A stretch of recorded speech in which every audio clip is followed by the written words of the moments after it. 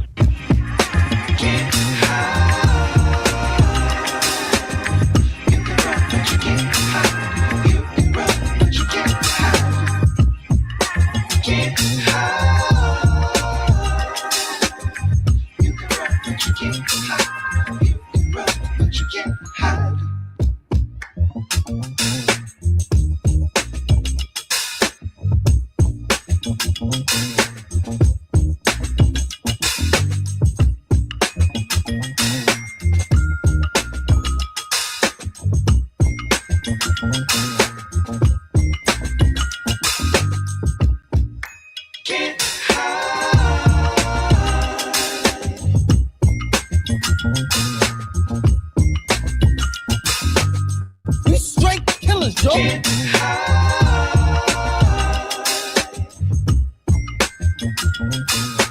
You can run, but you can't hide.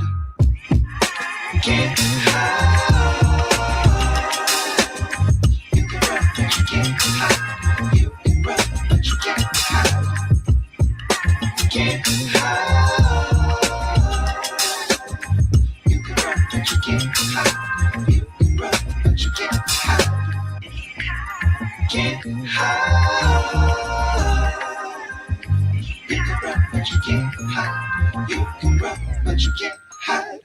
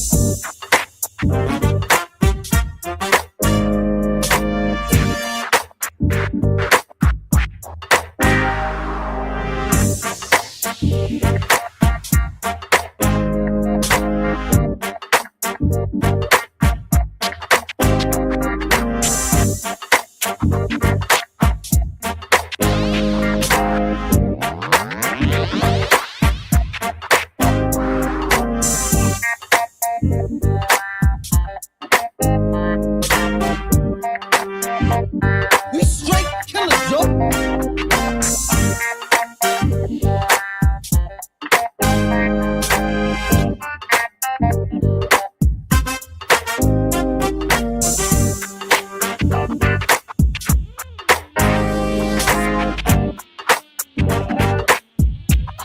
Hit that like button, hit that subscribe button as you come on in.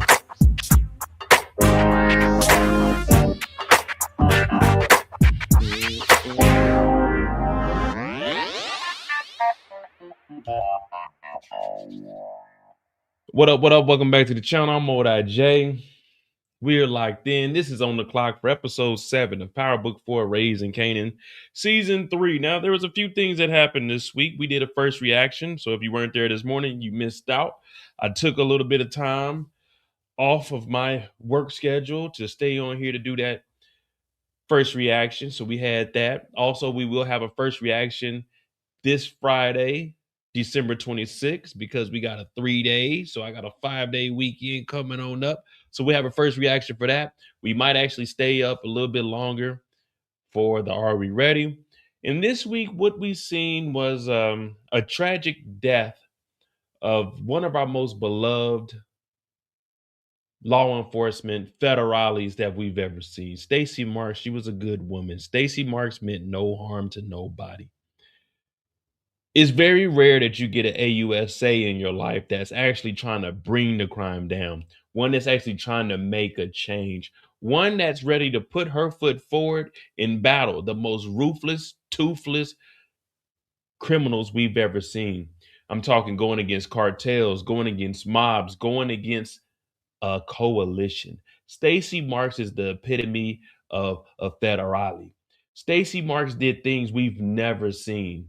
Angela Valdez, yeah, we knew about her for a couple seasons, but Angela, we swept that up under the rug. She never did anything we were proud of.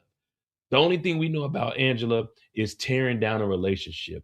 The difference between Angela and Stacy is Stacy fought for her marriage. Stacy did whatever it took for her and Bobby DeFranco to stay together. Yeah, it may have been later in her career where she realized that she was losing out on a good thing, but in the end, she cried tears to the loved one, the one that she knew was in her corner. And Bobby DeFranco knew he knew that she really loved him. And although she couldn't give her heart to Bobby DeFranco 1000%, it's because she loved her job so much. She couldn't go home and lay down next to Bobby DeFranco without thinking about cases, without thinking about putting people behind bars. Stacy Marks, this is going to be a tough live. I had to wear the glasses. I've been crying all day just knowing that Stacy Marks provided us with some insightful information about everything that's going on here. If it wasn't for Stacy Marks, the Marquez cartel would be running rampant. The Marquez cartel would be able to hire hitmen that actually get the job done. If it wasn't for Stacy Marks, Mirkovich would still be on the streets, rotting the community from the inside out. If it wasn't for Stacy Marks, Claudia Flynn would be out here selling Dahlia, pitching it underhand, softball, baseball. If it wasn't for Stacy Marks, there wouldn't have been a tracking device on Victor Flynn. If it wasn't for Stacy Marks, Tommy would have probably had a net worth of $200 million. If it wasn't for Stacy Marks, Chicago wouldn't have been a better place because not only was she an AUSA, she was running for mayor of the good city, the windy city. And it's unfortunate that she isn't here with us today. And I want to be the first to say, rest in peace to Stacy Marks. I know a lot of people clowned you, but I was in your corner. Stacy Marks, I was willing to provide information to get Tommy fucking Egan locked up. Stacy Marks, we were there as a community, mowing the Moettes. I'm the lead singer, but damn it, my background singers were gonna back me up all the way. We were gonna go down there. Were we gonna snitch on Tommy? No. Will we have set Tommy up? Yes. But it's not about us today. It's about Stacy Marks and how she left her mark on the power community. I know. My favorite character was Cooper Sacks. And I know people say Cooper Sacks is dead, but I don't believe he is because we never seen a funeral. But that's neither here or there. But what Cooper Sacks showed us is where there's a will, there's a way. Cooper Sacks also instilled in us that if you get knocked down 7 times, you get up 8 times. What Cooper Sacks told us was no matter what the opposition or what the judge says, you do what you feel is right in your gut. And what we seen from Stacy Marks was it was a little bit of diversity because for the most part, she was on the straight and narrow. It's just she got Kris and crossed up somewhere. And sometimes we lose our paths in life. I don't ever want anyone to think that life is perfect. My life is nowhere near perfect. Your life isn't perfect. It may be better than mine, but who are you to judge me? And today, I don't want us to judge Stacy Marks for who we thought she was.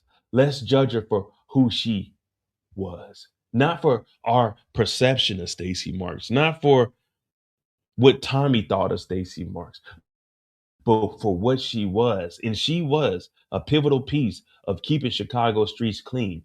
Until Tommy Egan arrived 2 seasons ago, There were no issues in Chicago. The biggest thing we had to worry about was spoiled Flynn kids. Mirkovich wasn't running amok. The Flynns weren't tearing things up. Jenard and Vic were just ripping and running the streets. That's all we had to worry about. Stacy Marks did what she could do with the resources that were provided to her. Today, we will not slander Stacy Marks. You take that to someone else's channel. Stacy Marks,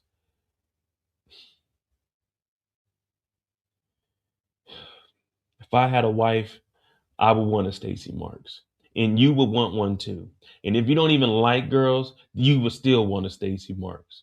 Because Stacy Marks, the drive, the will, the determination, we'll probably never ever see anything like that ever again.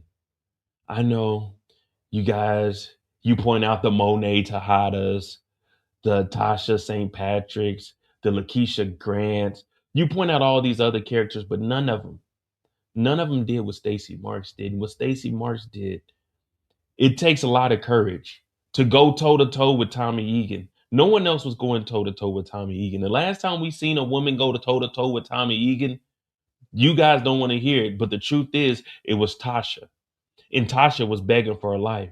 One thing about Stacy Marks, she didn't care. She didn't need backup. She didn't need anyone to tell her to take this approach. Stacy Marks put boots on the ground, and Stacy Marks attacked the bull by its horns. Sometimes you get the horns, but Stacy Marks attacked Tommy Egan head on, no fear, told him to expose whatever he has, because one thing about Stacy Marks, that's a God-fearing woman. And nobody, I mean, not you, not me, and not the millions and millions and millions of people that watch Power could bring Stacy Marks down. She knew what she had to do.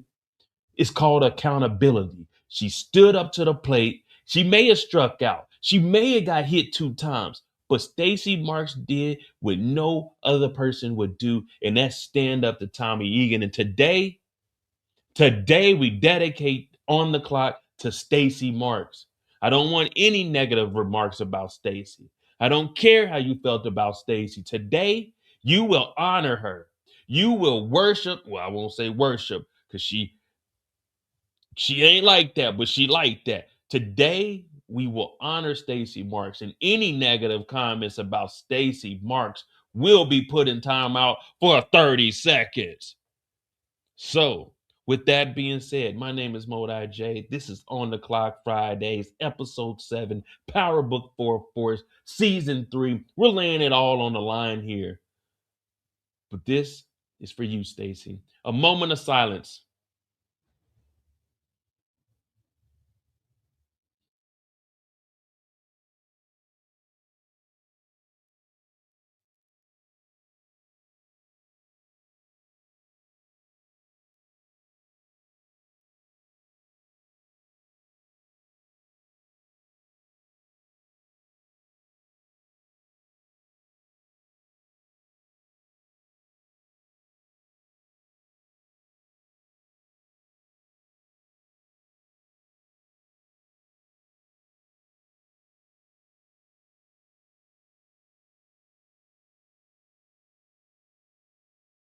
That's it, damn it. Someone get B Hayes out of here. Someone get B Hayes the hell out of here right now.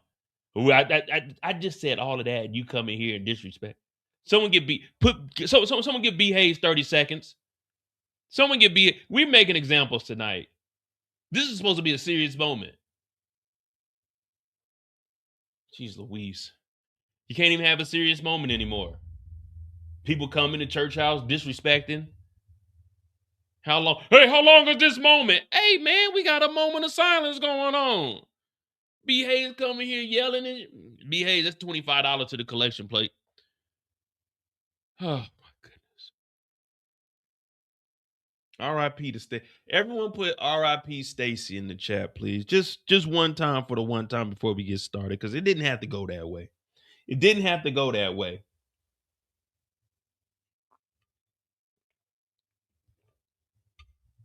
What up, Kendall? What up, Eric? B. Hayes, what's going on? Kevin, he said, I'm smoking. See, I try to have one serious moment with you guys. We got all night to joke around. I try to have one serious moment. Kevin come in talking about smoking on the Stacy pack. Now, what did Stacy do to you that you got to smoke on Stacy? Stacy ain't did nothing to you. This is the motherfucking things we get. What up, Eric? Eric talking about Stacy weak, man. Wasn't nothing weak about Stacy. Y'all weak-minded individuals. Y'all want Tommy to keep surviving every single week? I'm tired of Tommy winning, man. Someone put an L on the board. Jeez. Hit that like button, hit that subscribe button. This is On the Clock Friday. We got that about the way. Fuck Stacy Marks. Stacy Marks had to be one of the dumbest mofos, and we're going to go ahead and expose that. Stacy Marks will be first on the clock, but we not jumping into it. 15 minutes, I ain't even warmed up. I'm nervous as hell right now. I'm cold. I ain't even prepared. You know what I mean? I'm over here stuttering early. I ain't even prepared. I don't even know what we talking about today, man. It's on the clock. We got 3 bodies, though. We got 3 bodies. R.I.P. to Connor. R.I.P. to Ortega's hitman. We don't even know his name. We know the nigga Titus. That motherfucker ran. And then we got Stacy Marks. Stacy Marks got rolled up and put in a pack. Sometimes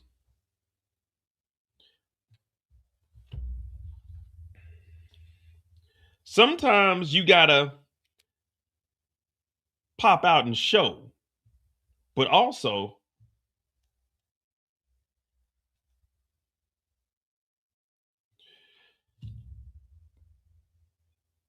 after all that Stacy Marks did, why did Stacy go out there?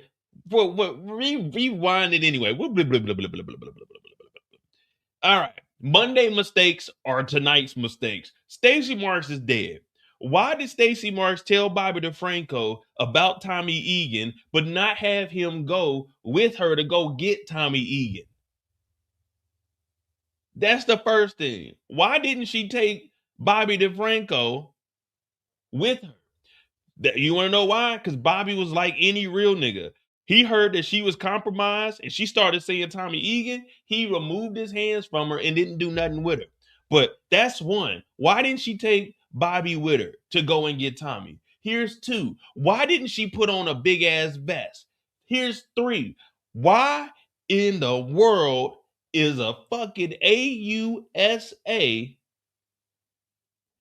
going to arrest somebody? She does not have the power to arrest anybody. She's a fucking prosecutor. Unless she's deputized by like the sheriffs or the FBI or something, Stacy Marks is not legally able to arrest anybody. Maybe a citizen's arrest, but she cannot walk around with a gun while she's on the clock. So what was Stacy Marks even thinking? She thought she was going to pull up to Tommy, meet this nigga in a dark, secluded area up under a bridge and be able to talk sensible and say, Tommy, you're going with me. And if you watch closely, she's fumbling and jumbling. She can't even pull the gun out. The gun's all the way down on her thigh. She over here trying to be goddamn Laura Croft Tomb Raider. You should have had that pistol in your hand. Why are you walking up to Tommy? This nigga limping. You know what I would have did if Tommy was limping towards me?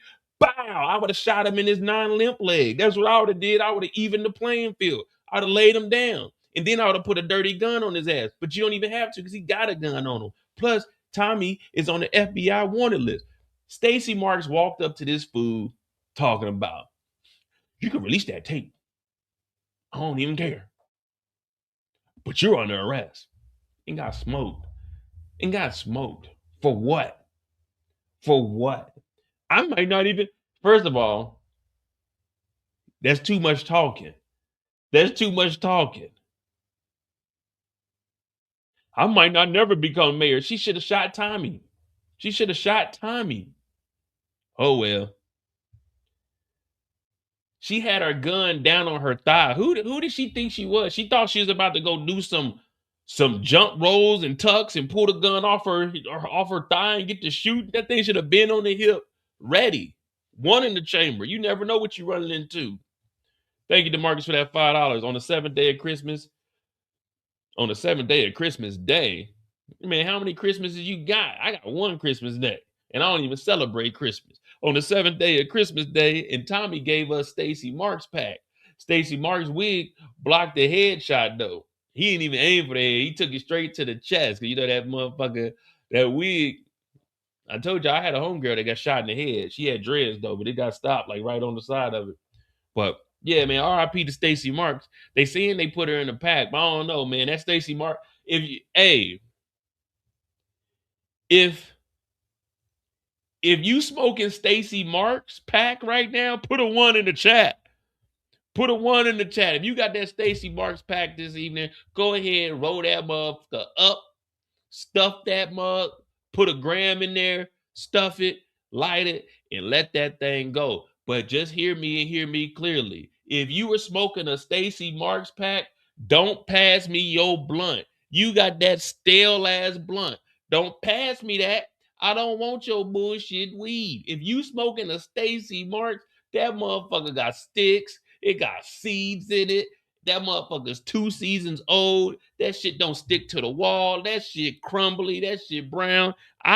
We straight killers, Joe. What I want y'all to pass is that. I got body. See, we smoking Bobby. We got Whitney by the key. Y'all smoking that Stacy Marks. We are not the same. We got Bobby and Whitney. Y'all got Stacy Marks. We don't do the Stacy Marks. The Stacy Marks, I smoked the Stacy Marks when I was 14. If you smoking Stacy Marks right now, you need to go ahead, leave the chat, go to your local corner, find who got some of that loud, and go re-up. If you got that Stacy Marks, that shit, that shit funky. Ooh, that shit stanky. Ooh, ooh. Yeah, we smoking that Bobby Brown around here. You know what I'm saying? I got Bobby Brown and with that by the key. Y'all might as well go get on that fentanyl. If you smoking Stacy Marks, you might as well get on that. Oh, hell no. Hit that like button, hit that subscribe button. R.I.P. Stacy Marks. Let's.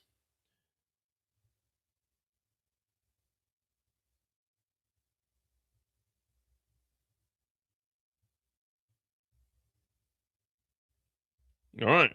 So that's Stacy Marks getting ran down. The other hitter. Let's just be real. The worst hitmans ever. The worst. The worst. The worst. The worst. L worst.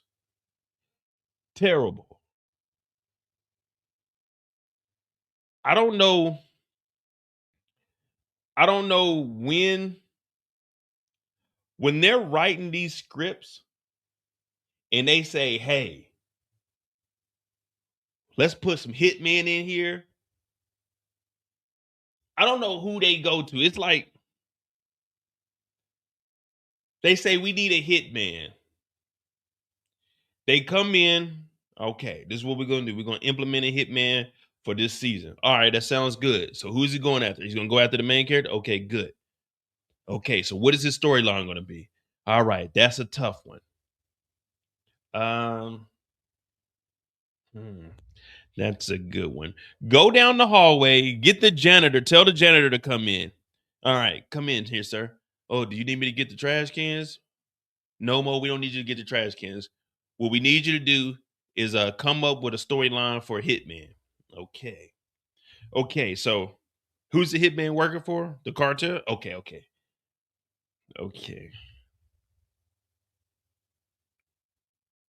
All right. So how much did y'all say he's gonna get paid? Because I haven't seen the other scenes. So you're gonna get triple? Okay, so he's gonna get triple the money. Okay, we got a hitman, we got the cartel calling in a hit, and we need to take someone out efficiently and quietly. Okay. This is what we're gonna do.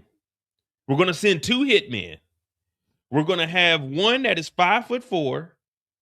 We're gonna have the 5'4" guy go and jump on the back of the 6'1", 220-pound guy, try to choke him out. Okay. And then he's going to almost get him down to the ground, but the big guy's going to find his strength and he's going to get up out of it. So he's going to stand up. Okay. And there was another hitman. And the other hitman, he's going to have, okay, he could bring a gun. Nah, that's too easy if you bring a gun. He could bring a shotgun. Nah, that's too easy. A machete. Nah, machete too easy. Okay. So no Uzi. Uh, no chopper. Ooh, we could bring a switch. Nah, because then he'll just lay him down too easily. We need it to be challenging, Mo. Okay. Okay, we got the little guy on his back choking him out. What could we do to make this seem over the top and crazy as hell? They're gonna love this one. Okay. Oh, okay. We'll have the other hitman approach straight on his 12. He's gonna go straight to him and he's gonna pull out a knife. Okay, Mo, that sounds good. That sounds good. So it's going to be about what 12-inch blade? No, it's going to be a 3-inch blade so he can get up close and personal because he's a hitman. All right. So we got the little dude on his back choking him out. He's only 5'5". He's going to be trying to choke out the 6'1", 220 guy. Okay, we got him on the back, and then we're going to have the other hitman approach with a 3-inch knife, and he's going to get up close and personal and say, "This one's for the cartel." And he's going to shank him a little bit, kind of like we're in prison. Mo, that sounds good. That sounds good. Okay. And then when they approach, okay, he stands up and he got the little dude on his back. And when the guy gets ready to stab, he doesn't like stab with control, like straight in front of him. He kind of swings the knife like, huh. And while that happens, we're gonna have the big guy. He gonna turn, and the little guy that's on his back, his leg gonna be swinging around like wee, and he gonna get stabbed in his back. And then when he gets stabbed in his back, the hitman that did the stabbing, you know what? We can have him run. We can have him run, get in the car, and speed off. And the big guy, we can have him pick the knife up. What you think about that? Oh, we wasn't paying no attention to that, Mo, but that sounds good. Was anybody writing that down? Yeah, go ahead and put that in the film. Like, what were they thinking? This was the worst hit ever. Last week, this nigga had a Uzi sitting there waiting for Tommy to pull up. This week, he has a fucking 3-inch blade, and they sent another guy that's gonna choke him out. We're here to murder this nigga, not torture the nigga. They could have literally just sat there and wait, and while he was walking, just shot him a couple times. What was the point of trying to choke this nigga out with the little bitty wire? Bend the wire, bend the wire. What was that for? Why do we do that? That didn't make any sense. And I'm like, wait, didn't this nigga just ask for 3 times? He just asked, all right, you want Tommy and Miguel? It's going to be 3 times because that's a high value target.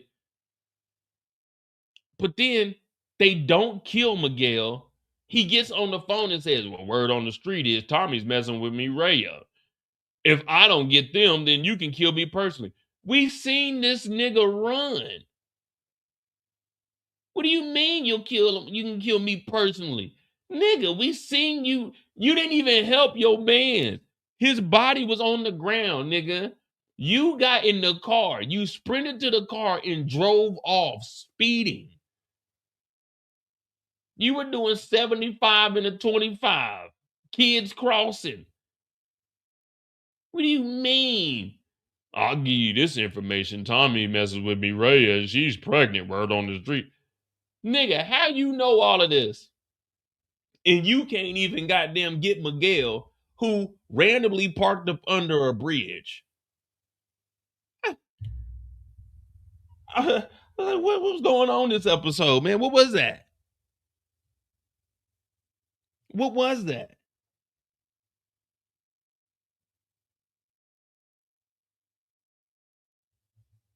Dog, the nigga ran down the street, jumped in the car and sped off. And the first thing he do, he gonna call Ortega like he done did something. Well, yeah, Ortega, yeah, he got away, man. You know we was on him. Ortega is like, nigga, man, I'm gonna kill you. He's like, look, just check it out. There's this dude named Eric H. He said that Tommy be fucking with Mireya and Mireya is pregnant. That's just, I'm giving you free game, Ortega. I'm giving you free game. Tommy messed with Mireya. Mireya pregnant. Look, this is what Titus was doing on the phone. Yeah. Tommy, yeah, he messed with Mireya. He messed with Mireya. Dog left the man and then went and called Ortega like he did something. So that's another death. And then the third death was Connor, of course. We're gonna go into all of these more in depth, but we just gotta point out how silly this shit is, man.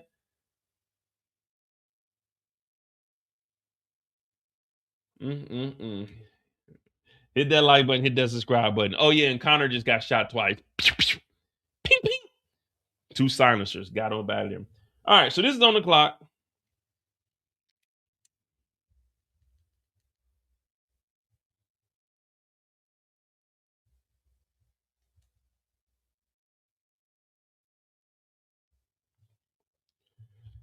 I don't know what they was. I don't that Stacy marks. Okay, that's cool. That's a regular power kill. I'm fine with that. But the hitman, I can't let that hitman. I can't let that one slide. There's no excuse for that. Why or who or what or when did they make that decision to have this 5'5" guy try to come and choke out Miguel? Did the guy not know that Miguel was powering up earlier in the day? Miguel and them were insane princess, insane princess, insane princess, insane princess, insane princess, insane princess, insane princess, insane, the insane. I'm like, damn, all right. It kind of made me, I was over here bobbing. I'm like, okay, shit, I might join the insane princess. This ain't that bad of a chant. The insane princess, insane princess. I'm like, oh, okay, shit, this is kind of cool. This is kind of CBI ain't got no chant. The coalition ain't got no chant, but CBI, they ain't got no chant, but the insane princess, insane princess, insane princess, insane, the insane. I'm like, okay, insane princess. This sounds like a cool crew. I wonder where you signed up at. Now I'm not Spanish, but shit, you know, I could probably pass. Hola, be amigos. All right, where we at? What time we at? All right, we at 30. So we got on the clock. We got the hitman. We got Stacy. We talked about a little bit. Now, when we do this on the clock, it's got to make sense. So we'll go character to character. We could definitely start with Stacy. From Stacy to she didn't get in contact with we'll go Stacy to Tommy. Nah, because then we'll get stuck. We have to double back on Vic.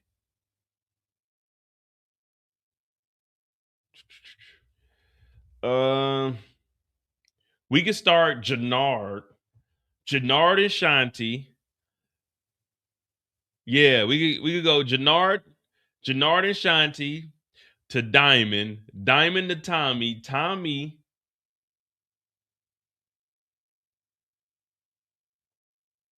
Nope. We'll go Vic. We'll go Vic to Jenard, Jenard to Diamond to Tommy to Stacy. Yeah, that's how we'll do it. So we'll go Vic, Jenard, Diamond, Tommy, Stacy. Did Miguel have a big enough? Well, Miguel did have a story, so we'll probably just throw Miguel in at the end.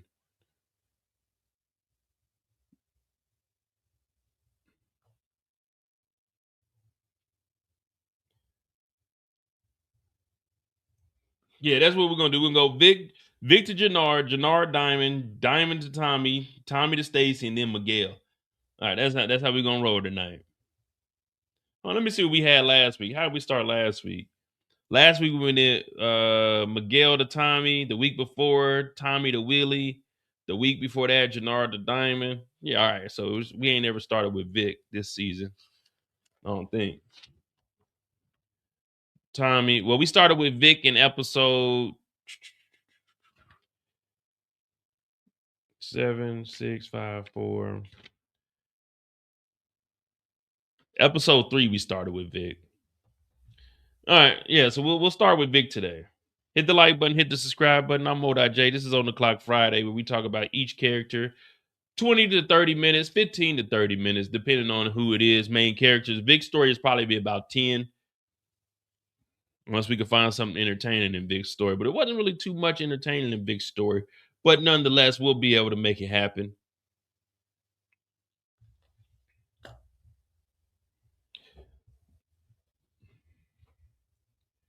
I mean, if we being real, before we get into Vic's story,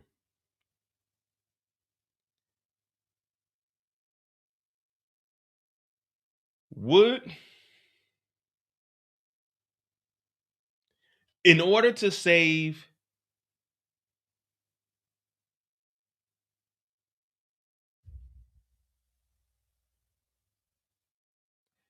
see, this is tough. Because that was his homeboy, and he knew his homeboy way longer than he knew Ray.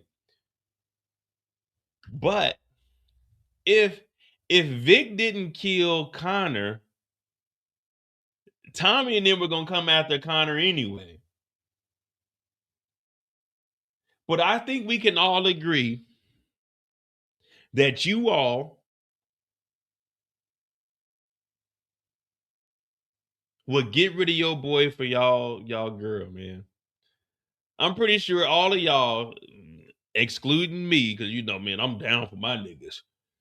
All of y'all would sacrifice your homeboy to save your girl, man. Sometimes you got to do what you got to do. But it wasn't really necessarily that he was sacrificing it for her. It was if he didn't get rid of Connor, they were going to come and get him. Yeah, Ray was, you know what I'm saying, he fucked with Ray, but if he didn't get rid of Connor, they were going to come and get him. Nah, I ain't included in nothing. Because y'all know my motto. If I'm Vic and they going after Ray, hey Ray, you keep your head on the swivel, girl. You know, it's some niggas out there looking for you, but you know, I'm gonna look out for you. So I'm giving you a heads up right now. They looking for you. So you need to be safe. Make sure you lock your doors and stuff. Cause they not looking for me, they looking for Ray. They not looking for me. What Jenard say? They going after Ray. They got the address of Ray. They not if they looking for Ray, why would I step in? Why would I step in and take a bullet for Ray when they looking for Ray? They know where I'm at. They obviously don't want me. They want Ray. So what you want me to do? Ain't none of y'all taking a bullet for Mo. So why would Mo take a bullet for Ray? All right, right now, let's be real. All BS aside, put a 5 in the chat if you taking a bullet for Mo. Put a 5, like, be real. Like, let's see who really fuck with Mo. Put a 5 in the chat if you taking a bullet for Mo, or put an 8 in the chat if it's infinity and beyond for me. Put a 5 in the chat if you stepping in front like, nah, man, Mo needs to be here for episode 8. Or put an 8 in the chat and say it's infinity and beyond for me. I'm a dead man. I'm a pack. Y'all really trying to get me off the show that bad? Be real. Y'all taking the bullet for me, or y'all want me gone? Y'all don't want me to have a reoccurring role?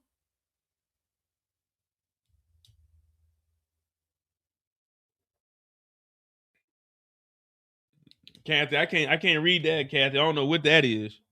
Kathy, I don't know what that is. You had to speak up. I can't see that. Y'all can tell me what I don't know what that is. Kathy, you got to speak up. Don't be shy. Kendall got a 5 out there. Okay. Kendall said she's gonna take one. All right, cool. Cool. I'm trying to make it to episode 8. I'm trying to get in syndication. I'm trying to make it. Well, this is the last season, so fuck it. I'm going out like Cleo from Set It Off. But we about to talk about Vic and how Vic is just really out here, straight survival mode, man.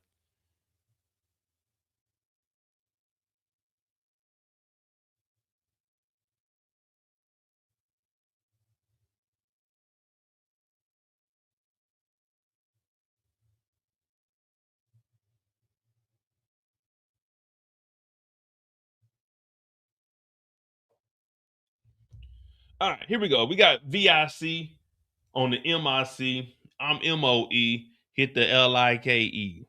Damn, I might be able to rap a little something, something. All right, guys, I ain't nervous anymore. All right, let's bring up these.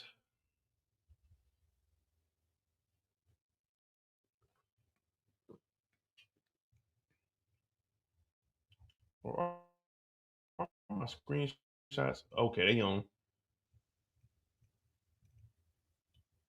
All right, we got Victim on Jr. on deck. I can't see a damn thing with these on.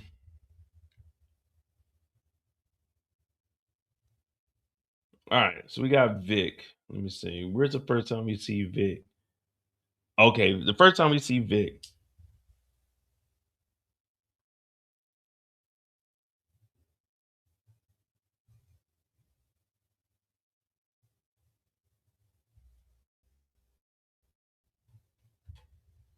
Oh, we're gonna get there, Deborah. We're gonna get there. Stacy is last though, but we got Tommy's story about halfway. We got Tommy's story. About halfway we got Tommy's story. So it's gonna be a grand old time. The first time we see Vic, he's at the condo. He's kicking it. Thanks, B. Hayes. He on the phone. He nervous as hell. And out of nowhere, Jenard shows up. Now, we know what's going on behind the scenes. We know Jenard and them are trying to figure out what Vic got going on. But remember, this is from Vic's perspective. So Vic don't know nothing. But the first thing that pops in Vic's head is, what is this nigga doing here? And the second thing that pops in Vic's head is, who is letting these Negroes up to my condo? I live in the penthouse. Why is security letting these niggas go up the elevator? Unless you have a key to get to the penthouse, you can't just take the elevator to the penthouse unless they buzz it up. So I'm wondering, how many people are on the guest list? Who is the security down there? Everybody just goes straight to his house, and you know the elevator opens straight up into the damn living room. I'd be, if I'm big, I'm sitting right on the couch with a gun. And when that elevator opens up, I know I didn't call nobody. I'm automatically firing. Whoever comes, this Chicago, this ain't New York City. This Chicago, you can catch a body. As soon as the elevator opens up, foul, foul, foul. I could be in the bathroom. I'm around the corner with it. Foul, foul, foul. I'm over here in the kitchen cooking. Foul, foul, foul. Dog, it's so many people that just get on this elevator and come straight up to Vic's house. Why hasn't Vic went down? Hey, security, if you see a bald head, matter of fact, if you see, this is going to sound bad, if you see any niggas trying to go up to my floor, stop them. I do not have black friends. They only coming over for trouble. If you see a white boy outside of me, don't let them up to my room. I don't like niggas or niggas in my house. The only people that should be coming up to my room is women. And they gonna be with me. Don't let any male go up to the penthouse. I'm telling security, listen, I got the whole top floor. No neighbors for a fucking reason. I don't want any solicitation. Don't let these niggas come up the elevator. How much am I paying here that niggas can just come to my house any day of the week? Tommy's popping up with dirty ass fucking Tim sitting on the couch. Jenard popping up talking about, you need to get right. What's up with them pubs? I don't know what's going on with them pubs, man. I've been in here, motherfucker. I've been chilling, man. Jenard tells him, well, we got your address and we got another address. You need to fix this shit. Fix what, man? I'm telling you, I don't know nothing, man. Look at me. I'm stressing out. I'm pale as hell. I haven't got a haircut in a couple weeks, man. I'm fucking stressing, Jenard. And Jenard's like, well, you need to get that shit right. So we looking at it like, what? What you yelling at me for? And Jenard like, man, Tommy after you. And y'all need to fix this because people are running up in the pubs. But Vic is like, look, man, look, please, man, please. Stop talking to me about those pubs. I lost them, man. Tommy took them over. Yeah, well, Tommy has a suspicion that you did it. So now Vic is wondering, like, God damn it. Well, so much for that plan. We almost had that shit. These motherfuckers. All right, Jenard, we good, we good. But Jenard's like, nah, fuck that. You remember before Tommy came, it was you and me. So Vic, he starts reminiscing. But that's also one reason why Vic went to go get the pubs back, because that's what his daddy left him. I know people say, oh, his daddy left him the penthouse. His daddy left him the mansion. We all wish our daddy would leave us a mansion. We all wish that our dad would leave us a penthouse. If you don't want your parents to leave you nothing, anybody in the chat right now whose parents are going to leave them something of value and they don't want it, please, please reach out to me. Reach out to me. I will gladly accept it. If there's a ran down house in your family and your family is leaving it to you and you don't want it, just send it on to me. Sign it over to me. You know, I'll appreciate it.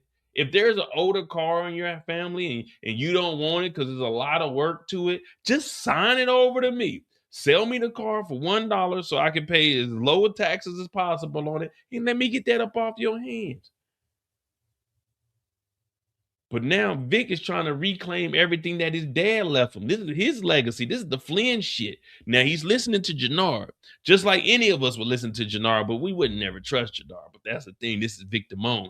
Vic Damone, he gonna believe whatever the hell Jenard talk about, because he really don't have anyone that he can lean on or someone that's in the same situation as him. And as close as he can get is Jenard, who is an errand boy at the moment for Tommy Egan, even though he doesn't want to be. His brother has still forced him to be that character.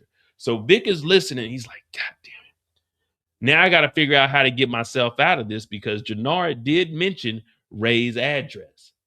So now you got the two addresses. You got my address, which y'all already got free access to here, and y'all got the address to Ray's house. Now I'm going to be real with you.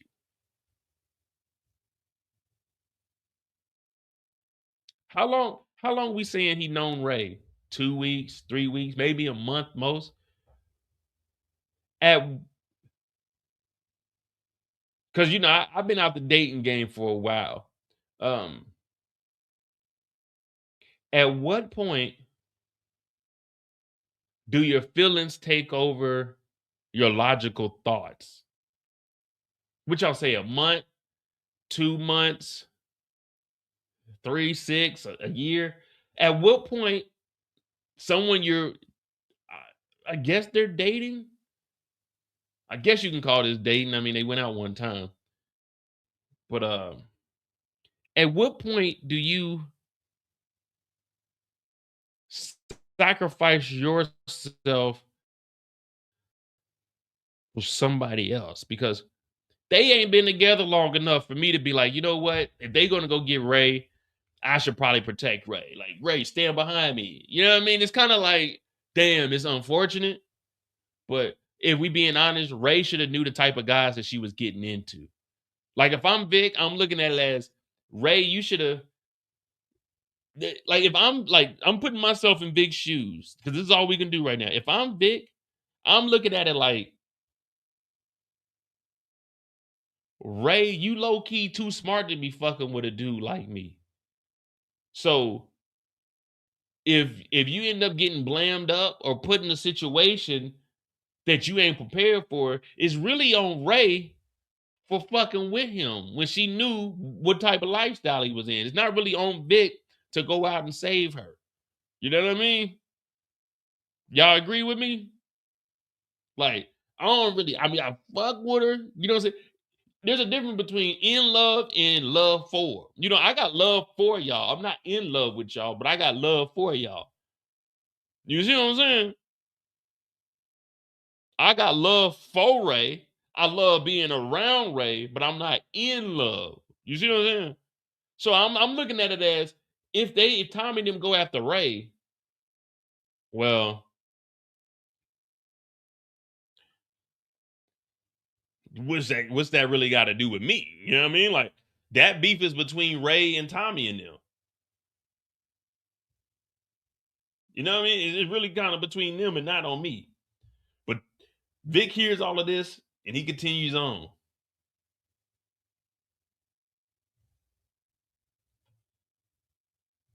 No, she knows. Remember, Ray knows his real name now. Because remember, she seen Claudia and she was like, wait, if that's Claudia Flynn, then you're Vic. And he was like, look,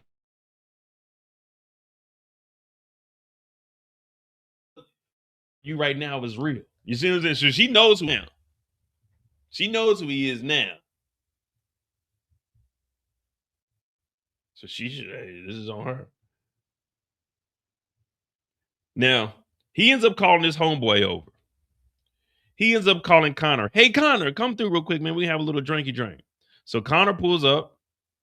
They about to start drinking. And Connor starts explaining, man, you know, man, we like, dude, we've been together for years, bro. For real, man. Like, I mean, little kids.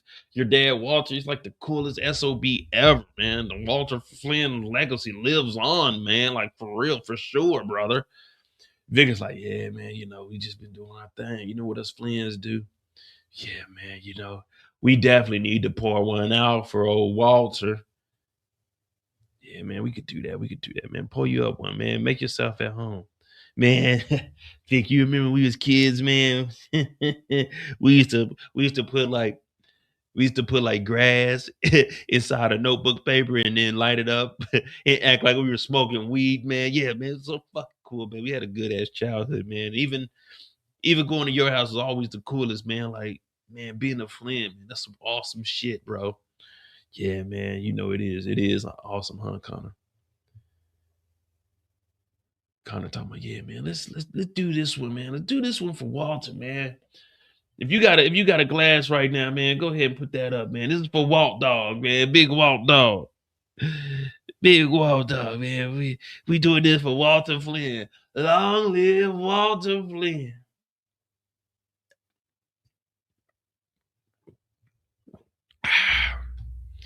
Hey Connor, let's go over there and have a seat, bro.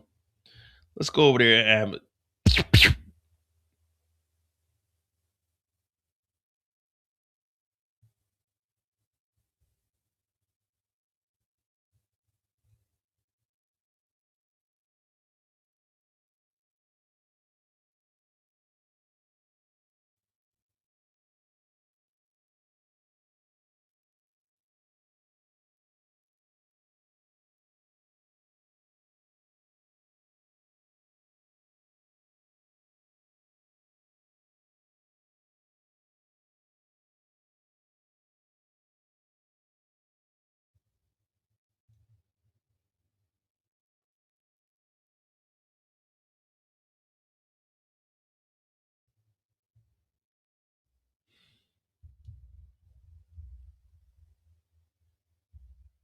Mm.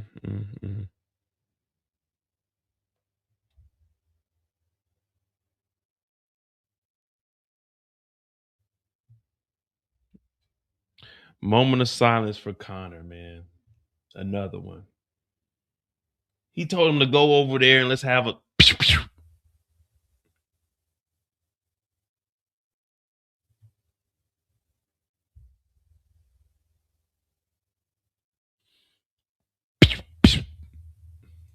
R.I.P. to Connor, man. On the white rug, man. This is the same movie fact. This is the same alpaca rug that Frank Lucas had.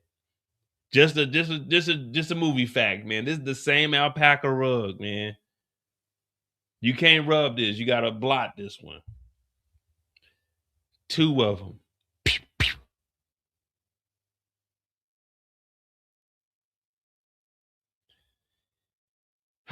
Some people just ain't got no honor, man. But fuck it. Big had to do what he had to do, man. What's going on, Danny? One doctor to another.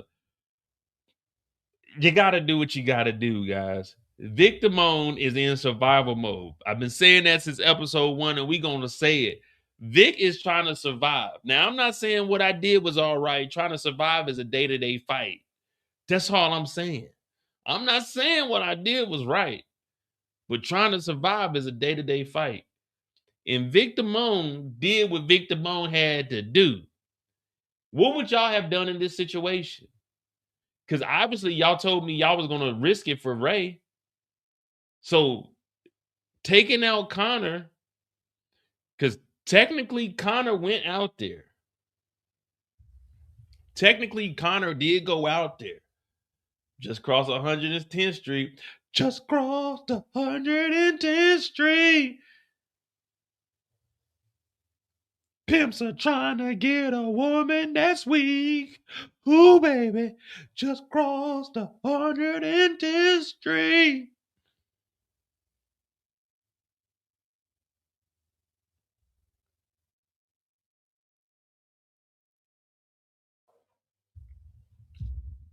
Damn, man, he took Connor out, but this is power though. Connor seems like the type though that you really couldn't trust anyway. I mean, you could trust him like y'all gonna go out and do some sliding, but you can't trust him to be quiet. So after this, we see Vic hit up Tommy and clear his name.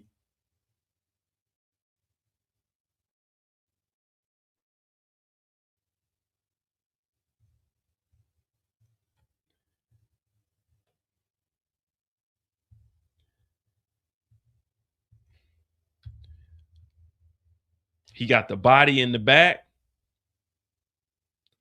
And Tommy don't even care because Tommy knows that Vic has something to do with this, but Vic don't know. So Vic is just looking at it as, shit, I saved my ass one more time. You know, every moment with Vic is always, I repeat, is always he just skating by. Vic is the type that would get a C in class. Vic's grade in everything he do is just like me in high school, a C minus. It's passing, it's kind of on the cusp, but not getting the job done. But Vic is always just enough to get by. Now, hopefully this holds Tommy over at least one more episode. We try to make it to episode 9, but at least this will hold Tommy over. Tommy didn't care. Tommy was just like, okay. And then he walked off. So Vic is like, oh, shit. I got rid of Connor. Okay. Tommy, he was rogue. I don't know what he was doing, but he was on some Irish get back type shit. And he went out there by himself. And I took him out, man. You know I had to do what I had to do. And I do him for a long time too, Tommy. Again, Vic is literally just skating by. C minus, C minus, C minus. But remember, C's get degrees. It don't matter if you got a C minus or you got an A plus. You both pass. You knew enough to get the job done. And that's all we ask for you to do is know enough to get the job done. That's all we ask. 70% is fine in my book. 70% in my book is like 100. You know what I mean?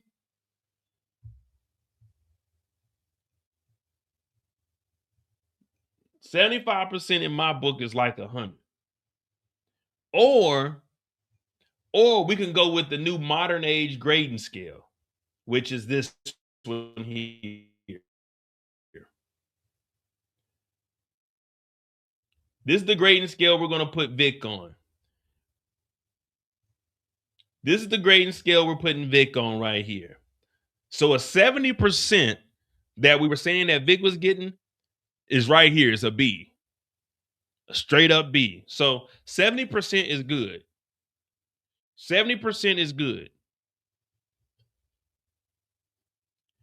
Knowing that this is the new grading scale that they're grading kids on now, I'm aiming for that 50, like that 45-50 area where I don't have to know that much, but I know enough. You know what I mean? Like that 45-50 area to get me a C, that's what I'm grading myself on. Like if I had to go to school right now, start all over, I'm aiming for that 45-50 because I know I'm still trying, but I don't have to try as hard. So, you know what I mean? I'm not trying to I'm not trying to blow my brain out learning some shit. You know what I mean? So I'm going for that 50 area, that 45, 50 range is what I would go after.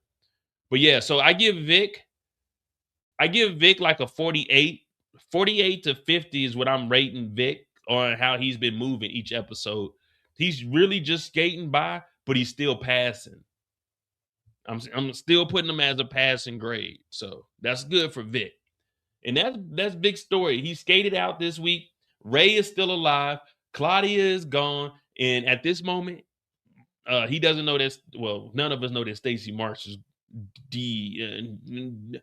none of us know that she's gone. I was gonna be disrespectful, but I forgot we're not doing that today. So no one knows because Stacy Marks is further on in the future. But as of right now, Vic, we made it through episode 7. We made it through episode 7 for Vic. What are y'all thoughts on Vic Damone?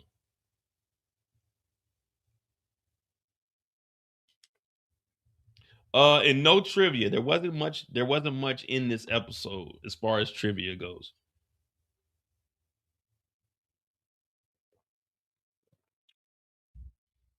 What? Y'all don't like that grading? That was a good grading scale, wasn't it? Ain't that what it is?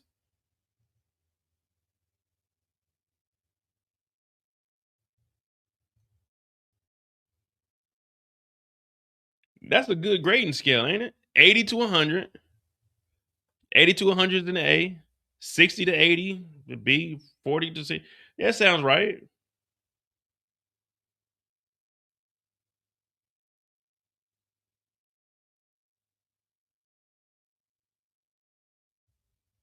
I mean, to me, that sounds about right. 41 to 60 as a C, that's good. Look at it like this. When you win the lottery, they gonna take 40 to 60% of it in taxes anyway. So you might as well, if the lottery's gonna take that amount of money from you, you might as well put yourself on a grading scale like that. I'm looking at 45 to 50. That's probably where my range would be. 90 to 100 was an A.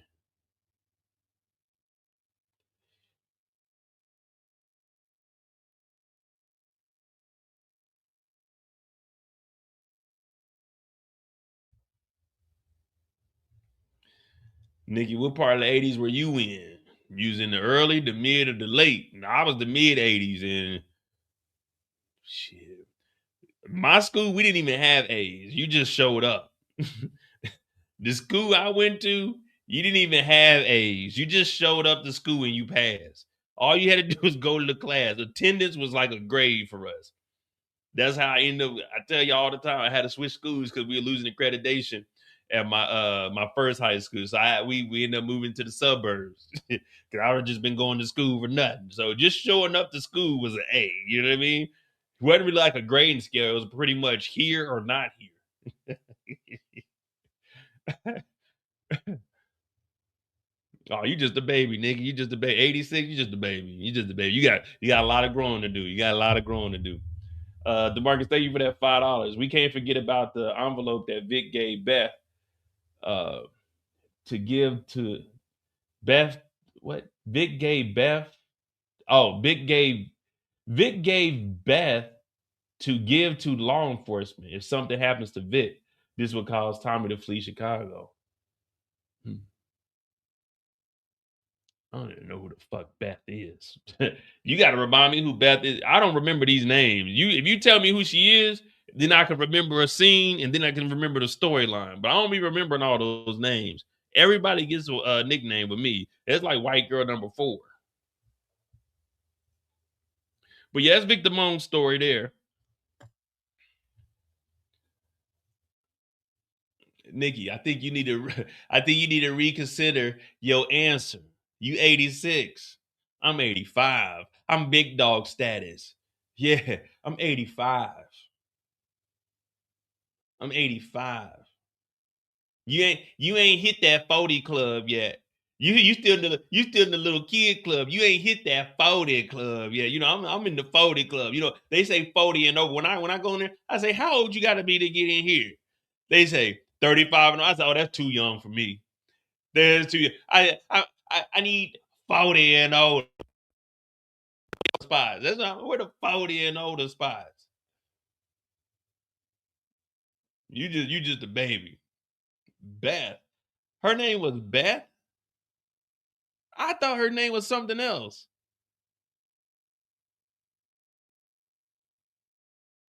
Y'all got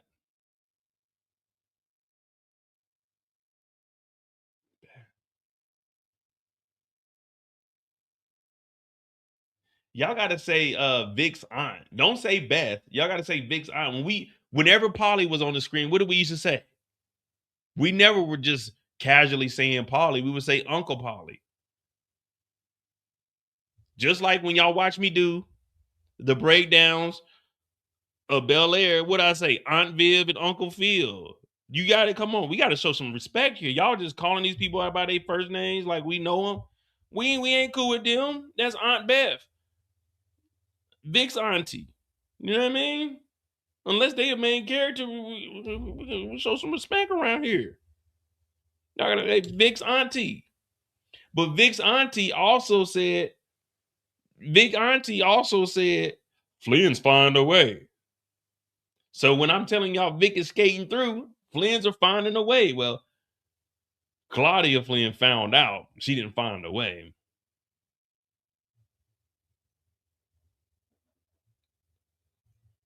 All right. So that's Vic. Vic skated through. Vic skated through, definitely up under the radar.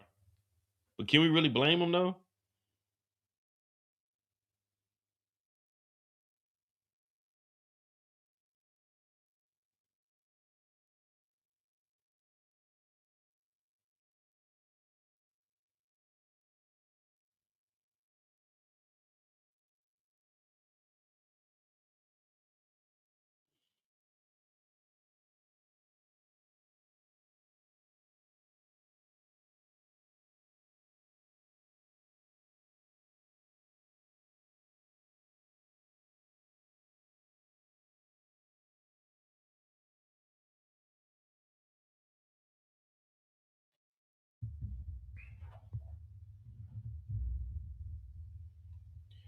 Yeah, Tommy definitely knew that Vic was lying at this moment. That's why he was just like, oh, okay. He kept it pushing.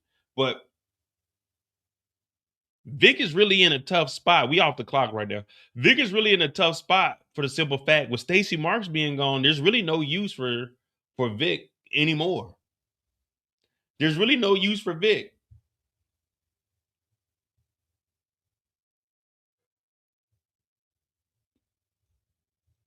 All right. So next up we got Jenard. Jenard to Diamond, Diamond to Tommy, Tommy to Stacy, Stacy, and then Miguel. So we good. What we at? We had an hour. We got one character done. Right on time. Right on time. All right, hit that like button, hit that subscribe button. We got Jenard coming up next. What do you guys think about the relationship between Jenard and Diamond? I'm starting to say, I'm starting to say that Jenard is probably one of the better actors on this show. You know, they're finally letting Jenard and Diamond's characters get more shine. You know, it was like they were always well, more specifically, Diamond. Diamond was always like that. He was a main character, but he was kind of like a background character. They're letting him do a little more acting. But right now, I'm saying Chris Lofton, he's probably leading this season when it comes to acting. And the reason for that, this nigga's funny to me. If you just watch his facial expressions and the shit that he says to Tommy, he say a lot of slick shit. But if you watch whenever Diamond's saying something, I ain't gonna lie, he's acting. He's acting his ass off. And then when we seen him turn up on goddamn Shanti in the bathroom, I was like, dude, this nigga can act. All right, let me find out. Let me find out. Shout out to Chris Lofton, aka Jenard. He was in the chat before season 2, and he was the one that told us there's gonna be way more action. He wasn't lying to us. So the brother's doing his thing.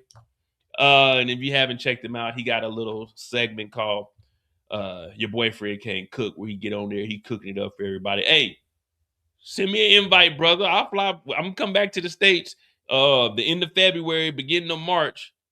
Man, have an event. You know what I mean? Let me know. I'll fuck with it. I come on out there, live streaming a little bit, get a little bit of footage. People want to see that shit. Yeah. So we got Jenard on deck. Right now, CBI business is on fire right now. We got that fentanyl. I don't know if y'all heard or not. We got that fentanyl on deck. Viewer discretion advised. Jenard does get jumped this episode. So I want you guys to not make a big deal about it, but he does get jumped this episode. But like any real man, he handles that situation like a gentleman. DeMarcus, thank you for the $5. Jenard was smashing Jay like Rico and paid in full, doing the Dougie dance. Jenard was like, cancel this bitch, Shanti. I'll go and buy another one. He wasn't there going crazy. Now, I do have some screenshots, but I didn't like review them, so I might take them down off the screen before I bring them up, because I think some of them do have her exposed. So I got to make sure I don't bring none of those up and delete them, because I was just going through the screenshots when I was watching, but I didn't like delete them. So when we get to that part, I will take it off the screen until I find which ones we can show. All right, we got Jenard.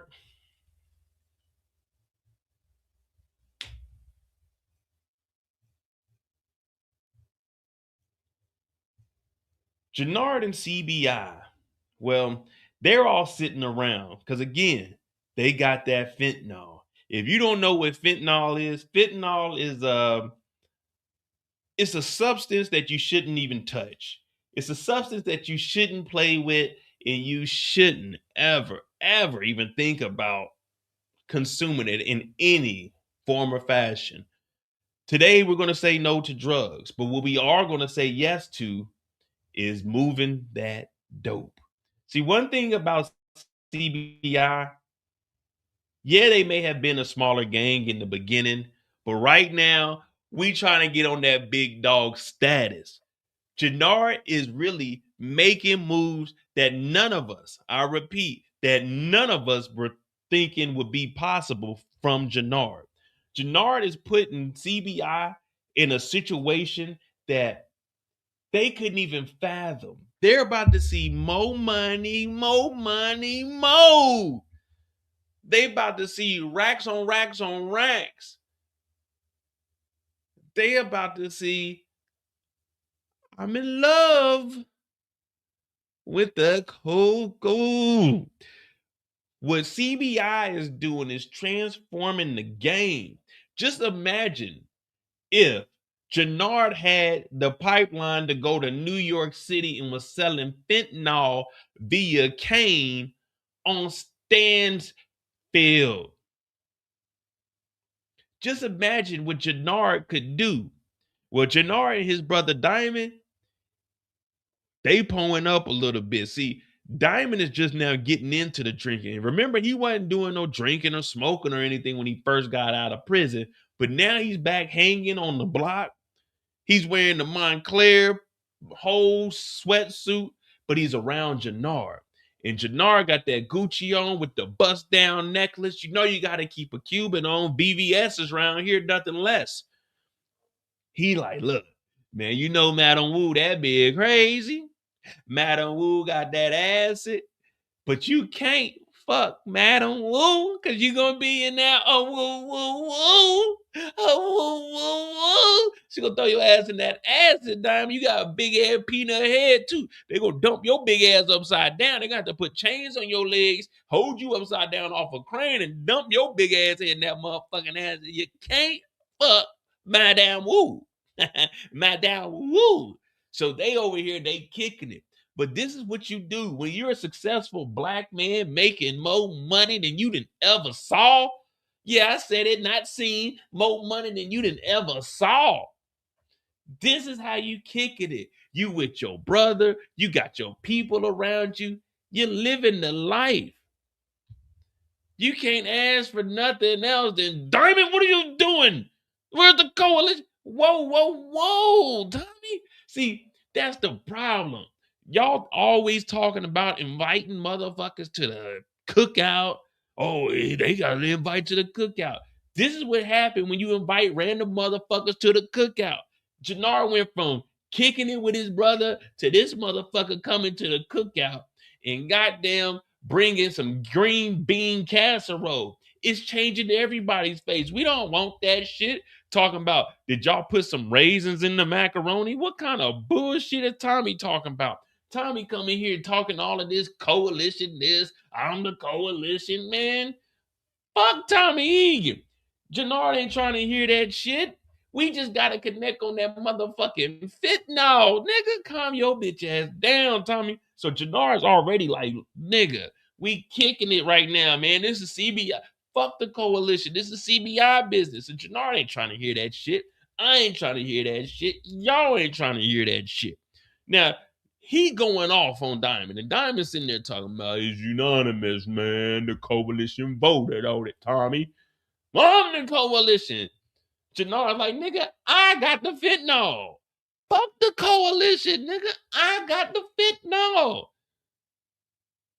Did y'all get the fentanyl? Hell no, y'all didn't get the fentanyl. My name is Jenard, and I got the fentanyl. Me. I got the fentanyl. Did Diamond get the fentanyl? No. Did Tommy get the fentanyl? No. Did Smurf get the fentanyl? No. Did Bones get the fentanyl? No. Did Marshall get the fentanyl? No.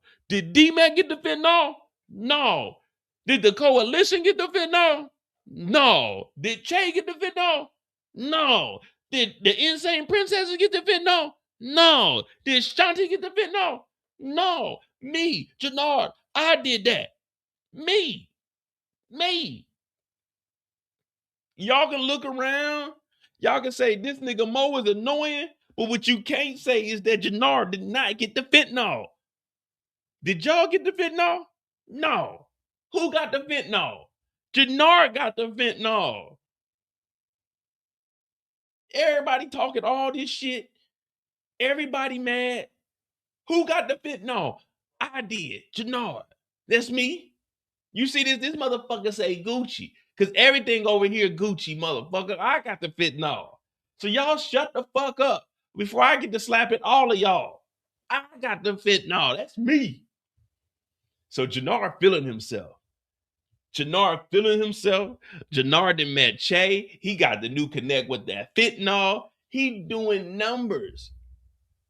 This is the most meteoric ride that we seen ever. Skyrocketed. Take off. He here. Diamond like, yeah, bro, you did your thing on that fentanyl. He's like, I know, nigga. Show nigga some love. Like, for real. I ain't asking for much. Look, all I'm saying right now, I'm gonna calm down. I'm gonna calm it down because I don't know if y'all like it on that extreme level right there, but I'm gonna calm it down some. Look, all I'm saying is, listen, this coalition, this CBI stuff, it's all good, it's all gravy chain and shit, like, but I got that fentanyl. I did that. When y'all were worried about doubling up with Che, y'all were worried about beefing with Miguel. Y'all worried about goddamn, what's the other cartel people, Marquez and all them motherfuckers? What was I doing? I was on the block with it. I was playing the corner like a safety. I was making network. I was out there hustling. My name is motherfucking Jenard, and I got that brick of that fentanyl. Now, you can say what you want to say about me. I know y'all were clowning my ear all last season and the season before, but guess what? Y'all can't clown. Y'all can't clown the hustle. I got that fentanyl. Y'all didn't get that fentanyl. I got that fentanyl. Who went and got the fentanyl from Malibu? Not y'all. I did. Who went to Manny Fresh?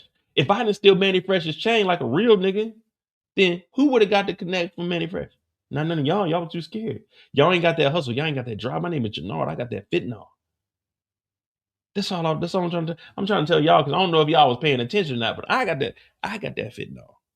Those 3 bricks of fentanyl, I did that. Not Diamond, not Tommy, not them other little niggas. I did that. My name is Jenard. I got that fentanyl. So he dapping his brother up like, I did that, right? I did that right. Then old boy gonna come over like, man, Shanti ain't gonna like that. She don't like that Fenty. She ain't gonna want to move that shit.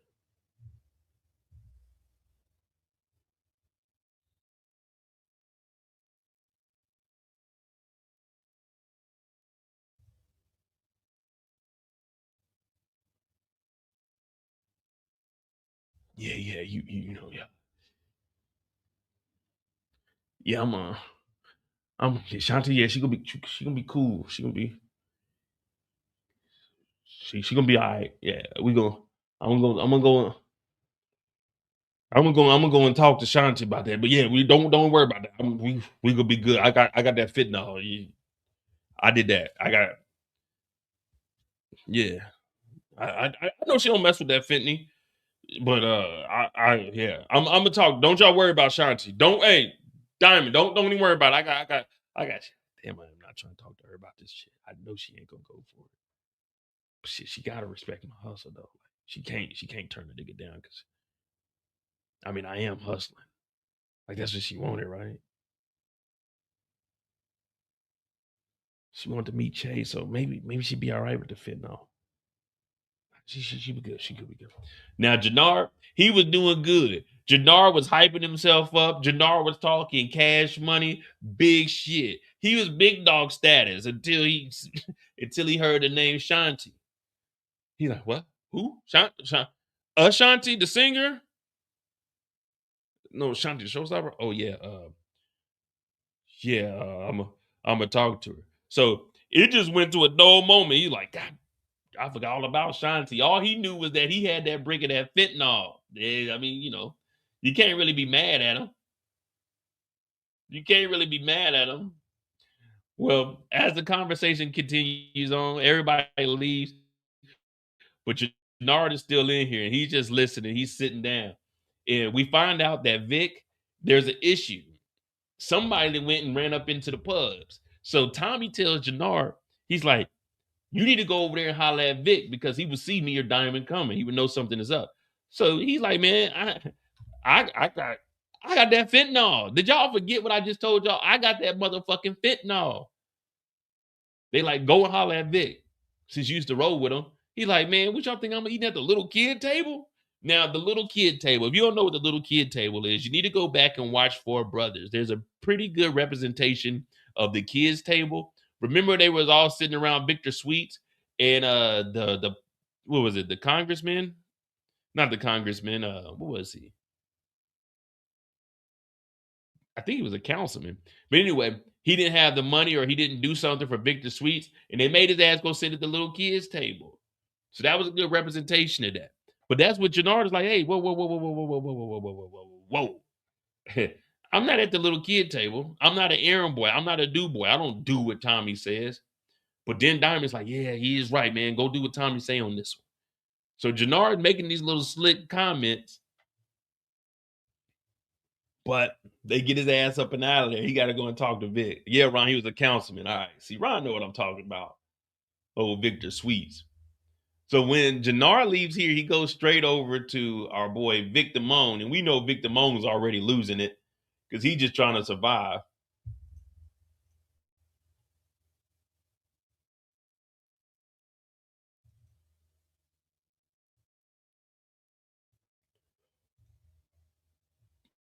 Now he gets there and he starts talking to Vic about some wild shit that's going on in the streets, and that Tommy is looking to see what the hell happened. He's low key telling him straight up, like Tommy's looking at you for whatever happened. Of course, Vic is downplaying it because you don't know what Jenard is actually here for and if Jenard is going to try to take you out. But Jenard is like, yeah, man, you need to fix that shit because Tommy's looking directly at you. And then he also mentions that he has another address, which actually happens to be Ray's address, Vic's girlfriend.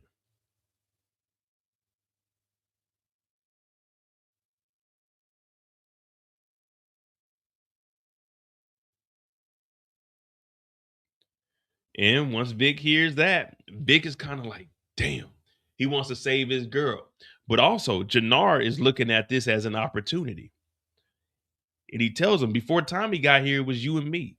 what it could have been. You know, that's what you always do. There was a poet. He said, "I'm just wonder, do you ever think of me anymore? Do you?" Yeah, Jenard thinking, man, what it could have been, man, we could have been big dogs. We could have really been ripping and running these streets and been the key that we were supposed to be.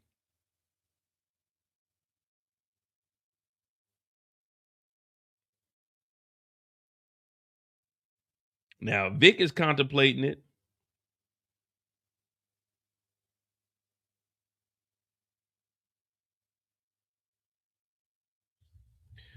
Now, Vic is contemplating it, but Jenard, what's Jenard, guys? He's looking in the future. Now, I know a lot of y'all aren't really gathering that from Jenard, but we got to give Jenard a little bit of credit. He's thinking just a little bit. With me getting this fentanyl connection, I could potentially branch out and do the same thing that everyone else is doing. Now, he's not too sure what kind of arrangement Tommy has with Vic. He just knows that Vic may have been talking because that's who they said, all right, our little snitch may be, you know what I'm saying, doing some foul shit. But for Jenard's trying to build his own little mini empire. Whether we like it or not, that's what Jenard is trying to do. Build his own little empire. So he tells Vic straight up, man, just think about it. But you definitely need to fix that situation. Now, later on, Tommy's ripping and running the streets.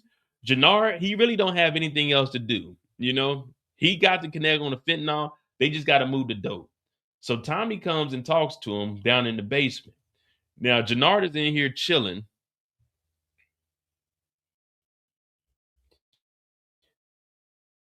Jenard's in the basement chilling, and Tommy shows up.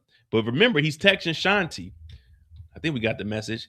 So let me read these messages to y'all, just in case for the older people that didn't know what this means.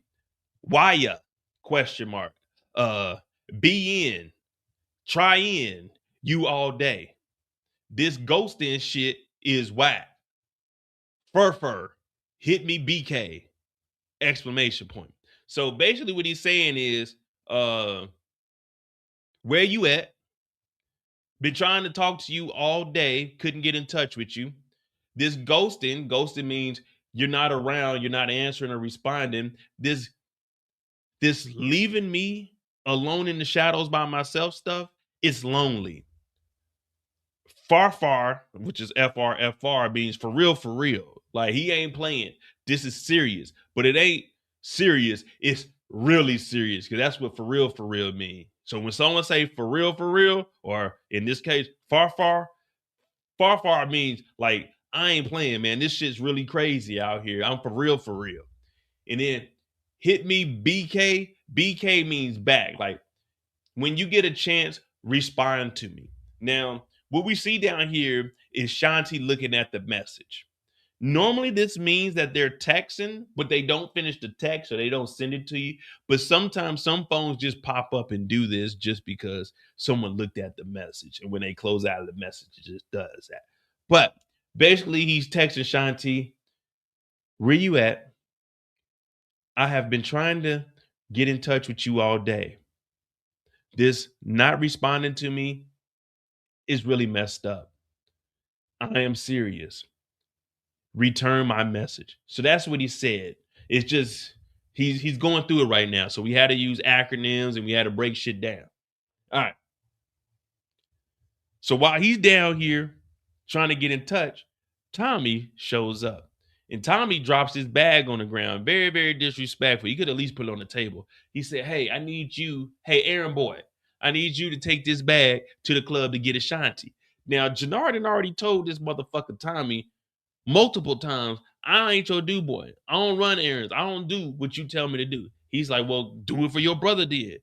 So this is kind of like, you bucking up to me, Tommy?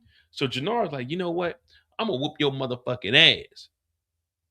And he comes up to Tommy and tells him straight up, he looks him in his face, like, look here, white boy. I'm going to have fun killing you, man. I'm going to have fun killing you, nigga, you bitch, motherfucker, you.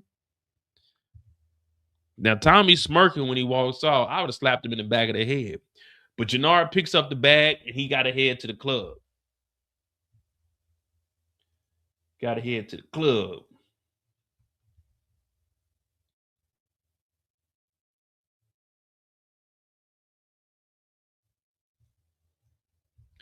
When he gets to the club, we got to definitely see what we got to drink in here. Okay, see, we got some Johnny Walker up here. Jenard shows up. He got the bag.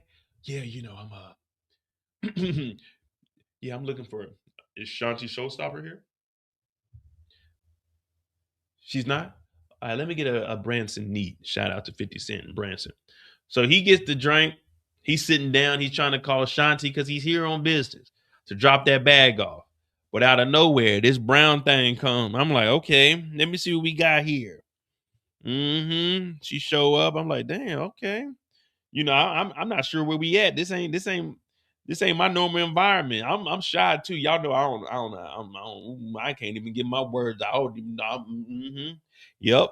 Mo. Yeah, my name Mo. Yeah. What's Mo short for? What Mo is? Mo stand for Moses. Yeah, Mo stand for Moses. Yeah, that's what Mo stand for. I part the Red Sea in this motherfucker. That's what I do. That's what they call me Moses for. I split the water. Yeah, I split the water. I write the commandments out. You know what I mean? That's what I do. My name Moses. So she show up and she talking about she gonna be in the VIP area. Now, automatically I hear VIP, and in my head I'm thinking that's too rich for my blood. I'm not a VIP type of nigga. I'm not a VIP type of nigga. You know what I mean? I'm not a buy a section type of nigga. I'm going straight to the bar with it. You know what I mean? Straight to the bar with it. But I already don't do strip clubs because I don't feel like giving money to women. You know what I mean? To just dance and do some bullshit. But in this event, this is a little bit. This isn't a strip club. This is something else. But she tells Jenard she gonna be in the back, and she gonna have a little bit of that, and she gonna be touching on that. So he'll get a little bit of that, but he also can get a little bit of that. So it's not often you can get some of that and some of that. You see what I'm saying? It's very rare that and that is going to be in the same place unless you had a Diddy party. But it's very rare that you're going to get that with this. You see what I'm saying? So it's tempting, but unless you a real one like Jenard, then you going to fold. But Jenard didn't fold. I know that's what everybody wanted. But what did Jenard do? Jenard told her straight up, "Nah, I'm not here for that. I'm here on business. I got a woman." So Jenard is a real man. Jenard is doing like any of us would have done in the chat because I don't hang around any degenerates. Everybody in the chat, we were all respectful and we go home to our old ladies. We don't go out and we don't do no wild shit. And that's exactly what Jenard is doing here. He's handling business. People wanted him to fold. People wanted him to fail, but he didn't. We seen him come in here. He's waiting on Shanti. He contacted his girlfriend. She didn't respond. He got a drink, and that's it. What she say? What she say on Players Club? He ain't come here for all that. No. He ain't come here for all of that. Jenard is a good man. See, we need more men like this in life. Temptation is going to be out there. Temptation is all around us. The thing about temptation is you got to fight that temptation. You can't give in to that temptation. And what we see on display here is a real man. We're not saying real niggas, none of that. This is a real man here. He told a woman straight up, "Hey, don't disrespect me or my old lady. I have a woman. I don't want anything to do with you. The VIP room, that filthy place, no. I won't go. I don't know who you think I am, but that is not what I do, and I don't play with my nose. So you need to, matter of fact, I might contact the police because I feel very disrespected and violated. You don't talk to men in that manner, okay? So what Jenard did here, we definitely need to apply Jenard, because Jenard did what he was supposed to do. If you got a woman at home, there's going to be temptation all around you, but you have to be able to have that control, that dignity, and integrity. See, integrity is what you do when nobody is watching. And what Jenard just did here, it exudes real men. This is how you carry yourself. He came here on business, not on bullshit. See, the moment you move in bullshit is the moment you end up in some shit that you might not be able to get out of. If you watch Jurassic Park, that shit out there was at least 5 foot tall, and you don't want to be stuck in it. And Jenard said, I will not be stuck in that because I got an old lady at home and I came here on business. So we're going to give a round of applause to Jenard for being a real man. Right. All right. And that's the end of Jenard's story, because Jenard did not bend, Jenard did not fold, and we handled that situation like a real man should.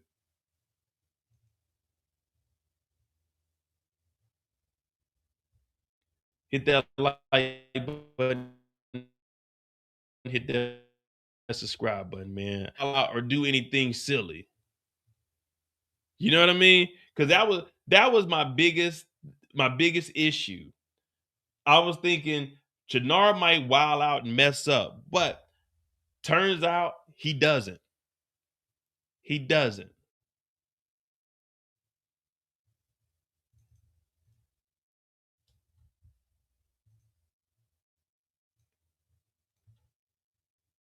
But then out of nowhere, boom, pow, boom, pow. Jenard ends up getting jumped. Jenard leaves the bar. He gets jumped. Some woman comes behind Jenard, hits him in the back of the head. He gets jumped from behind. They throw him in the bathroom. And it's like 7-on-1. Jenard is getting stomped out. Jenard doesn't even know where he's at. Jenard has a concussion at this point. They're whooping on Jenard. He can't even stand up on his own, too. They're trying to put his head in the motherfucking commode, but they in the women's bathroom, and Jenard is getting jumped. And I'm like, no, I'm closing my eyes because I was scared. I thought they were going to kill Jenard, but Jenard is getting jumped. And somehow he finally manages to get his way up out of there. And luckily, Shanti shows up. Shanti shows up to save him. And Shanti, she gets mad for some reason. Shanti gets mad because Jenard got jumped in the bathroom. So Jenard gets jumped in the bathroom when he came up here to deliver the product to her, and she wasn't even here on time. But then Shanti gets mad at Jenard for getting jumped. This is what we call victim blaming. So Jenard, he's getting jumped like they ripped his clothes off him. Look, he's trying to find his shirt. The suspect is running out of here. Shanti doesn't even stop her. So Jenard gets jumped in his bathroom. He gets jumped from behind. Like, so what he means is like he's walking and a girl like hits him in the back of the head. He goes into the bathroom because he's stumbling. He ends up falling in the bathroom, and she's just wailing on him. Woo, coo, coo, coo. So he don't want to hit a woman because we not putting our hands on a woman. So he don't want to hit her. So he kind of like grabs her, but he's like pushes her in front of him. You know what I mean? And he's like trying to hold her against the wall. Like, hey, stop, help, police, help. Police. So he trying to hold her against the wall, but she like backing that thing up on him, but he trying to hold her against the wall because he was getting jumped. So he's trying to restrain her, and he got her, and he's drinking because he trying to restrain her, so he's getting thirsty because you get dehydrated. Like you doing a lot of moving like that, and you just had some liquor. Because remember, he was drinking at the bar. So he was drinking at the bar. He was a little dehydrated. So that's why he had that big bottle. He had that bottle of it was carbonated water. He was drinking the water, but he poured the water on her because he was trying to calm her down because she was hot-headed. She tried to jump him. So he had her against the wall, like, help, police. But no one can hear him because they in the club. So it's like a lot of loud music out there. And no one can hear him, so no one can help him. So he just had her against the wall. And luckily, Shanti came in and helped out because when she came in, the girl seen that it was 2-on-1, so she ran because she caught Jenard off guard. And he accidentally put her against the wall because he didn't want to do that, but he had to because she was jumping him. And when she jumped him, he was just trying to restrain her. He didn't put his hands on her. He accidentally poured some water. He's like, hey, you need to calm down. Because sometimes you got to splash water on people and make them calm down. But he didn't have no water, so he had to use the champagne bottle, but he filled it up with water because he was holding her with one hand, like while he was waiting on the security come in. And then Shanti come in. So he's like, oh, yes. Shanti came in. Finally, I can get my shirt because this is a Gucci shirt. This ain't like a regular shirt. It ain't a regular shirt like this. This is a Gucci shirt. So he's like, let me put my Gucci shirt back on because it fell on the floor. And you don't want a dirty Gucci shirt. You don't want dirty. You don't want no dirt on your Gucci shirt. So he putting the Gucci shirt back on. And when he put the Gucci shirt on, all he hears is Shanti start yelling, like, what are you doing? What do you mean? What am I doing? What do you mean? What am I doing? He was defending himself. So now we can't defend ourselves. So there's no self-defense laws in Chicago. Like if somebody's jumping you, you can't like fight back. He wasn't even fighting back. He was just restraining her. And Shanti comes in and she's yelling. He's like, it was an accident. Like he stumbled into the bathroom on an accident. He ended up getting jumped. Like he got hit in the back of his head. He didn't even know who it was. And Shanti's yelling at him. Like, what the fuck are you doing? He's like, what do you mean? What am I doing? The fucking accident. I was waiting on security to come in here. I was restraining this. I was about to make a citizen's arrest until you came in here. Jeez, you could at least helped. Shanti, I don't know what's gotten into you, girl, but you fucked up. Like, it was an accident. Everybody act like they don't make accidents. So Jenard made an accident, and Shanti, for some reason, Shanti mad. And then she had the nerve to say, you ain't shit. You ain't shit, Jenard. I ain't shit.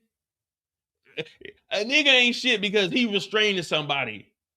How he ain't shit when he was getting jumped, he's supposed to just keep getting jumped. He ain't supposed to fight back. I don't know about y'all, but if I get jumped, I'm fighting back. Jenard got jumped, he's fighting back. And Shanti's mad. And then she said he ain't shit. Now that's a low blow. You just seen this man out of breath over there restraining her, but you calling him he ain't shit. But then Jenard say, no, fuck all that. You ain't shit. You used me. And I was looking at it like, he do got a point there, Shanti. All that stuttering and shit is gone. He got a point there, Shanti. Come on in here, let us talk to you. Close that door. Yeah, let's talk about it, Shanti. You saying that Jenard ain't shit. What you mean Jenard ain't shit?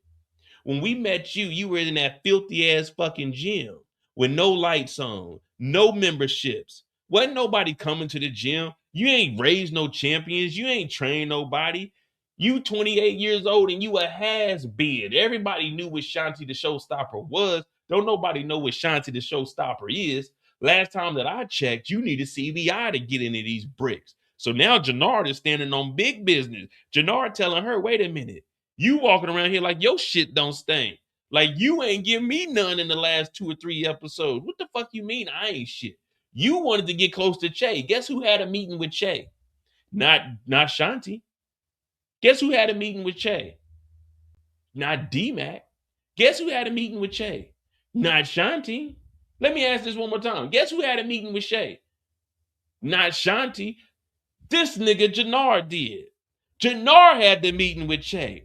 Jenard had the meeting with Madam Wu. Jenard got the motherfucking 3 bricks of fentanyl. So don't tell me I ain't shit, Shanti, when you ain't shit without seeing me motherfucking eye. You wanted me to kill my damn brother. You wanted to get Tommy out the picture. Now you teamed up with the white boy. You used me. Bitch. I said, oh, Lord, this nigga Jenard done lost it. So Jenard, he done flipped out. But Jenard the big dog now. Jenard got that fentanyl now. Jenard really, Jenard really out here. Fuck Shanti. So Shanti get mad. Fuck you, Jenard. Now she all in her feelings. But when Jenard was doing every single thing she wanted, She didn't appreciate that shit. When he patched it up with motherfucking Manny Fresh, she ain't appreciate that shit. When he brought the motherfucking fentanyl to the motherfucking crib, she didn't appreciate that shit. When that nigga went and met with Chase, she didn't appreciate that shit. When she got that motherfucking call from Tommy, she went and told Tommy that motherfucking Jenard and Diamond are rogue and doing their own thing. She didn't appreciate a motherfucking thing that Jenard brought to the motherfucking table. Jenard drives a motherfucking Lamborghini Urus, and you don't have a motherfucking car. We always see you beating motherfucking feet. Gonna come up here and tell Jenard that he ain't shit. We might as well have your ass laying next to Stacy Marks in this motherfucker. You better show some goddamn respect in this bitch, because this is motherfucking Jenard, nigga. This is CBR business. This is motherfucking fentanyl on the motherfucking avenue business, bitch. Yeah, my name is goddamn Jenard, nigga, and I'm like that. Motherfuckers jump me, bitch gonna feel this motherfucking dick. This nigga Jenard don't give a fuck about no Shanti no more, because Shanti has used and used and used, and that's why she's in alignment with motherfucking Tommy Egan, because Tommy Egan is a motherfucking user. Everybody need goddamn CBI in this motherfucking city, and Jenard is making it known tonight that he's standing on business. And if you don't like it, nigga, come say something about it, because Jenard ain't playing with your ass no more, Shanti. You get the fuck out my motherfucking face, Shanti. Jenard is big business. This is what we want to see. So Shanti, she cries and she leaves. Oh, shut up, Shanti. Get off my face. Get off my face before I kill all y'all. Yeah, we acting just like Diamond in this motherfucker. Where my champagne at?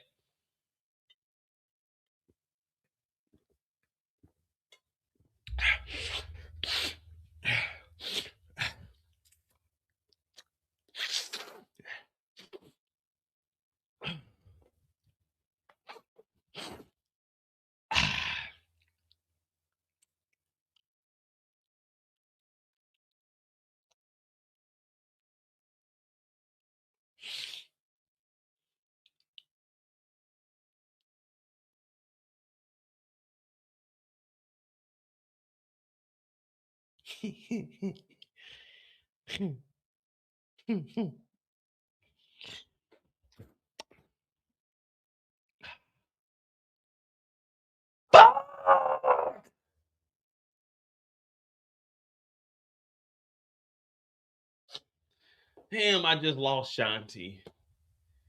Oh man, I came down off that high fast in the motherfucker. I just lost Shanti. Oh, I just lost. What was I thinking?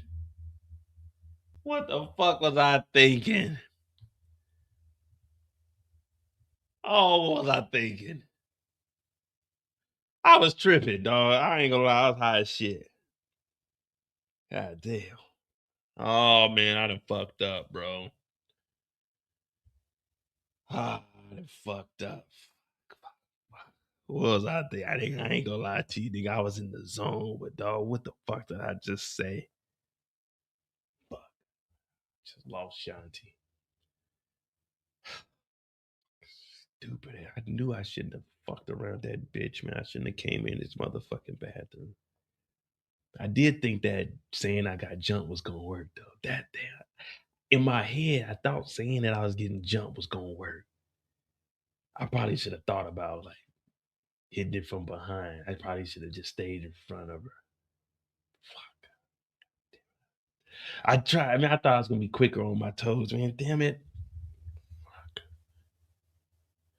I'm gonna see how I can get her back, man. What can I do? I could probably buy her some flowers. No, Shanti don't like no damn flowers. Maybe I could get her maybe some boxing gloves or something. Fuck, she ain't gonna want them gloves. Oh fuck. And she hanging with the white boy now too.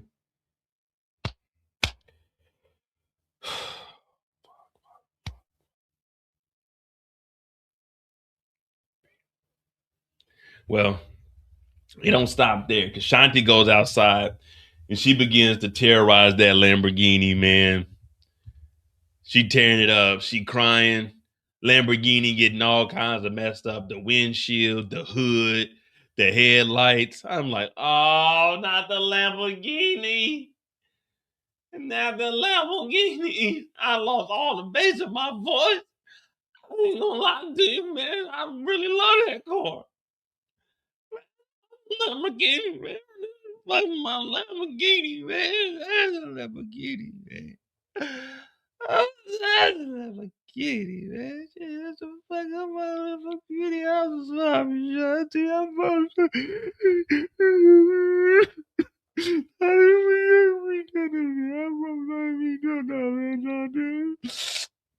I didn't mean that. I mean, I got on that shit, man. I'm mad. I'm sorry. I'm on that shit, Johnny. I ain't mean to do that. Shanti, I'm wrong. I didn't mean to do. I ain't never want to hurt you, Shanti. No. Shanti tearing the Lamborghini up. Shanti tearing the Lambo up. I'm like, God damn it. So Jenard, I don't know how he got home, but he ended up leaving. He ended up leaving. And he goes back to the warehouse.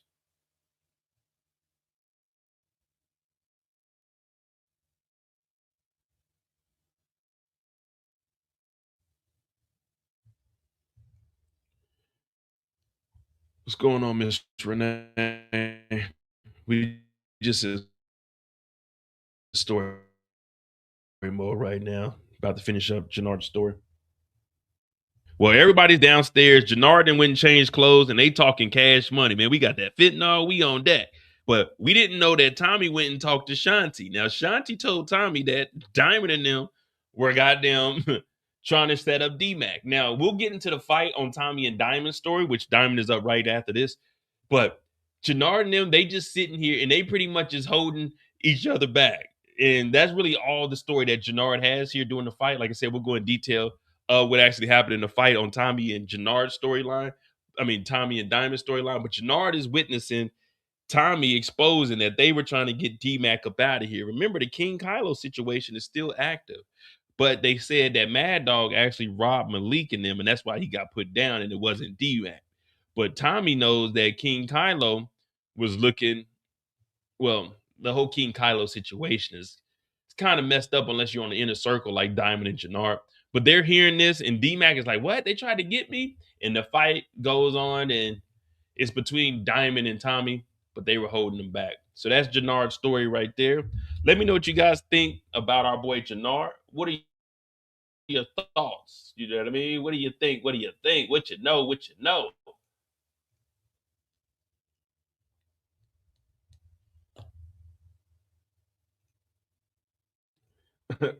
What up, Grand? Said them swings on the Lambo was weak. Hey, they were the love taps. They were she wasn't even denting the hood up. But I was trying to look and see what they did because obviously they didn't wreck a real Lambo. So when they showed it from the front, I think that was like CGI of the front of a Lambo to make it look like that. But of course they wasn't, they wasn't really damaging one. They could have just put a different car there or had like a just like even a prop and just didn't show the car, but just showed her swinging. But also, when you swinging like that with a metal bat, you're going to feel all of that. You know what I mean? That's why the pros, they play with wooden bags because, the metal bags, you're going to feel all that. But that's Jenard's story. What we at? 150? We had 2 hours already? Jeez Louise. All right. Well, we good. We good on time? We good on time or y'all want to speed it up a little bit? Because Jenard's story was like 40 minutes. But that's because y'all sidetracked me. But we were gonna do 3 hours, so it look like we're gonna probably do 4 hours tonight because we still got four stories left, and it's really only we're really only Tommy's story is really the only long story. But we good on time.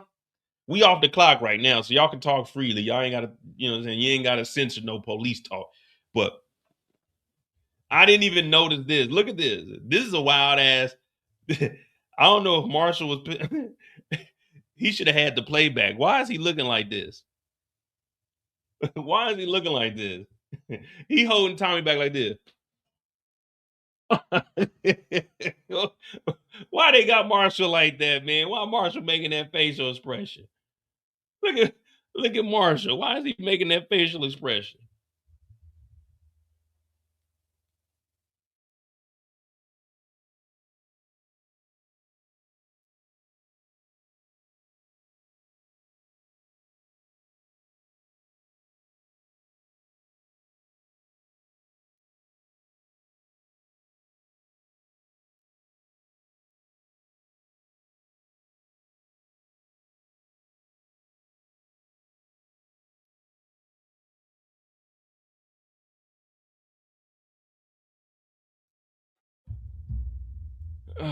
uh, we had 2 hours. Hit that like button, hit that subscribe button.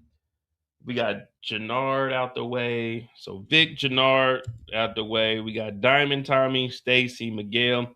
Um, yeah. So with Jenard, I think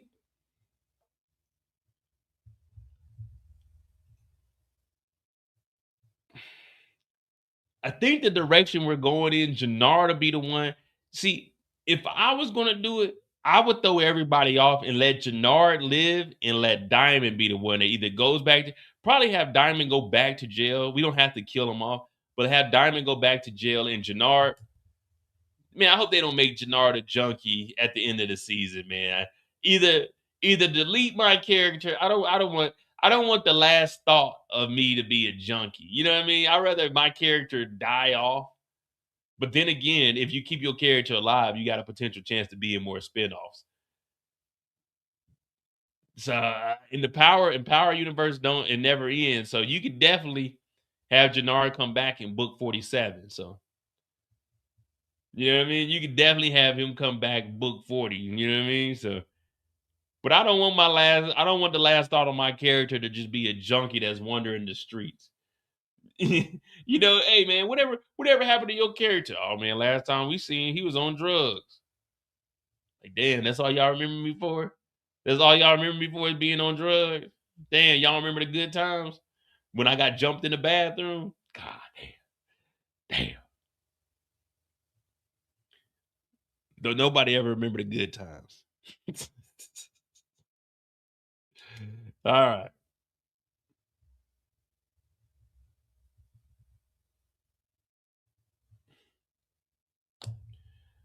We got Diamond on deck. Diamond is on deck.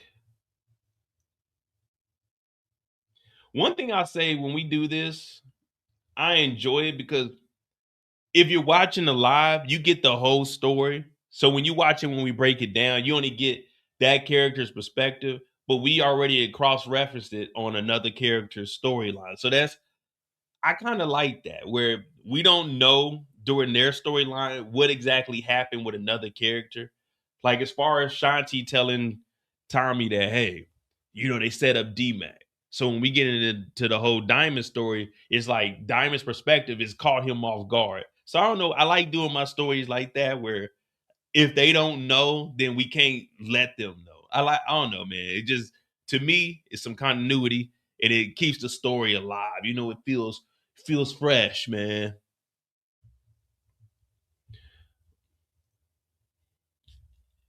All right, so we got Diamond. Diamond story is probably only going to be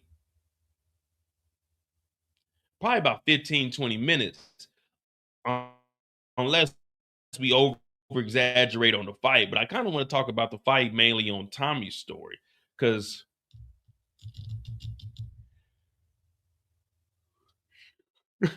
Jenard, Jenard should have jumped in.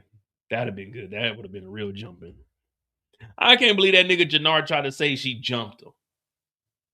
Out of all the things Jenard could have said, he said she jumped him.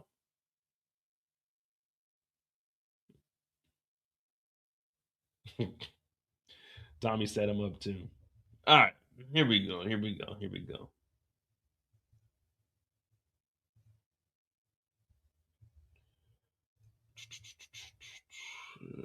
159.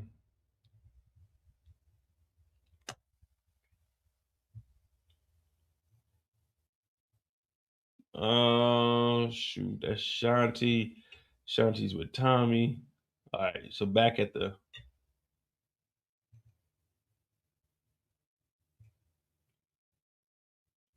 All right, so we got Jenard on deck, and now Jenard Diamond. I would say they did a good job with the casting. These two have grown on us. These niggas look like brothers.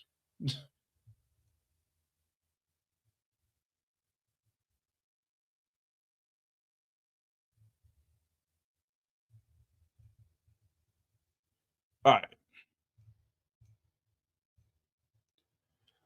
Diamond and Jenard.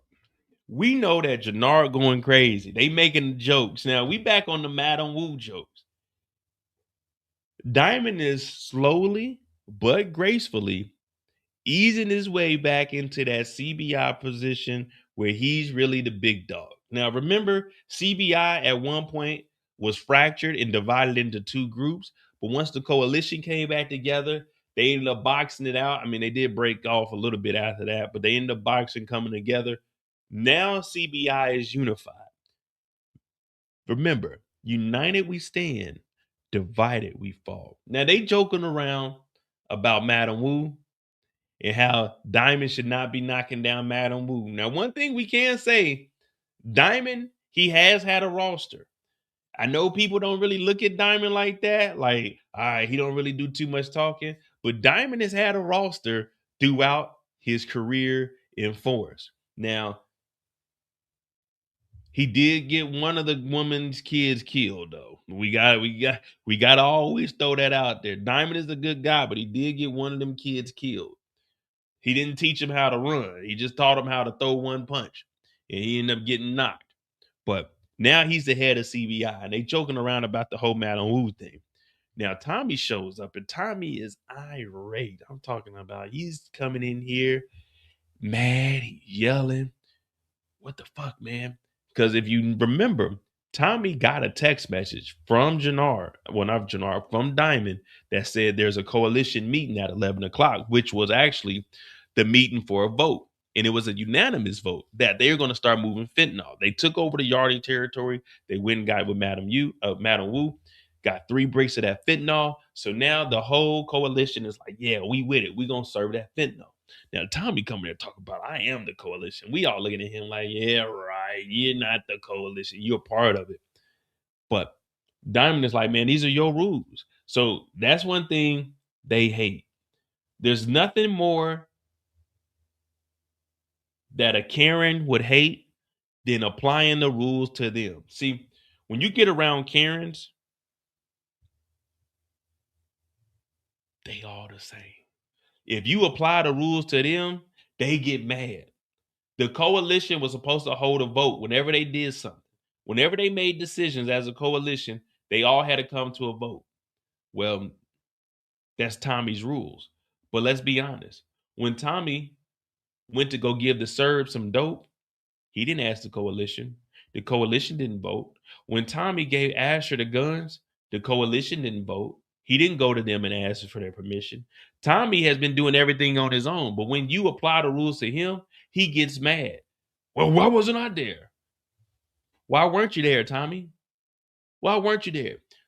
Diamond is looking at him like, I know I can whoop Tommy.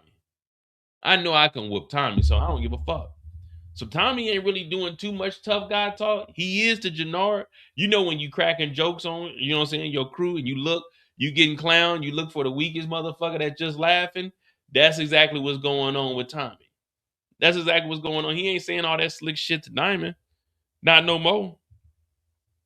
So he looking at him like, nigga, that's the vote. That's what you said, right? That's what you said, right?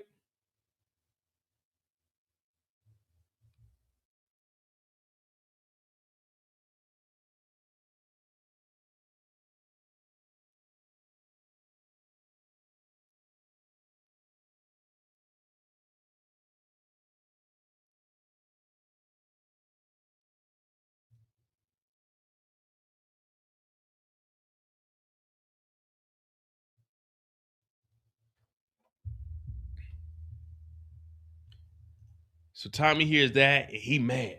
So he's dapping up his brother. He's like, all right, man, you did do your thing. Because Jenard was going on his rant about having that fentanyl. So Diamond is sitting there. He's like, damn, all right, cool. What Tommy talking about? So Tommy knows about the fentanyl now. And all of this is because of Shanti. All of this is because Shanti told Tommy after Diamond didn't answer the phone. But Diamond, he's explaining himself, but he don't need to explain himself. But he made it crystal clear. My brother had an opportunity. He had a connect. I seized the opportunity. That's one thing you got to do. You only get one shot. Do not miss your chance to blow because opportunity comes once in a lifetime. And to get a connect on that fentanyl, Diamond was like, I had to go do it. Diamond trusted in his brother. They went and met Madam Wu. They got 3 bricks of fentanyl. The coalition voted on it. The coalition decided that they're going to move the dope, and they got the Yardie territory. So Diamond is like, dog, we're about to make so much money, it ain't even funny. Plus, this right here, we're the only crew that has this on the streets. Madam Wu, we don't know. They might be moving some stuff. They not even moving it in Chinatown. Because one thing about the Asians, they don't do the drugs in their own community. Now they move it around through their community, but they not selling it to their own people. They never sell it to their own people. They always ship it in and ship it out. So this is a chance for them to make some big money. Some big money. And Tommy's like, okay, cool. All right, I understand. But Tommy don't really understand. And Tommy's here also because he said he got paid a visit by Peter. And he needs somebody to go check on Vic, which leads Diamond to tell Jenard, yeah, go ahead and do that because Vic will see us coming. So even Diamond, he still knows at this moment,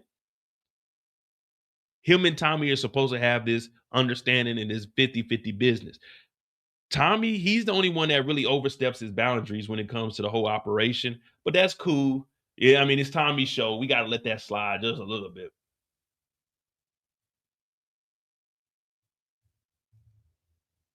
Now, this is when things started to get interesting.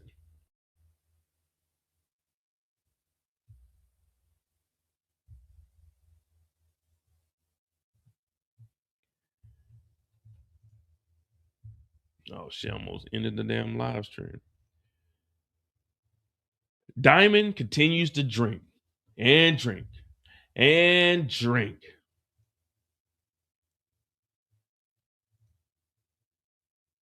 And drink.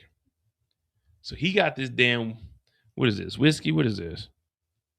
Yeah, he got this whiskey and he drinking it straight. Now the CO, I forgot the CO's name.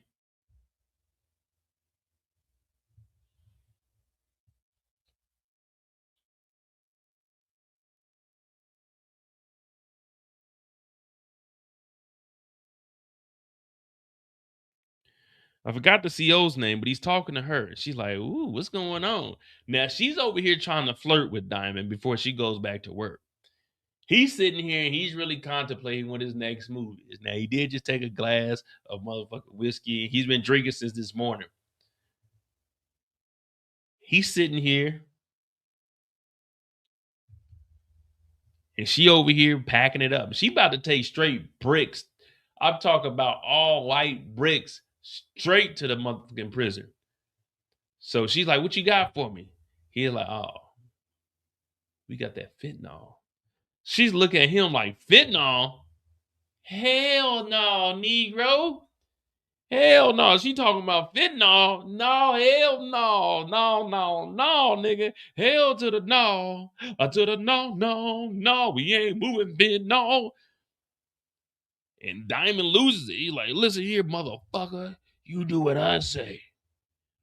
They bring that fentanyl in there. Who gives a fuck? She said, bodies are dropping. You know what that's going to happen? You know what's going to happen? We bring that in there. I don't give a fuck what's going to happen. I ain't got to do nothing but stay black and die. Like, what does that have to even do with anything, Diamond? So Diamond is over here going off. Now, I'm looking at her. I was like, man, I don't remember her having a body like this. I'm like, okay, shit. When you get done doing illegal shit with Diamond, come and holler at me. We can be legal. Now, they down here and she kind of nervous. She like, I don't want to take no fentanyl to work.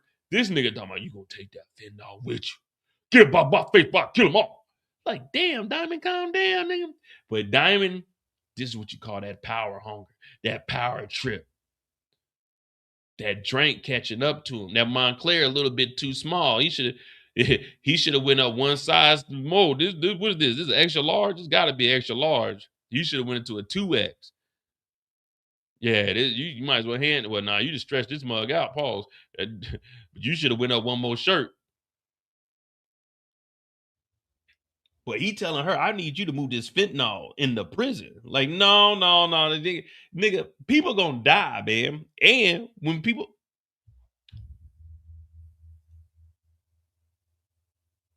Bobby DeFranco, if the drugs go into the jail and the bodies drop in the jail, they'll find the PO. I mean, not the PO, the CO, and they can find out who she's been texting. Or if they catch her bringing it into the jail, that's how it could trace back. That's one thought right there. That's just one thought. It just popped in my mind with her taking the fentanyl to work. She could get caught with it, and then they could see where she got it from, and she'll probably fold in order to keep her job. That's just something I'm throwing out there. Could be wrong, though. But he goes off and tells her, do what I fucking say. Get out my face, motherfucker. If I kill them all. She takes that brick. She's supposed to be taking that fentanyl to work.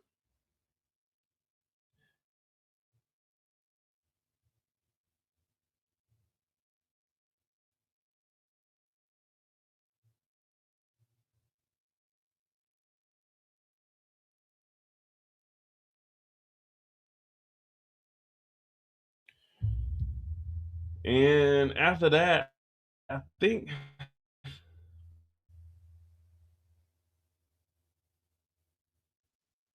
we don't see Diamond until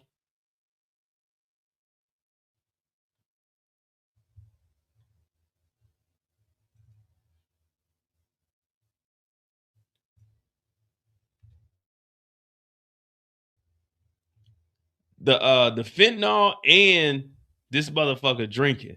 So the last time we see Diamond, they all in the basement, they kicking it.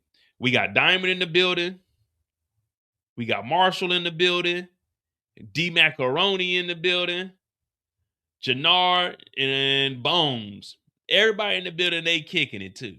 You know, ain't nothing better than you and your niggas just kicking it. You know what I mean? Friday night, y'all ain't got no job. Y'all ain't got no girls. Y'all just put all y'all troubles behind you. Y'all just kicking it. Y'all smoking a little bit, drank a little bit. Y'all just having a grand old time. You know what I mean? Ain't nothing better than just kicking it with the homies. You know what I mean? This is the life. This is the life. You see what they doing, ladies? They just kicking it. Ain't no gossiping. Ain't no bullshit. Everybody just grab you a drink, roll you a blunt. Y'all just chilling. Y'all talking about life. If your group chat ain't linking up and just chilling and kicking it and talking about life and bullshit, then you ain't living. You know, they always had those memes and stuff. I won't even say memes, but like the motivation. Your group chat ain't talking about stocks and bonds and generational wealth. Fuck all that. We ain't talking about that. That's bullshit. We don't care about generational wealth. Fuck the next generation. We don't care about stocks and bonds. Fuck that shit, nigga. We want mattress money. We want shoebox money. We want the motherfucking flyers, chains, and shit. This is what we do. This is how we live. This is the best way to live. Fuck all that bullshit. If my group chat ain't trying to advance themselves in life, man, fuck all that. We degenerates. We ain't getting no better. This is it, nigga. This is the life, nigga. We consider ourselves kings. They down here in the basement kicking it. Diamond over here, like, yeah, nigga, CBR, CBR, CBR. So everybody going crazy. They down here kicking it. This is the life. They ain't got no PlayStation or nothing plugged up. So it's kind of boring, but they just going off of straight vibes. They going off of straight vibes. That's what's going on. CBI is straight vibes. You know what I mean? Straight vibes. That's all we need. We don't need no TV. We don't need all those distractions, electronic devices and shit. All we need is good conversation and good weed. That's it. That's all we need. That's all we need. So they down here and they kicking it. They joking, they laughing.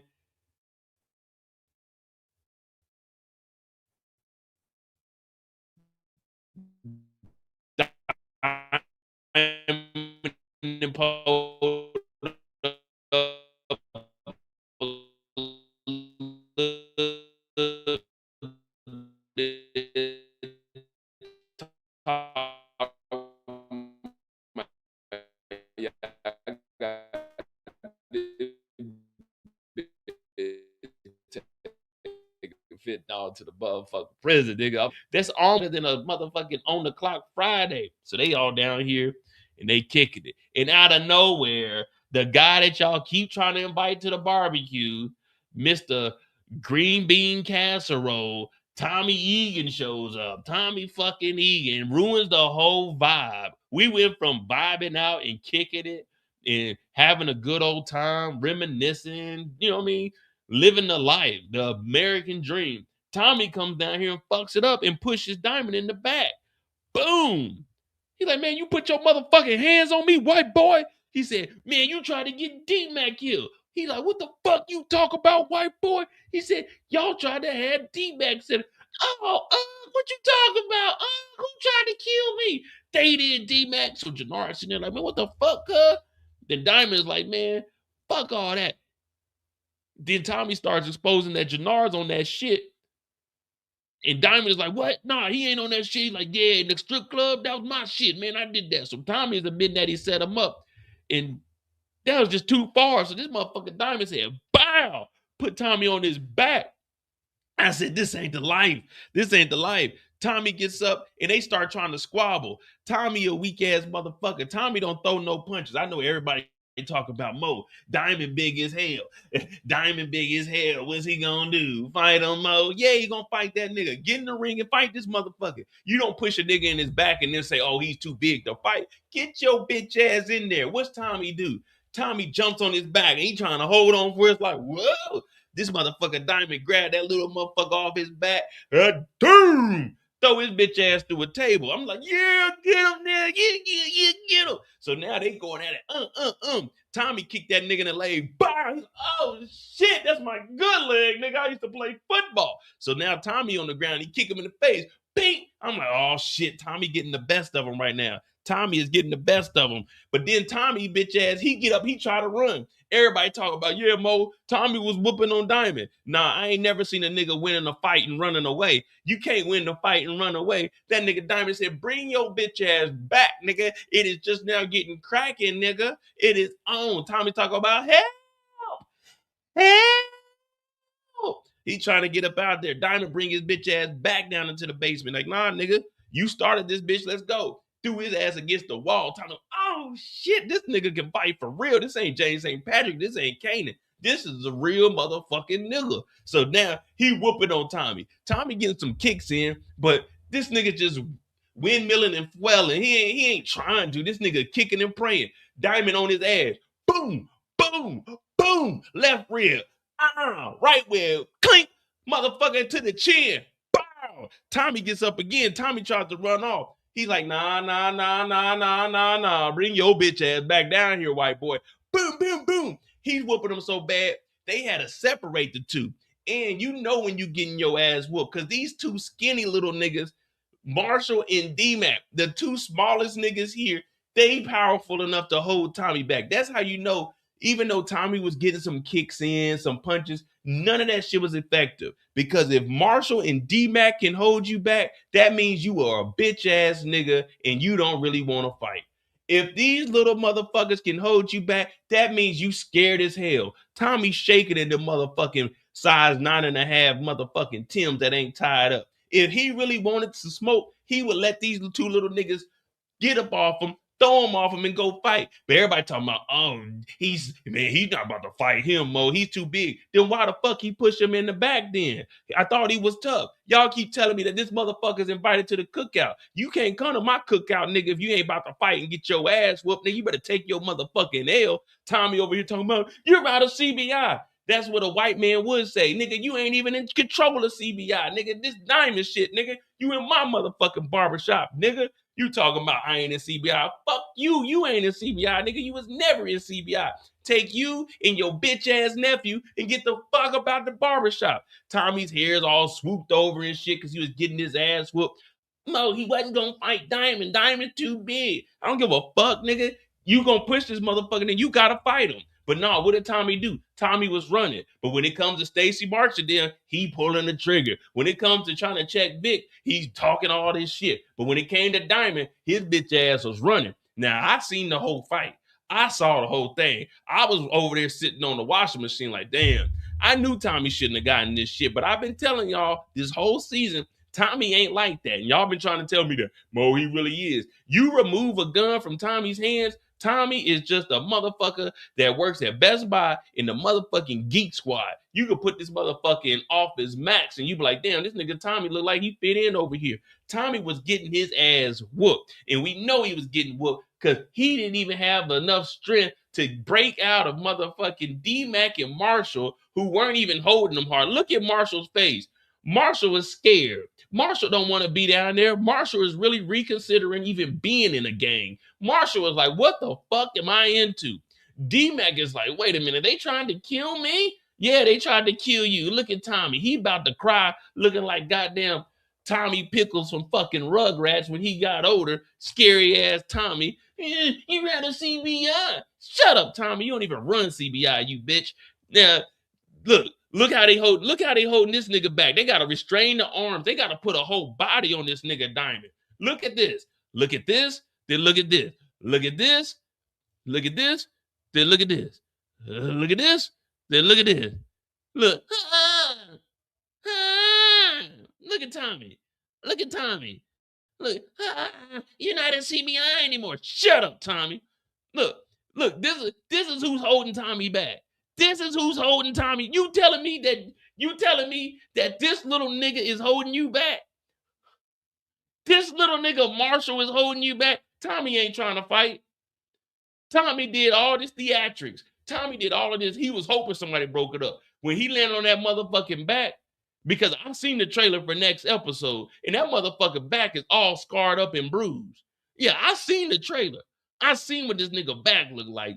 Diamond beat the hell out this nigga, and we seen his ass limping when he went over there and he did all that tough shit with Stacy Marks. You see, he ain't trying none of that shit in that basement. First thing they told me was, Mo, the Diamond too big, man. He ain't about to fight Diamond. But when he go up to Stacy Marks, y'all like, damn, congratulations. I remember we had a moment of silence for Stacy Marks at the beginning of the episode. We had a moment of silence for Stacy Marks, and y'all clowned her. Y'all said we spoke in that Stacy Marks pack. Why did nigga didn't fight Diamond? See, y'all cheer for Tommy for all the wrong reasons. When he was in here face to face with Diamond, he had a one-on-one, but he ain't had no gun in his hand. He turned straight bitch and was trying to run the fuck up out the goddamn basement. But when it's Stacy Marks, y'all applied that shit. When you give Tommy a gun, anybody can pull the trigger. Anybody can pull the trigger. I'm pulling the trigger right now. Anybody can pull a motherfucking trigger, but can you throw them motherfucking hands, Tommy? Nah, you can't. You can't. We seen you trying to run the fuck up out the basement. But when it was Stacy Marks, you shot Stacy Marks. You was a tough guy. Everybody was talking about, we smoking that Stacy Marks pack. Yeah, well, we about to roll this motherfucking Tommy Egan up tonight. We was about to roll this motherfucking Tommy Egan up, but Tommy Egan came to his motherfucking senses and tried to run up out of there because he knew he was going to be a pack. So don't tell me that Diamond was, oh, he's too big, man. Come on, Mo, he's too big. Well, then why'd you push him? Huh? Why'd you push him? When Jenard got jumped in that bathroom, he handled his business like a real one. When old girl jumped Jenard from the back, he handled his business. Why didn't Tommy handle his business up here? He tried to run. He tried to run. Y'all not watching the same show I'm watching? Diamond was on this motherfucker head top. Bow, bow, bow. Yeah. Yeah. Yeah. Yeah. Diamond won this fight. I don't care what nobody say. You take that shit to another channel. But on this channel, Diamond won. Tommy was trying to, let me show you something. This don't look like winning to me. This don't look like winning to me. This look like a scared motherfucking white boy that realized he into some nigga shit. You know what I mean? This look like a scared white boy that was into some nigga shit.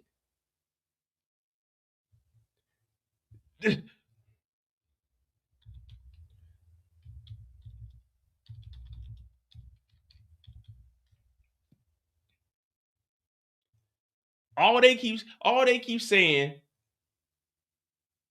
is, Mo, man, come on, man. Come on, Mo. Come on, Mo. Come on, Mo. He's too big to be fighting him, man. Ain't that what y'all was hearing? Ain't that what y'all was hearing? All day, people been telling me, if you go in my comments, they talking about, well, in all fairness, Mo, that Diamond was big as hell, man. Diamond was a professional boxer. What the fuck that got to do with anything? You see why I said you have What that have to do with anything? What that got to do with anything?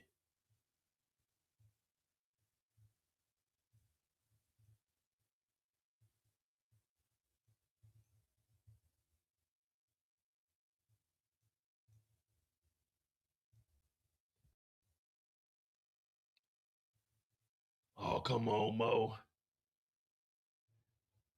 Yeah, Diamond was getting hit. We're not denying that Diamond wasn't getting hit, but Diamond was eating those. It's a fight. It's rare that you see a fight where someone goes untouched. Diamond was getting hit, but Diamond ain't run.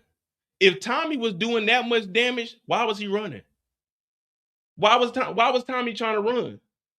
If Diamond was really getting hurt by those punches, then why? Why was Tommy running? I would think if I'm whooping on somebody and I'm getting these punches and these kicks in, I'm thinking I'm winning. So I'm not about to run. I'm staying there. I'm trying to stomp them out. I'm trying to get disrespectful with it. Why was Tommy running? If he was getting all these punches in, why was he running? Diamond was eating those. Diamond was eating those. That's all you got? Kicked in the leg? That's all you got? He like, yeah, come on in here. He was letting Tommy get tired. I don't want to hear none of that. Oh, he's too big, Mo. He's a professional fighter, man. He's a professional boxer. Man, this nigga ain't had a professional fight in 15 years, man. He ain't had a professional fight. Yeah, he ain't did nothing.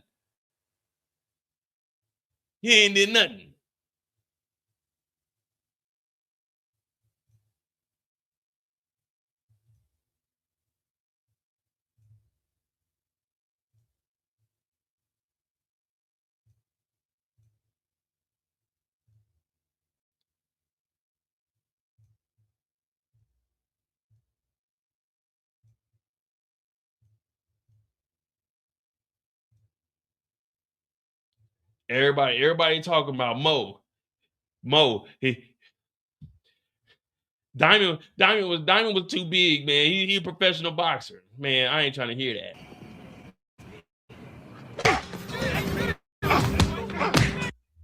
Debo was bigger than Craig.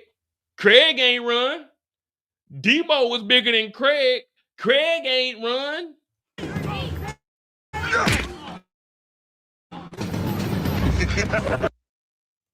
Debo was bigger than Craig. Craig ain't run.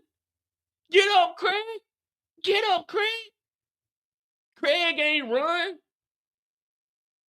Y'all talking about, oh, man, he's too big, man. He's a professional. You think Craig ran from Debo? No, we watched. That's all you got. Get beat up like your daddy used to, nigga. You think Craig ran from Debo? Nah, Craig. The legend has it. Craig fought Debo in the streets. Craig put the gun down and fought Debo. He didn't run from Debo. You mean to tell me in 2025, Tommy ain't got enough heart to stand toe to toe with Diamond? Big smoke dog? Come on, man. I ain't trying to hear that nonsense, man. Y'all take that shit to another channel.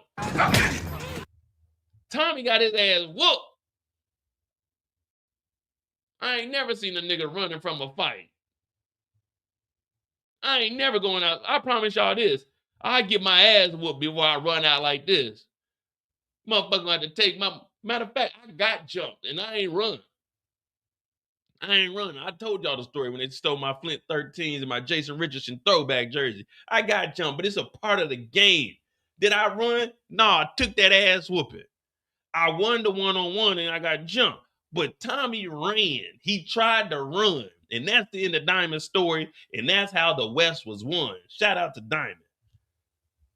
That's how you stand on business.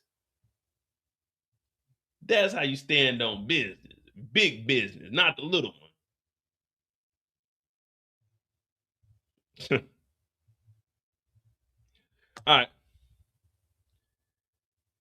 Hit that like button, hit that subscribe button. We off the clock. We had 2.5. All right, so we got Tommy's story up, which is going to take us to about 3 hours, and then we'll probably be done about 3.5, 4 hours, because we'll just have Stacy and Miguel in them story. Tommy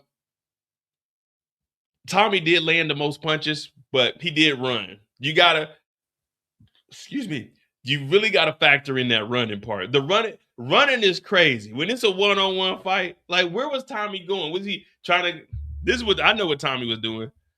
I know what Tommy was doing. Tommy was just trying to shake, rattle, and roll. Tommy was trying to get in that Mustang. Tommy was trying to go visit Kate in New York City. That's what Tommy was trying. Tommy was trying to get the fuck out of Chicago.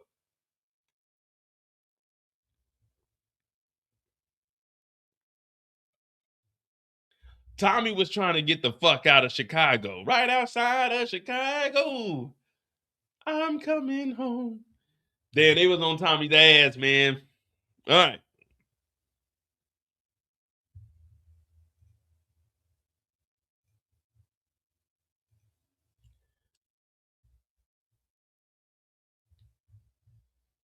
All right, so we got Tommy's story. So in Tommy's story, we got Tommy and the D-Mac and JP story is going to be in that also. And obviously Mireya. But yeah, D-Mac and JP story is going to be also in the side of the Tommy story. And then we got the Stacy and Miguel, and that's how we're going to wrap it up. So it'll be about 3.5, 4 hours. We good. Hit that like button, hit that subscribe button. I'm Modi J. This is On the Clock. Hopefully you guys are entertained. You know, I do all of this off the top of the head. I don't come prepared for none of this. It's just me and y'all, and whatever story pops in my head, we go with it. So you guys keep putting the questions in there. Just know I can't read the chat. When I get in story mode, I'm kind of locked in. My brain just I don't know. I really can't. I can't comprehend regular shit. You know what I mean? My imagination just runs wild. And I gotta continue to go with the story. So if you want me to read that comment, I'll put that mug in the super chat. You know, I'll be right to it. But yeah, when I'm in story mode, man, it is what it is, man. I got to come back. But if I don't go back, it is what it is. But I'll be in story mode. I'm animated because when I get off of this, I ain't gonna be doing too much talking this weekend. And again, I got a 5-day weekend coming up too. So you know, we got the 24th and the 26th off for Christmas. Donnie T, he's scared. He's scared. Matter of fact, I might do a live tomorrow on the other channel, The Mo You Know, because the Epstein files, 100,000 files, 100,000 files released today. They didn't release all of them. Um, Mike Johnson closed down I know y'all ain't really trying to hear this right now, but they closed down the House until January 5th. They scared as hell. Donald Trump just made an announcement. That's what I was looking down at my phone. He ain't trying to answer no questions. They scared as hell. Them damn Epstein files, they getting released. And the victims' lawyers are going over it. So they about to verify if anything was altered or doctored. Oh, it's about to be a grand old time. A lot of people getting exposed, but we don't give a fuck. Tommy ran from a fight. Yeah, the guy that you guys invited to the cookout. Just know when the police came, Tommy was up front pointing out, like, yeah, well, they were smoking weed in the corner. And they over there, I overheard the story. They stole probably about 30 pounds of ribs. Yeah, they're saying they stole it from the Piggly Wiggly. Yeah, Tommy's over there. Tommy ran. Tommy ran.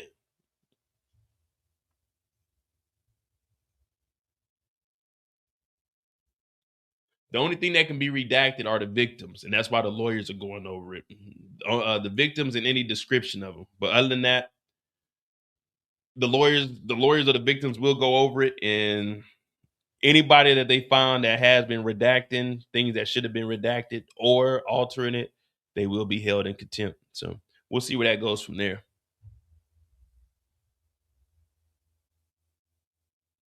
All right, we do got Tommy's story.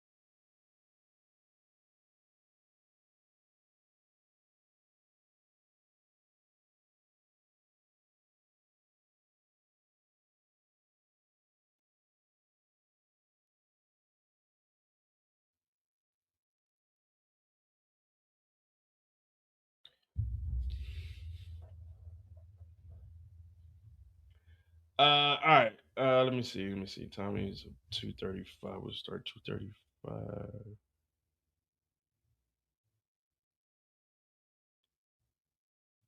30. All right. 30 minutes.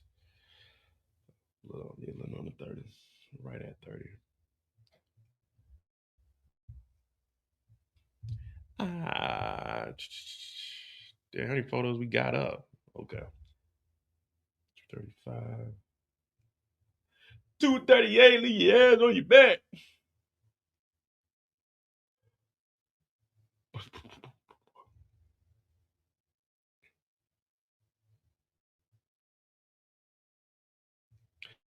All right, we got Tommy's story.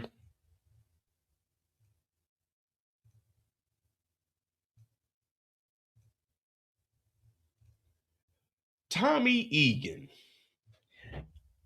Tommy Patrick Egan. Him and Shanti, they've been linking up lately.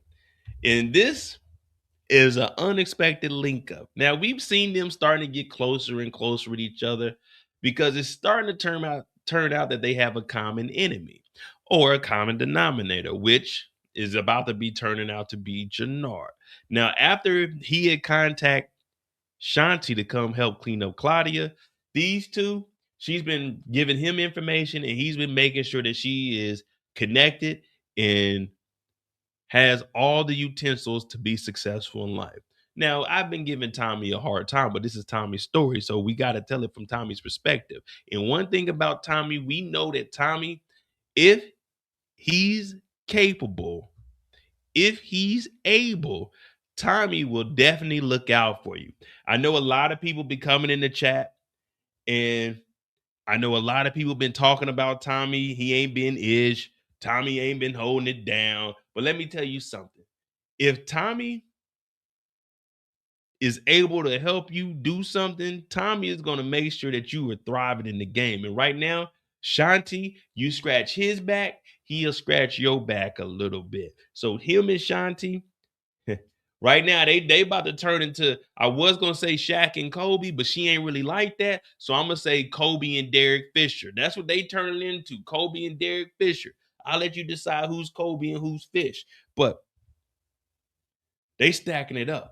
And we find out that Elise actually took the $1 million and left, but her mom still had the club. And now Shanti came in there and took that motherfucker. So now the club is wide open. Shanti's running the club. Tommy is bringing the dope. What else do we need?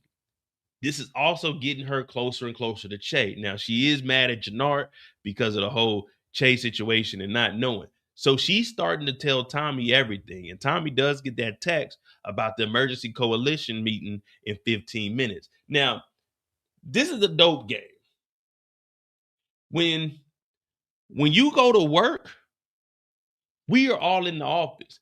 Hey, yo, we got a meeting in 15. All right, I'll be there. If you can't be there in 15, you just show up when you get there. But this is the dope game. We can't have an emergency coalition meeting in 15 minutes. What if I'm out serving something? What if I'm out, you know what I'm saying? Like, this is an emergency. Well, all right, give us like 30 minutes. So he gets the text from Diamond, but him and Shanti continue to talk. And Peter also texts Tommy. So right now, Tommy got 3 things going on, technically 4 things going on at the moment that he needs to be worried about. 2 are very urgent, technically 3. So at the moment, 4 situations, 2 urgent, 3 current. Mireya, she's probably in the bed, pregnant, just sleeping, farting around because we know she ain't going back to work no more. Shanti giving her the drugs to go take to the club.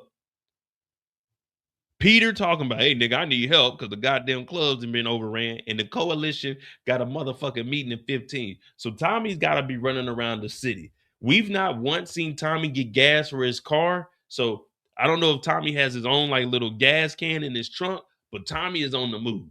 One thing we know about Tommy, he's going to put miles on that motherfucking Mustang. Exactly, behaves. Yeah, we got a coalition meeting in 15 minutes. 15 minutes?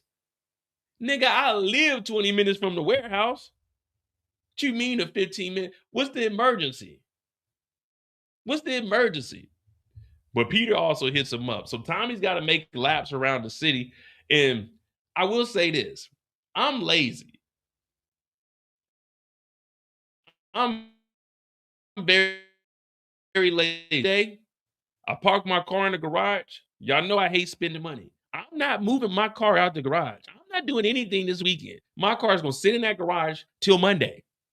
Then Monday, I'm going to get up and go do everything I got to do because I got to take care of everything by Tuesday because the Germans are shut down. Their Christmas is on the 24th, and they just have the whole week off after that. So it's all kinds of wild shit. So I got to wait till like next Monday for anything to really open up. But that's neither here nor there.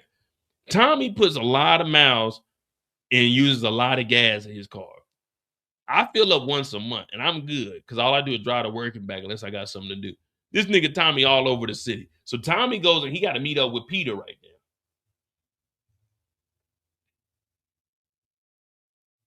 Exactly, David. That's exactly what I was about to say. I would have told Peter, hey, Peter, I'm gonna hit you up, but I gotta go do something. Give me like an hour and I'll be over there. I would have went to the coalition meeting because you're supposed to be the head of the coalition, but he goes and meets up with Peter. He's not making any money with Peter. Remember, they gave the clubs, well, the bars to Peter. They're not making any money. Peter, the Albanians, they're running their own operation through this stuff. Yeah, Tommy's supplying them, but unless they're dropping off money, there's no reason for us to communicate. But when he gets there, Peter's like, man, what the fuck, Tommy? Somebody came into the pub and they shot up everything. You didn't tell us you didn't own the pubs, Tommy? What kind of shit is that, Tommy? We thought we had a deal here. If you keep fucking around like this, then Tommy, we can't do a deal with you because it's just too fucking dangerous here. And you said we was gonna be very, very safe. But we're not safe here, Tommy. This is some fucking bullshit, Tommy. So Tommy's like, what do you mean? Maybe somebody they just did a little smash and grab. No, fucking Tommy, I'm telling you, it wasn't a fucking smash and grab, Tommy. If it was a smash and grab, they would have smashed something and grabbed something, Tommy. They didn't smash anything. They didn't grab anything. They killed 4 of my men, Tommy. What do you mean to smash and grab, Tommy? Whose building was this? Who did you give this building to from us? Huh? Tommy, talk to me, Tommy. You said we're going to do deal. The Albanians are here, but you get a lot of my men knocked off, Tommy. What do you do? What do you do, Tommy? You're not telling me the whole story, Tommy. You want the coalition to be involved in this? I could go talk to the coalition. I'm not going to continue to buy the dope from you, Tommy. If you're not going to be honest with me and tell me fair stuff and tell me who did what, then Tommy, I can't do business with you. I lost 4 of my good men. Old man got his teeth smashed on the bar. I don't know, Tommy. If we can continue to keep up with this, the fucking Albanians, man. When I call the motherland, I tell them we get a new pub, and now we get the new pub, but we get robbed the very first day, Tommy. Whose pub is this, Tommy? Tommy's like, all right, look, I'm gonna get things situated. No, see, Tommy, that's not good enough. I need some guarantees here. I need dope to be moved down from 28 a key to, let's say, 25 a key. I could do 25 a key until you get this whole thing situated, Tommy. Tommy's like, oh, fuck that. Look, all right, we're gonna be on to it today. And Peter, you ain't even gotta worry about it, all right? We're gonna make sure that everybody is all right. Yeah, Peter's a part of the coalition, but they're not officially part of the coalition. Remember, you have the coalition, and then you have Tommy. Remember, Tommy made a deal with the Serbs on his own. Tommy made a deal with the Albanians on his own. And Tommy made a deal with Asher on his own. So the coalition is here. The Serbs, the Albanians, and Asher's crew, they're outside the coalition, but they're associates. You know what I mean? These are deals that Tommy made on his own. Remember when he came to the Serbs? He gave the Serbs their own dope because Mirkovic was gone, but they weren't part of the coalition. He just gave them dope for them to help him out whenever he needs that assistance to go at potentially Miguel or Marquez cartel. Then with the Albanians, what he promised to give them the bars and give them the dope for 28,000. Because remember, they're not part of the coalition. They're independent, but they were getting their dope from Miguel. But in order to get them to start buying from Tommy for 28, he gave up Vic's pubs. That's why Vic is trying to get the pubs back. So the Albanians, they're not part of the coalition. They're buying the dope from the coalition. You see what I'm saying? But they're in an alliance with Tommy, not the actual coalition. So Tommy, when they doing all that shit talking about, oh, the coalition is voting and he's the coalition, he's making outside deals. He's making all these. Remember, he took his own bricks to give to the Serbs. After Mirkovic died, he went over there with his hands up and he was like, here's a peace offering. So he gave them dope just so they would start buying from the coalition because Tommy's getting the work from Che. But the coalition, none of the coalition actually has any big dogs. The coalition is just selling drugs to street level. Tommy is the only one that's wholesaling. When Tommy gets the bricks from Che, they break the bricks down. Well, this is how the hierarchy goes. You got Che here, then you got Tommy, and now you got Diamond. And what they do is they bring the bricks to the coalition and they give it to the coalition for a good price because they all work together. But then the coalition, they just sell it at the street level. They're not selling bricks to anybody else because they're the biggest crews. No one else can buy bricks besides the Marquez cartel and the Insane Princesses. But all of them got their own plugs. So the Albanians and the Serbs were independent, and that's where Tommy came in. But that deal is through Tommy. That deal isn't someone in the coalition selling it to him. That's an independent deal that Tommy has going on. Similar to what Jenard and them are trying to do when it comes to that fentanyl and using the Yardie territory. But they're voting on it now, and what they're going to do is play fair. Instead of them getting the bricks and then selling it to the coalition for the coalition to break it down, the coalition is voting whatever bricks they buy, they're going to buy it in wholesale and divide it up amongst the coalition. See, Tommy isn't getting it from Che and then giving it to the whole coalition evenly. Tommy's getting it from Che and then selling it to the coalition. So Tommy is really skimming off the top. But what they're doing with the fentanyl is they are voting on it. So when they go buy from, let's say they go to Wu and they buy 10 bricks. So amongst the coalition, let's just say it's 10 groups in there. Everybody's going to get one brick of fentanyl, which you can step on and make 3 or 4. But Tommy's not doing that. Tommy's doing some shiesty shit and he's doing his own thing. He's getting the bricks from Che and he's giving bricks and shit to goddamn the Serbs, to the motherfucking Albanians. And then whatever's left, he gives to the coalition to buy. You see what I'm saying? Tommy's actually fucking the coalition over. Yeah, like if you really start breaking it down, Tommy's fucking the coalition over. The coalition isn't even. The coalition is just a peace treaty amongst motherfuckers that work up under Tommy. Because Tommy's getting it from Che, and then he's breaking it down to whatever he's going to move to these people, and then he's taking some of that cut and he's going to the Serbs and Albanians to sell on his own. You see what I'm saying? So it's the coalition, the independents, and then the cartel groups. Tommy ain't he. I mean, he is business, but I don't know. It just,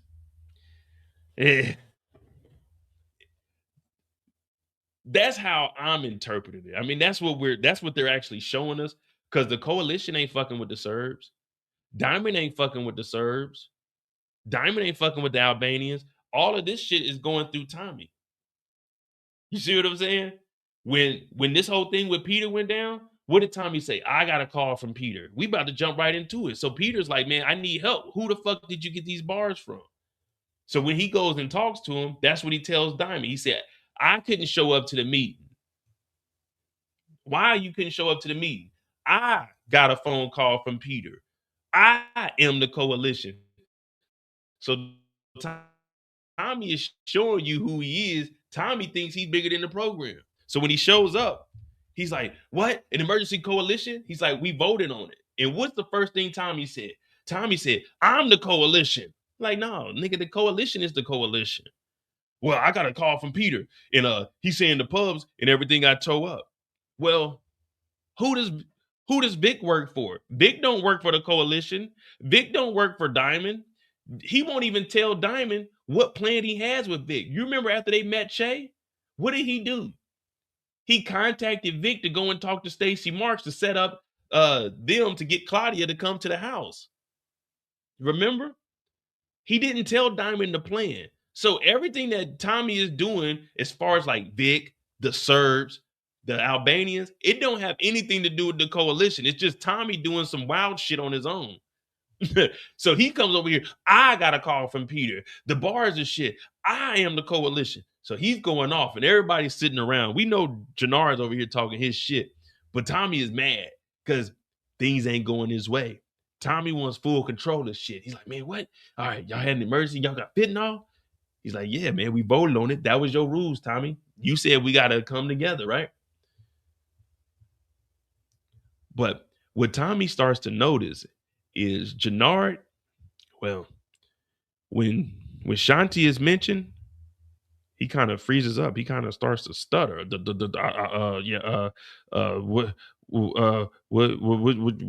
What you mean the Fenty? She don't like the Fenty? Yeah. So Tommy, he's observant and he sees what's going on here.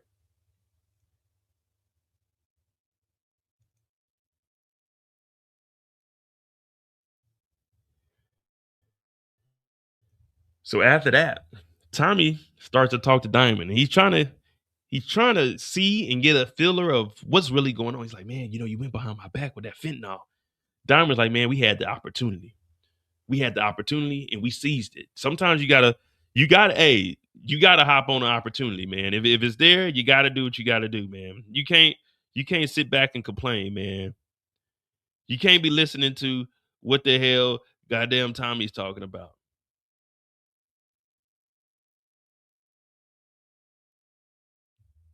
Yeah, well, it is what it is.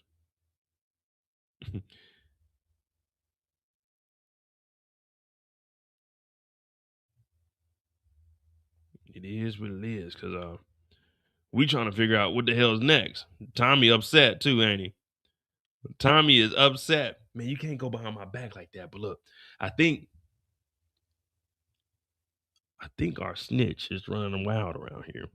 So he's talking about Vic, obviously, and he's saying maybe Vic is the one that ran up in the spot, and that's when they tell Jenard that you need to go and talk to Vic and keep an eye on him. Now, Jenard, he takes his shots, and eventually we're going to see these two clash. But as of right now, it's just taking shots. It's just like, it's just if you remember, does anybody remember My Brother and Me? Alfie, can you teach me how to dance? How I forgot the little brother's name was, how him and Goo used to go at it all the time. Goo, punch, come on, come on. So they tell Jenard to go and watch old boy, Vic.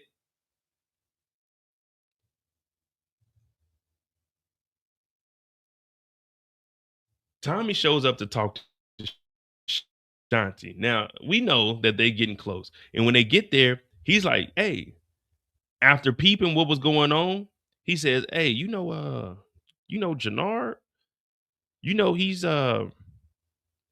he's selling that fentanyl, right? She's like, what? He's like, yeah, that fentanyl. He's selling that fentanyl. She's like, hell no, I ain't know that. I ain't know that. So she starts flipping out. So Tommy is using Jenard's weakness for his advantage. So Tommy is the one that's putting it in her ear that Jenard is moving that fentanyl. But once he says this, he knew that this was going to trigger her in some form or fashion because he's seen how Jenard was reacting when her name was brought up. Well, now he finds out that Jenard was on that shit.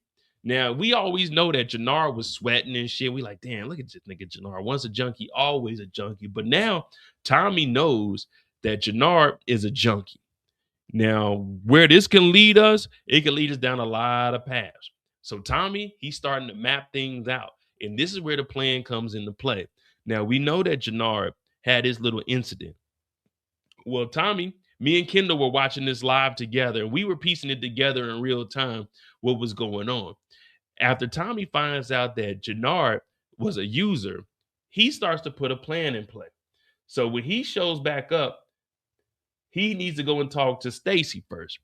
But he's thinking in the back of his head, I'm going to get this nigga Jenard one way or another. So when he pulls up on Stacy, When he pulls up on Stacy, she's out drinking. She's stressed. But guess what? This guy, our hero, Tommy don't give a fuck if you stress.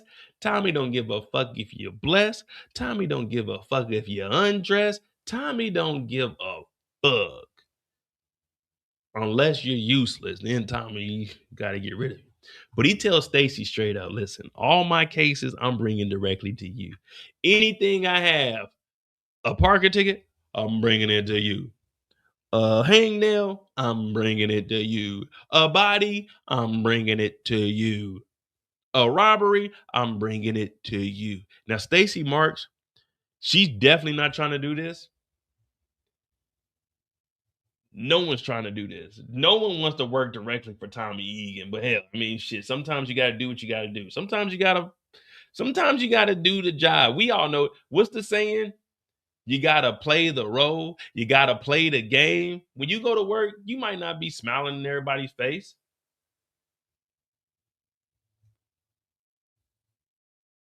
But shit, you got to do what you got to do. You got to do what you got to do.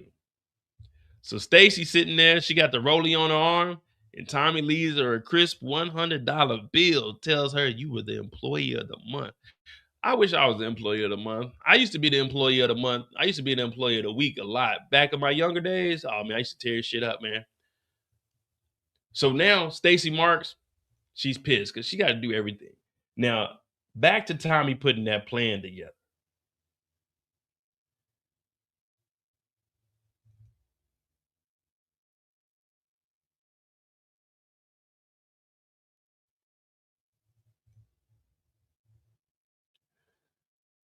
Tommy finds time in his busy day to go back home. Now,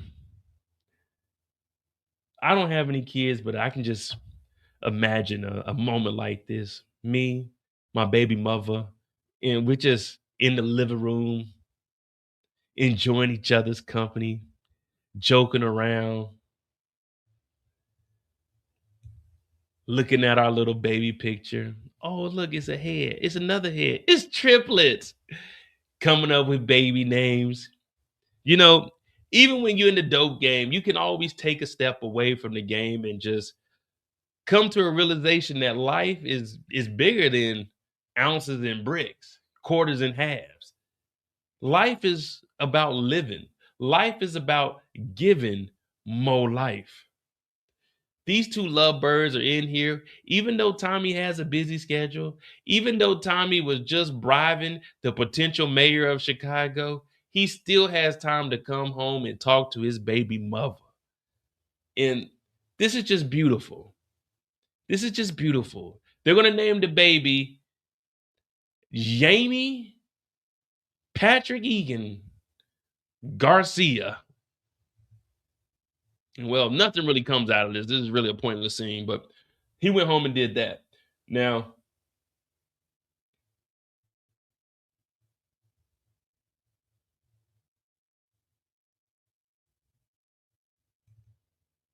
the plan is in full play at this point.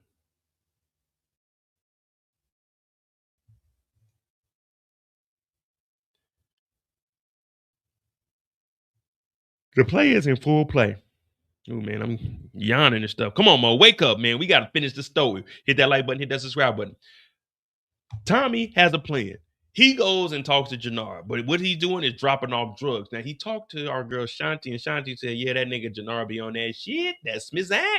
So what Tommy do is give him drugs and tells him that you need to go drop this off to Shanti. Now this was not a part of the play. This is not a part of the day because remember, Shanti and Tommy had met up this morning, and when they met up this morning, they were counting the dough and they were separating the bricks, so they could have handled that then. But what Tommy is doing is making this enticing. He left the bag open a little bit just so Jenard could potentially look in there and that itch get the, you know what I'm saying? That itch get the itching. But he tells Jenard, you need to go drop this dope off. And we know what happens with Jenard from there. Jenard has his little incident because Tommy was the one that set it up. Tommy sent old girl and the dope to go and play in this man's face.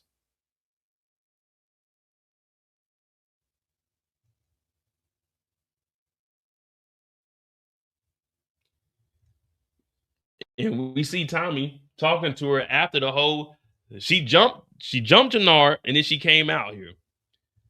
And Tommy's like, hey man, thank you for that. How much money do you guys think Tommy gave? How much money do you guys think Tommy gave her? If Tommy gave the artist 25,000, how much are we suspecting that Tommy gave her in that bag right there? A 20 piece, 10 piece, 15? I'm thinking maybe at least a 20. Maybe a dub.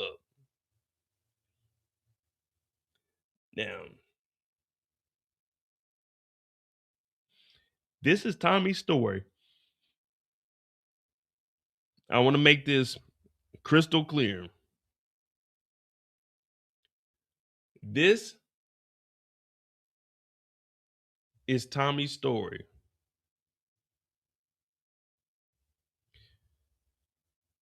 So when she said,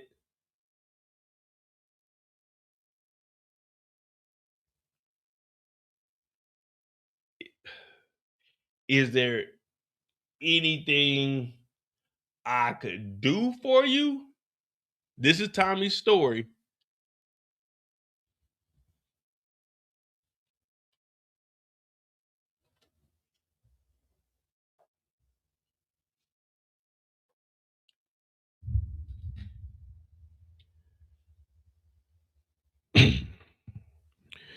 Yeah, actually, there is something you could do for me. I mean, I got probably about.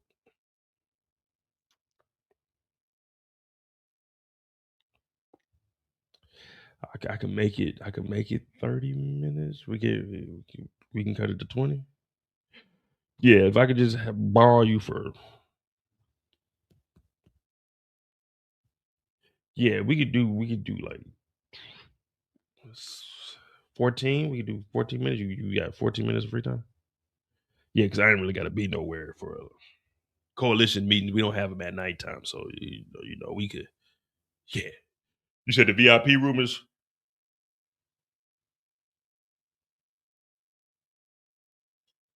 You said the VIP room is that way. I'm like a little tired. Uh, uh,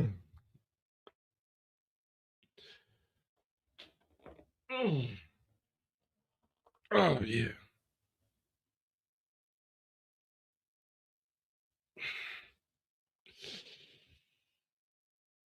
You said the VIP room is that way. Bartender.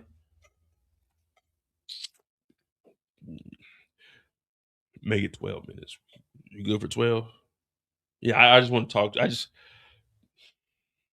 hold on. Yeah, I just want to talk to you for a second. Yeah. No. So you said in the VIP room when we go back there, well, I did just give you 2,000. So out that 2,000, let's just what I'm saying. I just put like extra 200 on top of that. You cool with that or? Oh, oh, come on! You trying to bust my balls here, man? Look, all right. This is what we can do. You got that 2,000. Um, I give you 500 on top of that, and then we just go back there and talk. No. Can't nobody hear us. Like I got the camera covered up, so they ain't gonna know. And I definitely don't want this to get back to my baby mama. No. Yeah. We okay. Cool. So we do 500 on top of that, and that'll cover the VIP too. Okay. So, well, I'm looking at the clock because I did say 14 at first, then 12. So we're probably down to like 8 now. So, what if I come back tomorrow? Like, will you be here during lunchtime? Yeah, because well, I don't know. Yeah. Okay, if you take a late lunch, let's say 11:30, because the last coalition meet we had is probably like 10:15 to probably about 10:45. So I could probably make it back this side of town. So what we'll do, instead of the whole 500, I'll do 200 now, and then we can do the other installment of 300 after, like tomorrow when I get here. No. Yeah. It's all good. My baby mama won't even know. She's at the house half the time. She ain't got no job. I think they fired her. I'm not for sure, but yeah. No. We're good. Yeah. Reserve the VIP room and put the name on there as Casper. Yeah, the white ghost. Yeah. Put my name as Casper on there. I don't want people to know I'm up in this motherfucker. Yeah. All right. Cool. I'm see you tomorrow. Hey, don't be bullshitting. I don't want to have to hunt my motherfucking money down. You must have not heard what happened to this motherfucker named Holly. Nah, I'm just bullshitting. Y'all just bullshit. I'm bullshit. I'm like, hey, girl, chill. I'm bullshit, man. I don't know no Holly, man. I don't know no Holly. That's a bullshit. But no. Oh, real talk. I'll be back tomorrow though. But just put the name down as Casper. Nah, you cool people. But hey, thank you for what you did tonight. You know what I mean? You really did hold it down. Oh, no. The room ain't for me. I'm sending somebody else over. I'm setting another nigga up. See, the whole time, everybody thought I was setting something up for Tommy. I'm trying to set somebody else up. I'm about to send the motherfucking diamond through. You see what I'm saying? Y'all thought I was setting it up for me. No, that's not what Tommy Egan does. I was setting it up for somebody else. I was setting it up for Diamond to fall into the trap. Yeah, they thought I was setting it up for Tommy. No. All right, so we dropped off 2 bands. I'm gonna say it's probably about 5. Tommy is generous when it comes to the women, so it's probably about 5 bands.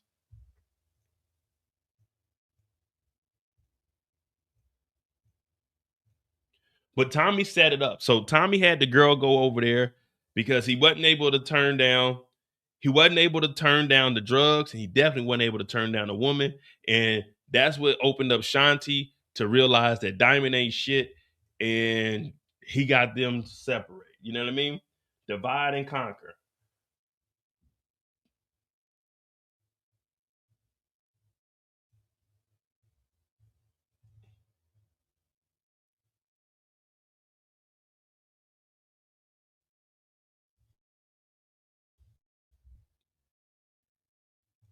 As long as you know me, Eric, I'm always gonna make it make sense, brother.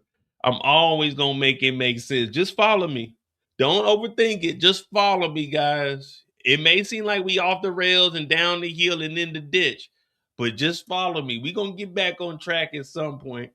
We're gonna get back on track at some point. It's gonna make sense. We talking about Tommy right now, and Tommy goes back to Shanti, and she's upset. So what does he get her to do? She starts to spill the beans. How the fuck did he do this to me? You know,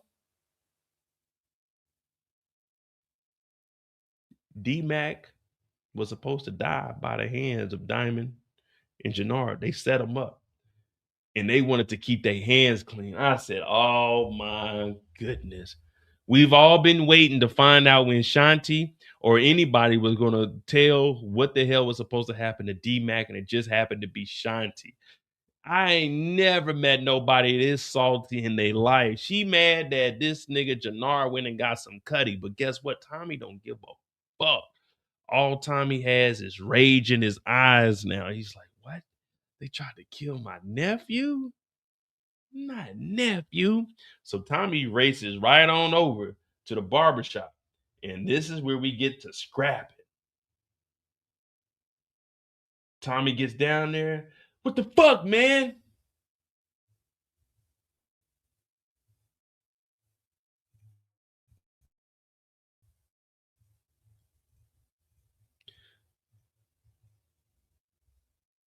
What up, Joshua? Thank you for that 499. Do I think Tommy and Diamond squash the beef and get back on the same page? So that's what I've been thinking. I definitely think that they'll eventually get to that point where Diamond is going to realize that Jenard is playing him. That's what it's going to take. He's going to realize because right now, what we're going into, Tommy's about to expose that Jenard is back on that shit. But remember, Diamond says, nah, he's clean. But that's when Tommy says,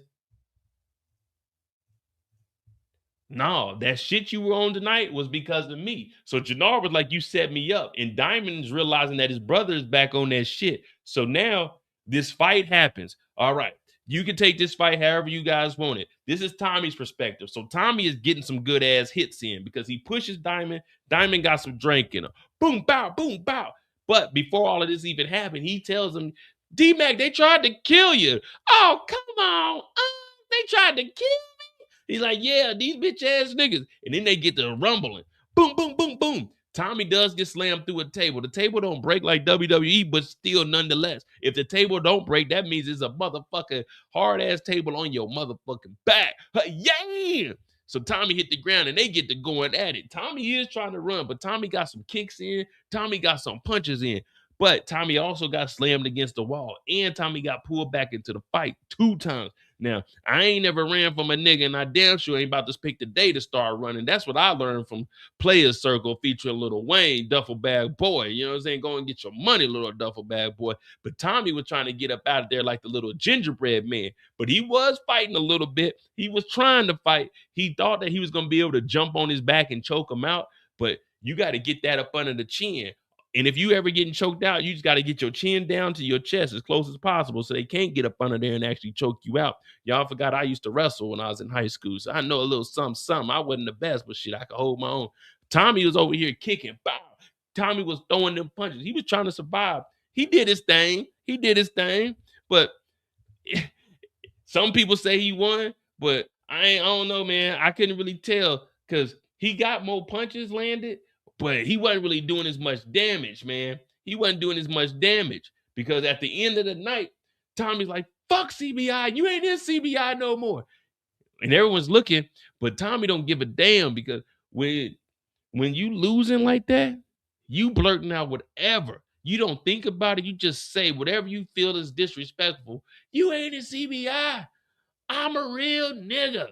My dick's bigger than yours. You saying whatever you can to try to piss them off and make your ego feel inflated because them bruises, oh, let me tell you, them bruises ain't no motherfucking joke. I got a bruise on my lower back, on the bottom right up under my birthmark that never went away when I got jumped that night, man. I'm telling you, they kicked the shit out of me. I'm glad I ain't get a motherfucking mark on my face when they kicked me in the head, but goddamn, it was going down in this basement. Boom, boom, boom, boom, boom. So right now, we're probably going to see if D-Mac and Marshall are going to change sides. But this fight went down, and shit, whoever you want to say won. But this is Tommy's story, and Tommy won this motherfucker. He was trying to run out of there and get that motherfucking gun because when Jenard and them was in there, you didn't know if they were going to jump you or not. You didn't know what was happening. You just knew that you needed to fight to survive. And guess what Tommy was thinking? Let me tell you something. Go home and get the gun. Go home. Run. Run. Tommy tried to get out of there a second time. Let me tell you something. Go home and get the gun. Go home. Run. Run. Because if they would have let them fight any longer, some of them going to sleep. For God! Tommy may not have made it out of here, man. I'm just going to be honest. Tommy was getting some punches in, but if they would have let this go on anymore, Let me tell you something. Go home and get the gun. Go home. Run. Run. Well, they let Tommy up out of here. He's no longer CBI anymore.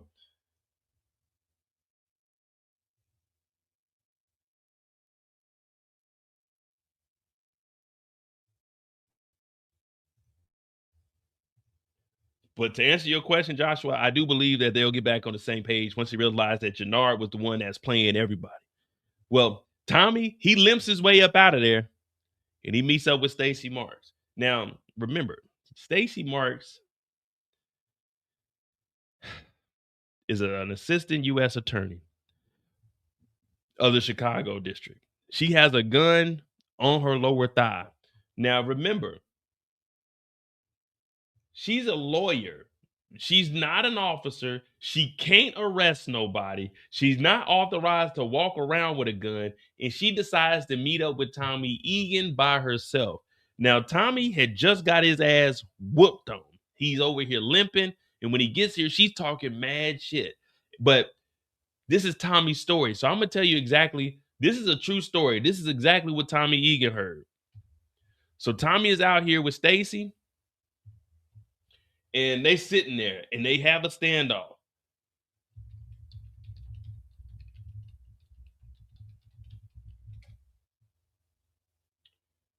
They got a face off.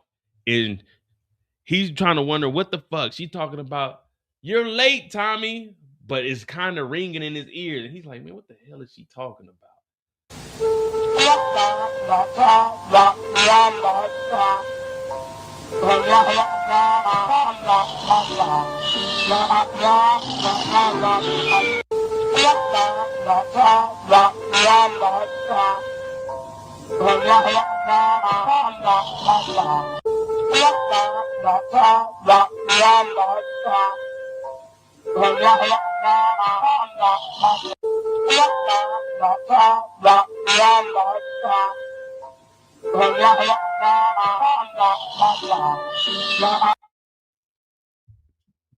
Tommy didn't understand a motherfucking word she was saying until, you're under arrest. And Tommy turned into Tommy. Bow! Bow!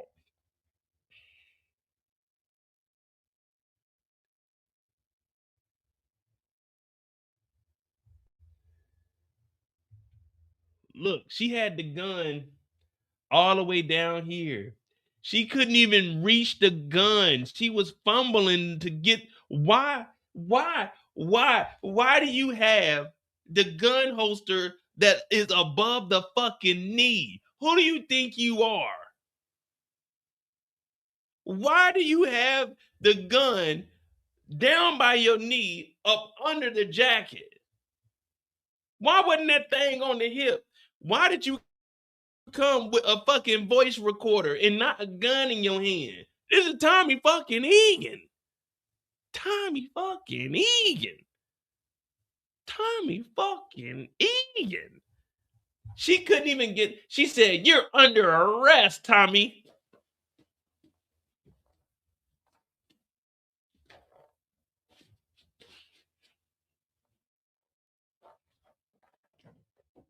And then caught one in the chest. All the times we seen her on a stakeout in the fucking van, that big ass vest on that was this high up off her shoulders. She ain't got no vest on, no nothing. She just out here butt booty naked, no backup. Just was crying to DeFranco, but we don't even know that part of the story. All we know is Tommy showed up. This motherfucker was limping. He said, you know what? I ain't losing another fight. And I don't blame Tommy for this. Because the first time you get whooped on, it's like, all right, cool. But I ain't letting that happen again. She said, you're under arrest. Tommy pulled that motherfucker out and just bow. Bow. Two of them.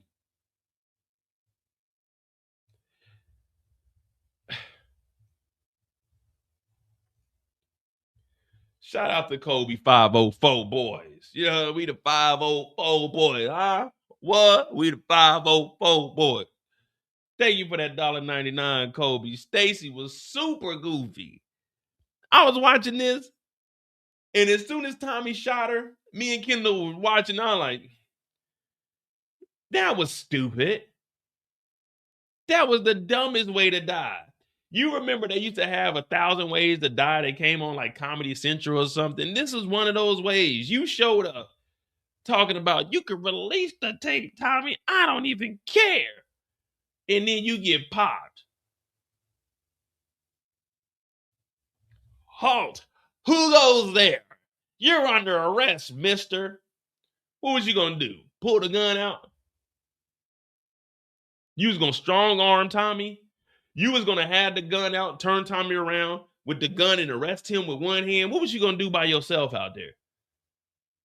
You thought Tommy was just going to turn around? Oh, shit, you got me, Copper. When this nigga's been dead for 4 seasons, this nigga's been dead since 2019. You think he's about to just turn around and give up after he done killed Claudia, after he done pulled up on you and gave you that money, after he's been beefing with Miguel and the Marquez cartel? You think Tommy's just about to, oh, fuck, you know what? You got me. You know, it was a good game of cat and mouse, but you finally caught me.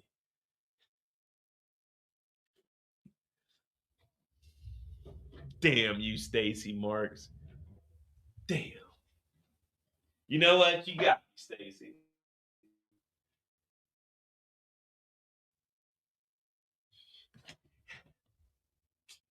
You stupid motherfucker. You got me. I knew this day would come, Stacy. I knew this day would. I knew you was gonna get me. I was just telling myself the other day, this bitch Stacy gonna get me one of these days, man. This motherfucker gonna get me, man. Alright, you got me. That's a good one. That's a good one. I still got 3 more episodes, but you got me early. You got me early. I ain't got no gun on me. You got me. You got me, Stacy. You got me. You got me. Yeah, you got me. Yeah, I'm not resisting. You got me. You got me. Yeah, you got me.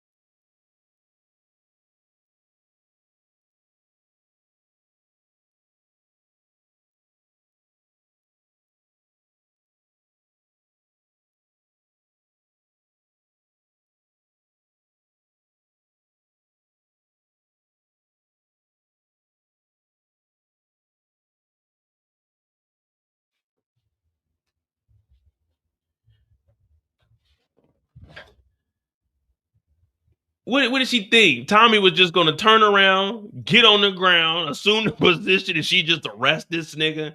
You just gonna take Tommy into jail. That's what you just came out here. You thought Tommy was about to just turn around, get on the ground, place his arms behind his back. You was gonna take this nigga to jail, and you was gonna get on the news and say, "Yeah, I took $1.5 million from Tommy Egan.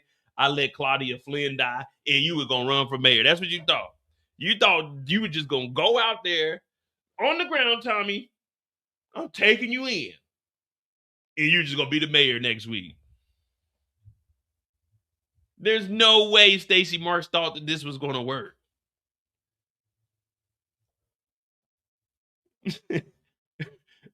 All right, Tommy, I'm bringing you in, mister. Man, Tommy don't give a fuck about that. Hit that like button, hit that subscribe button. That's Tommy's story. He done took Stacey Marks out the motherfucking game, man. He done took Stacey Marks out the game.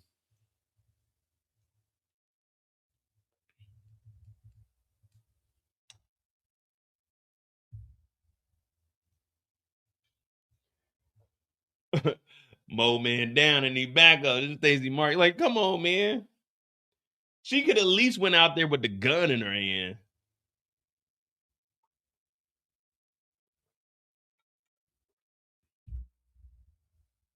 I don't know what she wanted. I think she wanted to die to save her rep. Man, fuck that.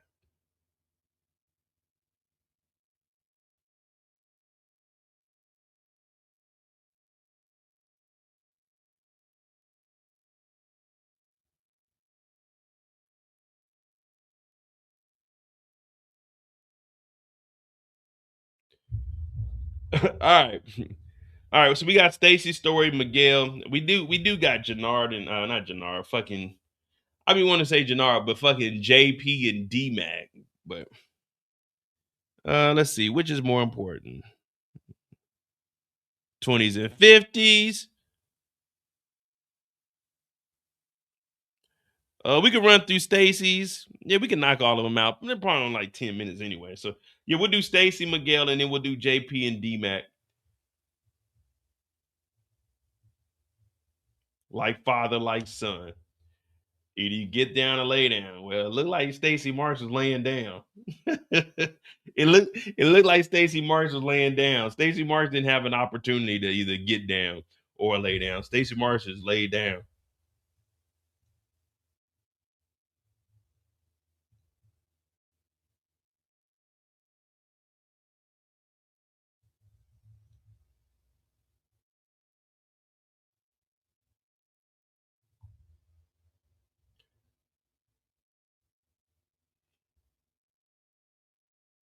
All right. We got Stacey Marks. Knock that out.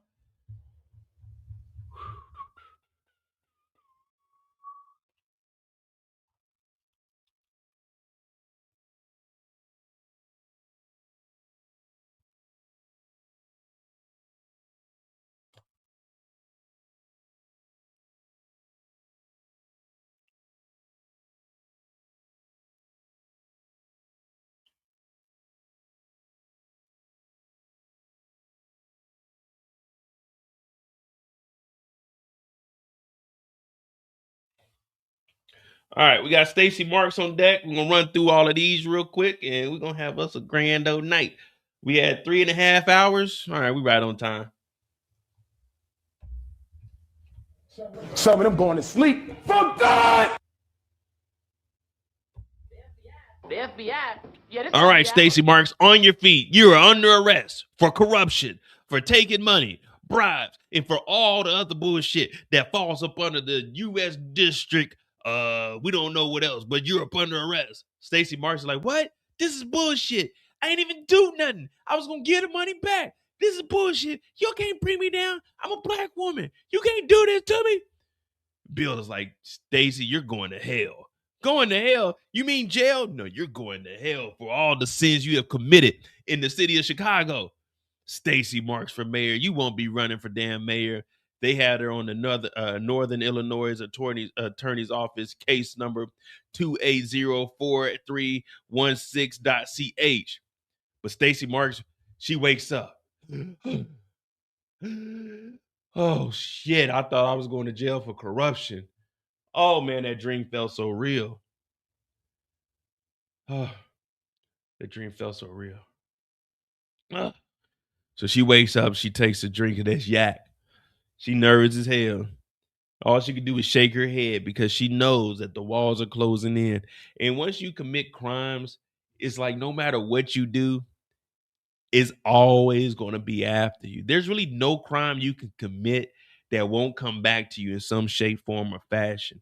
You may not get in trouble for it, but there's always a chance that it comes back on you. Stacy Marks knows that this corruption is very, very serious because it only takes one leak for all of this to change. It only takes one leak for this to ruin your whole life. And Stacy Marks is realizing that her reality might become a jaility. Yeah, Patrice. Do you know who I am? We know exactly who you are. You're Stacy Marks and you're going to jail. Do you know who I am? Yeah, we clearly said your name when we came in here to arrest you. We know who you are. Your face is on the board. That's why they showed this. We know who you are, Stacy. We work for you. We know exactly who you are. So she takes that drink and she's like, fuck, this shit getting scary. Now, when you're on that campaign trail, you got to move a little differently. You can't be on the same old bullshit. You can't be on the same old two-step. Well, she's out there, and it's the same old story. Oh, it's the same old song. So, Stacy, how do you feel that you'll be better fit to serve the city of Chicago? Well, that's a good question you have there. I think taking Chicago to another level is my main priority. Eliminating the crime and making sure that the city is affordable to live in. Now, I'm also talking about giving the garbage men raises to clean up the streets of Chicago and making sure that all the kids have activities for after school. And if these plans can be implemented and working directly with the CPD, then I think Chicago shall thrive for the near future from 2026 and beyond. Everybody's like, okay, Stacy, that ain't that bad. Your polling numbers were kind of down, but you're doing your thing to recover. Stacy Marks is just reassuring everybody, listen, I hold myself to a higher standard than anybody else. I'm not just some, how can I say this without being disrespectful? I'm not just some bitch that's out here running for mayor. I'm trying to be the head bitch. I'm not no little bit. I'm trying to be the HBIC of Chicago. See, the C in HBIC is head bit in Chicago. You know what I mean? I'm trying to be that. I'm trying to make sure that the city is safe. So everybody's looking. This guy right here, he's going for it. This guy right here, he's going for it. This man has been in the community for over 40 years. Started off as a community activist. Then he got into motherfucking becoming a journalist. And right now he supports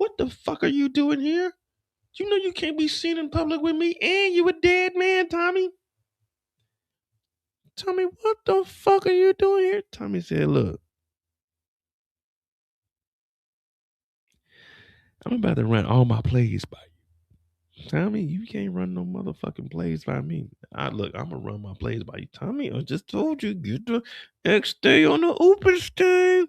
X stay on the open stay. Tommy, you can't be here talking to me, not in public, Tommy. This isn't a good look. Tommy's like, yeah, well, I'm gonna bring all my cases to you, and you gonna solve those cases.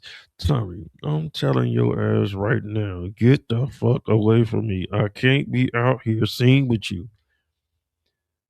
Tommy's like, well, fuck it. Tommy loud too. Tommy ain't even whispering. Tommy out here like, yeah, I'm gonna run all these cases by you. So if anybody come after me, you gotta handle it. Tommy, I'm telling you right now, I can't do shit for you in public, Tommy. Get the fuck away. Tommy, like, well, you my number one employee, so here's $100. Pay for your meal. Tommy, get the fuck away from me. Stacy, nervous as hell. She can't be seen out here. Now, if anybody, well, no one knows who Tommy is, and I mean, he does have the leather jacket on, so it's kind of like you can look him like, hey, who is this guy? But no one knows who Tommy is because he's dead, and he's been dead for 5 years, 6 years at this point. Well, in this, technically 5 years because it's 24. But she's trying to get him the fuck out of here. She's already thinking of an exit strategy to get from up under Tommy's thumb, but Tommy just keep fucking with her. So back in the office, damn Bill goes in there like, hey man, what's going on, man? Where you get that anonymous tip from? Yeah, Tommy was in there yelling, you my number one employee. I'm running all cases through you. Like, Tommy, shut the fuck up. So Bill's in here because at this point we see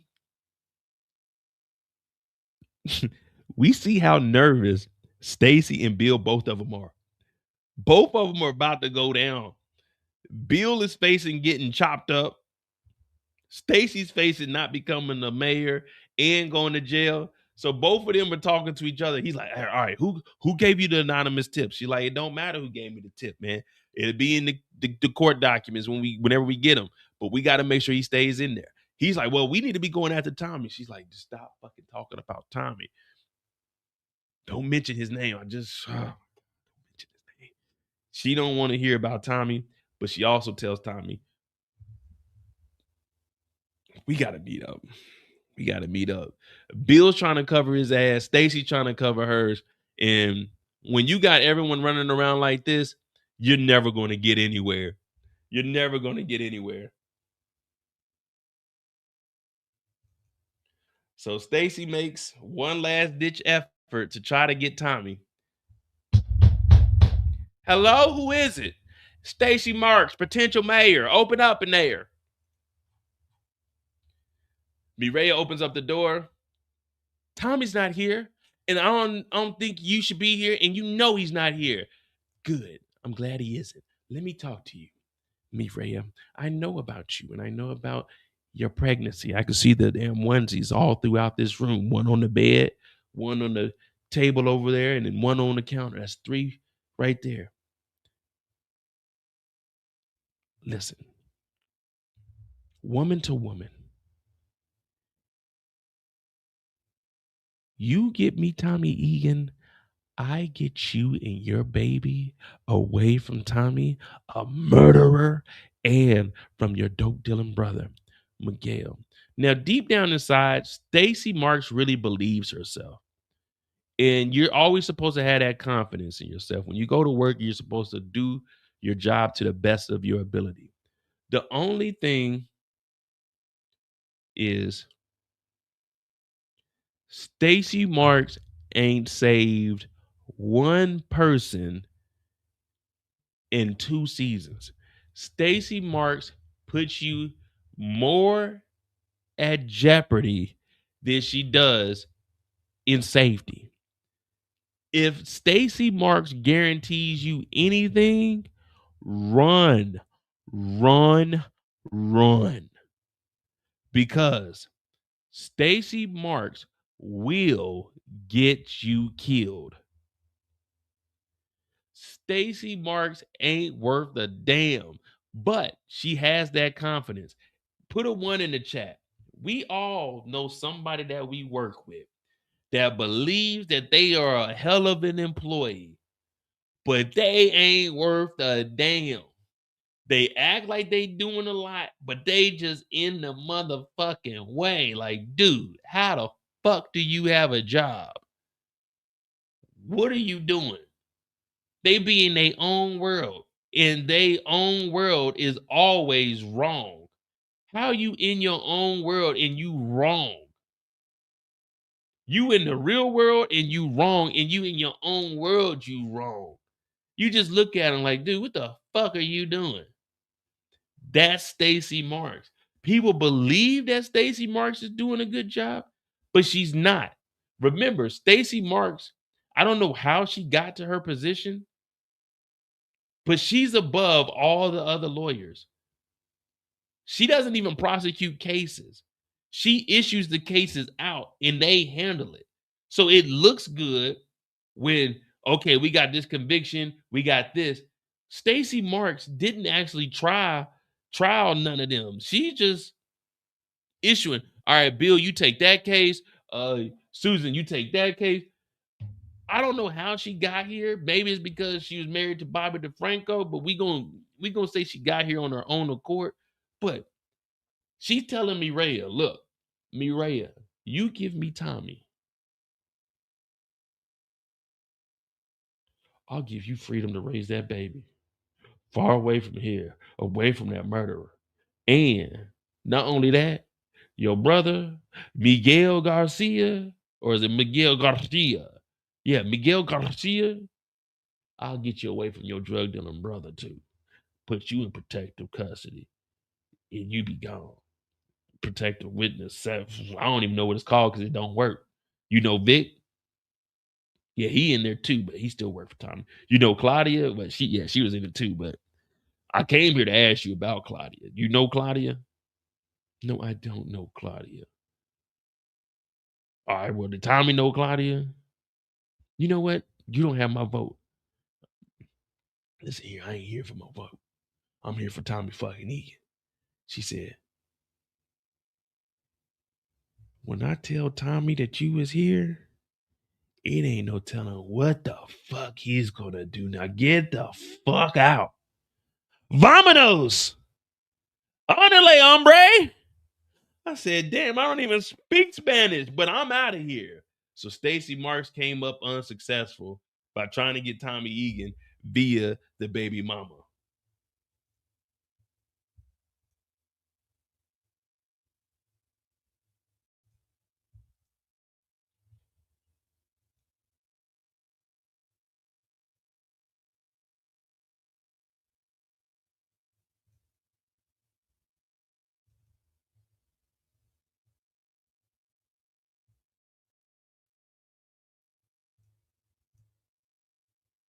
And then, well, the last time we see Stacy, oh my mama, Tommy, you don't even know me. Release the tapes. Release the Kraken. It ain't got shit on Stacy Marks. You are under arrest, motherfucker. Tommy like, what? What are you talking about? Oh, don't you, what am I talking about me, Tommy Egan? You're going to fucking jail. I don't care. I might not ever be the mayor, but you ain't about to fucking play me, motherfucker. You're under arrest. We're like, damn, Stacy Marks is about to arrest Tommy Egan, something that's never been done. Go, Stacy. Go, Stacy. Go, go, go, Stacy. You're under arrest, Tommy. Put your hands on your head, motherfucker. That's it. I'm getting my gun, Tommy. Bow. Bow. Oh, Lord.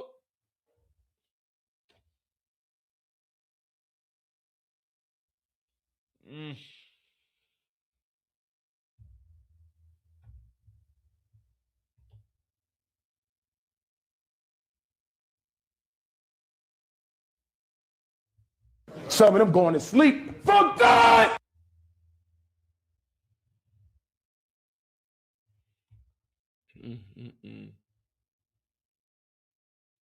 One too many motherfuckers. Stacy said, "You're under arrest, motherfucker. Put your hands on your head." Couldn't even get the gun out. Couldn't even get the gun out and got popped. Are you okay? Look at her. Look right here. Look at this. Look at this fumble, man. She couldn't even get the gun out the holster, bruh.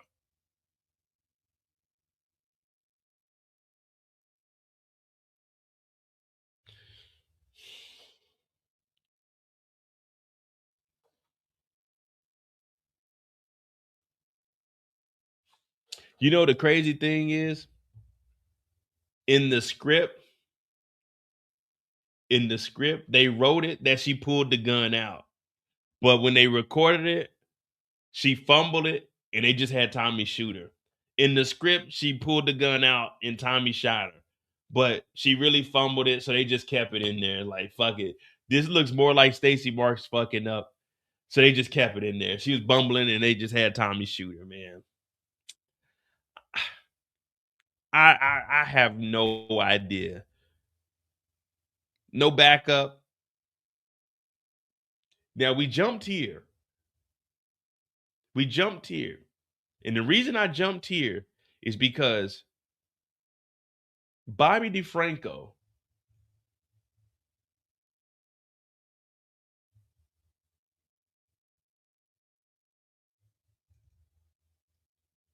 he knew.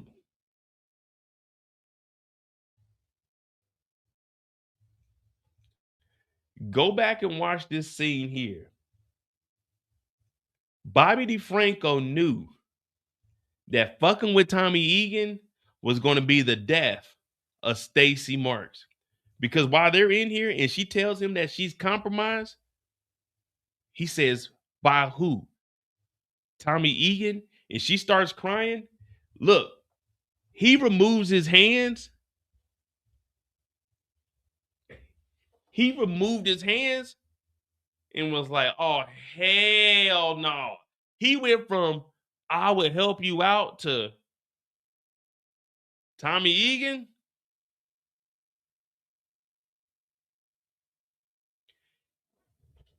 Even he knew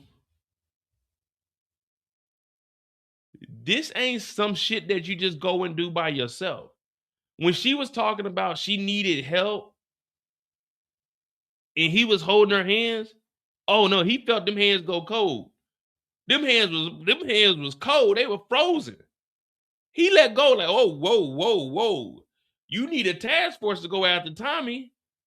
That's when he was like, he started scratching his head like, wait, you want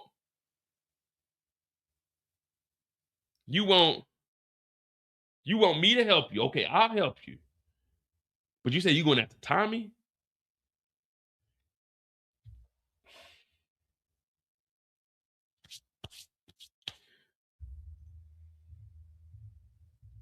He walked to that door, looked over his shoulder. That motherfucker walked out and closed that shit. That motherfucker left. He did not care. She crying. That nigga Bobby closed that door and didn't look back. That nigga said, shit, when they kill that bitch, I'm getting the house. I'm getting the house and I'm getting her car because the divorce ain't finalized either. Oh, I'm getting the car and I'm going to the bank and saying that it's a hardship. I'm going to have them take that motherfucking lease. I mean, not the lease, but the goddamn loan that we got. I'm going to tell them to go ahead and pay that off. Oh, yeah. Bobby DeFranco, he was like, shit. Yeah, okay. Yeah, okay. And that there's Stacy Mark's story. She did end up getting popped, but I wanted to show her getting popped. It did showing Bobby DeFranco knowing, like, man, I'm not fucking with that. Bobby DeFranco is doing exactly what I was saying when we first were talking about Ray. Ray was just a girlfriend of Vic. Stacy Marks is married to Bobby DeFranco, and even he was like, I'm not risking my life to go at Tommy Egan. He said, I'm not risking my life to go at Tommy Egan. Nah, he didn't console her at all. He condoned her. Hey, I condone you for going after Tommy. That's what he said. Tommy Egan? Oh, no. He said, no, I'm not fucking with that. He said, you on your own, baby girl. I love you, but you on your own. Sent her ass out there to meet her demise. She ain't have a chance.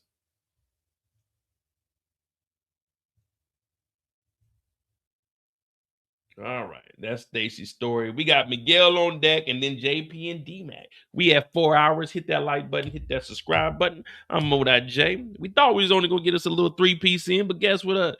We standing. We still standing.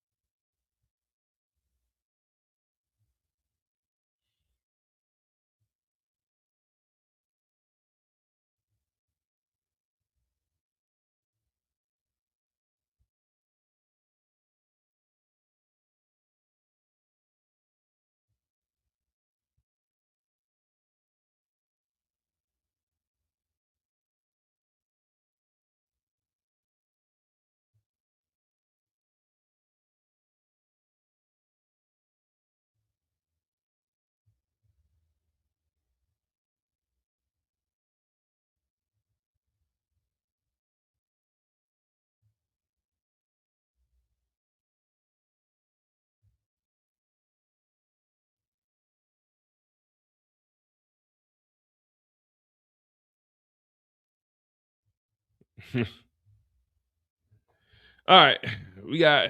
Give me a second. Give me a second.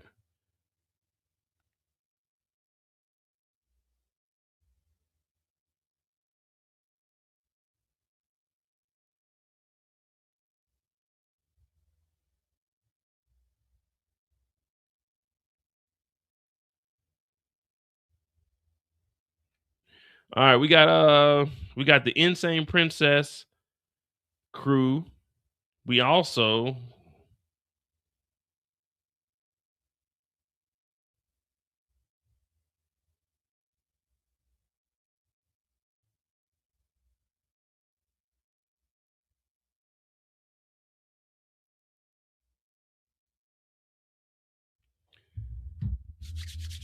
hey, everybody can't see the director's cut. Now, everybody can't see the director's cut, Kendall.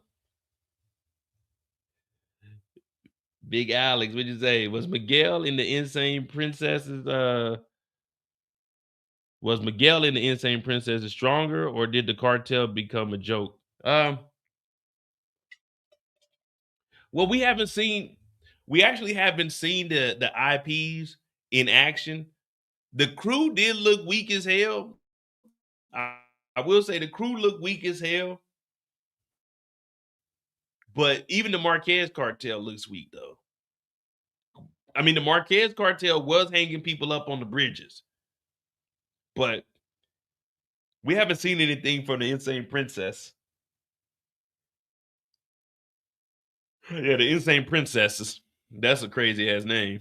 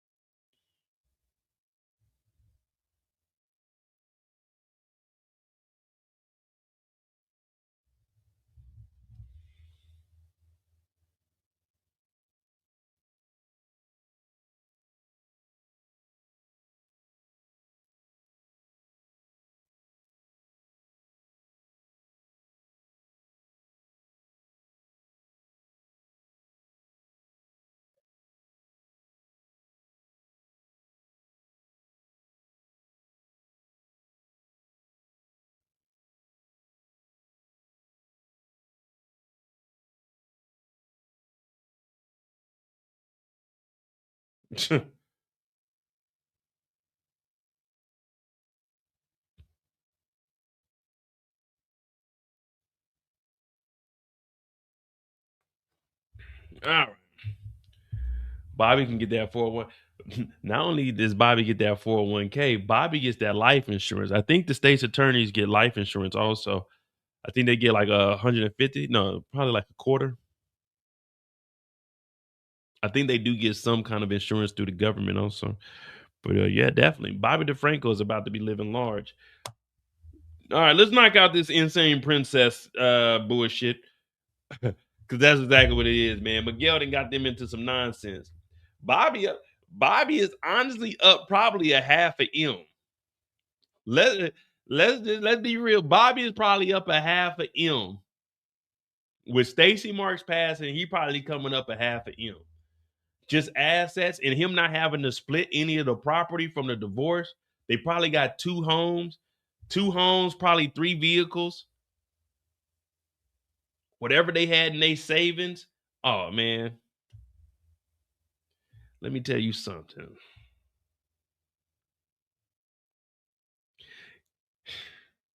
Whatever crib we living in, I'm selling the crib. Straight getting rid of it, cashing out. Then what I'm gonna do is invest into a smaller home. Let's say we lived in a 5-bedroom house. They in Chicago. I don't know if Chicago got basements. They in a 5-bedroom house with a finished basement. I'm gonna go ahead and downgrade that down to a 4-bedroom with a decent sized basement. You know, take the property after I sell that, probably try to keep 70, 80,000 off the top of that. And then what I'm gonna do is take the equity out of the house that I just bought, and now boom, I'm probably about to get me a fourplex, some tenants in that motherfucker, had that thing generating some money, you know what I mean? And then after 2 years, take the equity out of that, and then boom, cop me another one, you know what I mean? And right now, I'm up a M within 2 years, you know what I mean? I'm up an M within 2 years just off of my network. Now I'm really in the game. Now I'm going to the bank and I'm showing them that I got this much generating, you know what I'm saying? I got 8 doors, you know what I mean? I got 8 doors generating this much. Boom, boom, boom. This is what I'm projected within the next 3 or 4 years. And now I'm taking out an M. Now with this M, I'm going to try to give me some commercial property. And then I'm going to start selling it and renting it out. But you got to make sure you get in the right neighborhood. And now after that, so within 10 years of that, let's just say 250,000. I done flip that 250 into about roughly about a $10 million enterprise. You know what I mean? I'm out here like that. But you just need that big money. I know everybody say, "Oh, it's so easy you can do it," but when you working it like that, if you got a large quantity of money, then yeah, you could definitely jump the game and jump into it, or you could slow play it. Like I got 2 properties. My brother just got a townhome. He's trying to get me one, so I'm trying to get me like 2 more doors. But he keeps saying, "Man, you know, if you just wait and just get you a 4-plex built," but I'm like, man, I ain't really got that much time. But I mean, I do got time because I got at least 45 summers left. You know what I mean? Now, I'm not counting his pockets. I'm just saying it's a possibility. You know what I mean? That's a what if. You know what I mean? It's not a guarantee. It's a what if. You know what I mean? It's a what if. You know, it's just a what if. Like I'm in Germany, but back at home, I might generate somewhere around 45. Well, after I take care, let's just say about 5,000 a month, just off like the couple of shit that I have. But yeah, it's just a little slow play. You know what I mean? Just a little slow play. But if you give me 250, I'm gonna jump out there. I'm gonna try to get that up going real quick. You know what I'm saying? You give me 250, I'm gonna try to get me an 8-plex or a mini apartment. You know what I'm saying? Try to give me 8 doors. You know what I mean? Get a little 8-plex, boom, boom, get that thing started. Probably renovate 4, have 4 in there. You know what I mean? Hopefully, it already got tenants in there. That's the best thing you can do when you're getting properties. Make sure, try to get ones that already got tenants in it. So all you gotta do is like little renovations on the outside, and while they living in there, you boom, boom, you collecting that money and it's just rolling in. But you can just sit on it a little bit, just fix whatever needs to be fixed. But let's get back to it. This is Miguel's story coming up next. Now, those are just theories. It don't mean it's gonna work. It don't mean it's gonna work. Cause you know, everybody always say, man, you give me $1 million, man, I'll flip it. No, you won't. You give me $1 million, man. Man, you don't even know what You're not gonna flip $1 million. You can't even flip $1,000. You talking about you gonna flip $1 million? You ain't gonna do nothing but blow that million. You ain't gonna do nothing but blow that million. I always say if I win the lottery, I don't care anything over $1 million. Well, anything over $5 million. Anything over $5 million, I'm taking the annual payments. I don't need $5 million. I don't need $5 million at one time. I'm taking the annual payments, so I know for the next 29 years, I got a set amount of money coming in. You know what I mean? That's how I look at it, man.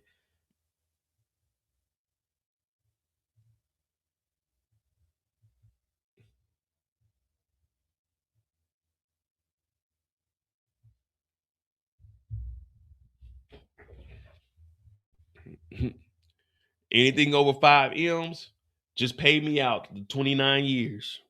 Pay me out the 29 years. You'll get a little lump sum up front. You'll definitely make more money off of the lottery if you take the payments. But I know everybody always say, "Oh man, what if you ain't here? What if you don't make it to that 29 years? What if you don't make it to the next day to get the lump sum? Who cares?" But yeah, me personally, if I win the lottery and it's like over $5 million, just pay me yearly. I just want my money yearly. On average, it'll be about what 165, like 170,000 a year. If I can't manage 170,000 a year, you're definitely not going to be able to manage 5 million in a year. And then you're going to get hit with so much tax anyway. So you might as well just take the payments and just live a regular life. All right, we got Miguel. We about to get back on the clock. And the reason we're talking about that money, yeah, it did have something to do with Bobby DeFranco, but it also ties into broke ass Miguel. If you guys don't know, Miguel is broke as shit. Miguel got $500,000 from Tommy to bail somebody out. Like Miguel is whack. Miguel is living a terrible life. Miguel had us fooled. Miguel made us believe that he was really like that.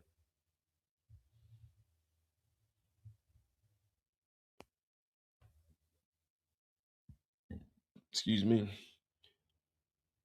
Said I'm gonna flip it, take it as one payment. That money can be worth less when paid over time. It could. It could, in theory. But, however, you'll get more money over a period of time, though. Because let's just say if it's $10 million after taxes on your lump sum, you're taking $4 million home. Now, if you take the payments, that $10 million, you're going to get at least $8 million out of that 10 over 30 years. You see what I'm saying? So you're still going to get more money because you're going to be taxed less. So over a period of time, that money, I know for the next 29 years, I'm going to have money. You make a couple bad investments, your money's gone. I know if I go broke this year, I'm back up next year. And if I go broke next year, I'm back up next year. And if I go broke next year, I'm back up the next year. I'm never going to be down for the next 30 years. Never be down. And if I am down, guess what? All I got to do is make it to the end of the year. And by that time, if shit's getting too crazy, I'm moving to Thailand. My money always going to be long over there. All right. We got Miguel on deck. Miguel is broke as hell, so we need to make that very clear. Now, I don't know if we want to even do it from Miguel's perspective, but fuck it. We here.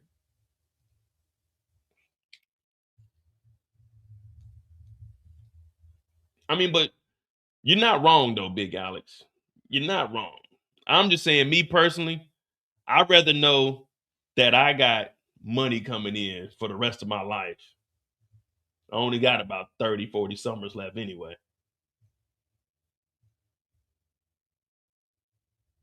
All right. All right. Oh, Miguel. The first time we see Miguel, y'all already know what time it is. Come on, y'all. Put your hands together. Act like y'all been here before. Act like y'all been here before.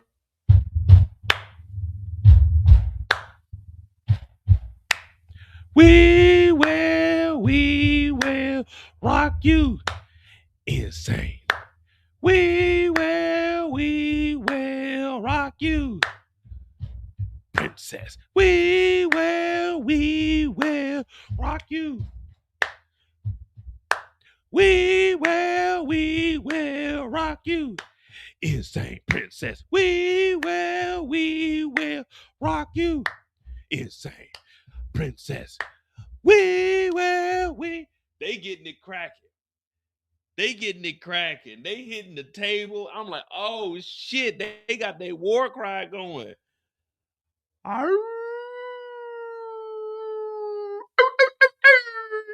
Insane princess. Ski. A ski. Insane. A princess. A ski. I'm like, oh shit. The insane princess, they going crazy. Insane princess. Insane princess. Now they got a full crew of 1, 2, 3, 4, 5, 6, 7, 8, 9, 10, 11, 12, 13, 14, 15, 16. This cartel got 16 people in it. This cartel got 16 people in it. We got 2 amigas in the group. And they got plastic wrap over the table. But basically, Miguel is like, all right, listen up, everyone. We need to be on our P's and Q's, eh? Fucking the Marquez cartel's fucking with us, and we need to make sure that they don't come on our territory. We need to make sure that we are strapped up at all times, eh? We need to make sure that they know that they can't fuck with us. They can't fuck with us. Say it with me. They can't fuck with us. One more time now. They can't fuck with us. 2 more times now. They can't fuck with us. Let me hear you say, they can't fuck with us. They can't fuck with us. I need everyone to have guns. I need everyone prepared because the motherfucking insane princesses are about to go insane in the membrane on these motherfuckers. Miguel ain't playing with them. We laying shit down, and if Ortega has a problem with me, tell him to send the flower to me in person. None of that texting bullshit. Send me the purple flower in person so I can hold it, so I can have an understanding. But one thing about the IPs, we gonna crack motherfucking skulls. Ain't that right, Cruz? Si, senor. So Cruz is fresh out of jail. He just happy. So this dude like, what makes you so sure, Hefe? He said, shoot him first then, motherfucker. If you see him, shoot him. That's how I'm sure, nigga. Shoot them niggas. If they see you, they shooting. If you see them, you shooting. You shoot before they shoot, nigga. That's how I'm for sure, nigga. I'm standing on business, nigga. Don't question El Jefe.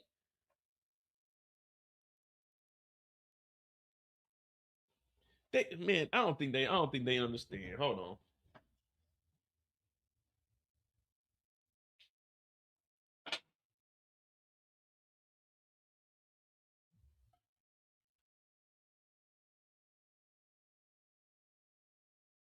Me back in the day. Read that. To the chairman of the Bio E4 Mafia, aka Don Julio de Jesus El Jefe. That's what they used to call me. Don Julio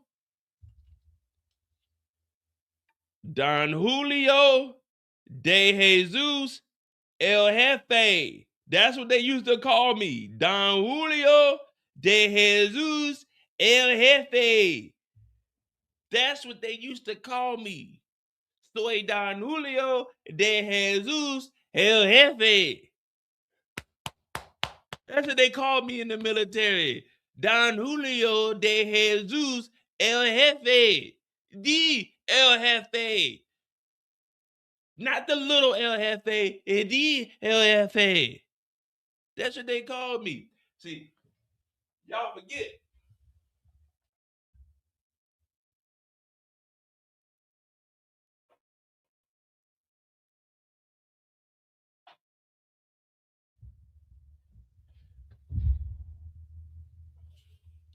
They be forgetting I was a part of the cartel at one point. Don Julio de Jesus El Jefe is what they called me. That's what they called me. I didn't make that up. That's what they called me. So when I see Miguel imitating me, I'm like, Miguel, I don't know, man. You might not be capable of going at it with the Marquez cartel. I might need to take over the Insane Princesses. Yeah. The El Jefe. Yeah, you got to put the in front of L. You know what I'm saying? Even though L is but the El Jefe.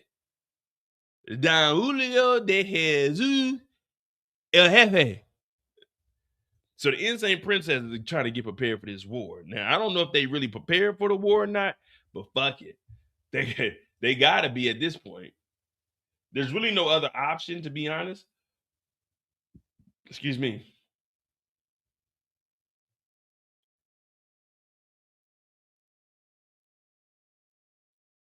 Now, I'm trying to see, because there's only really one more.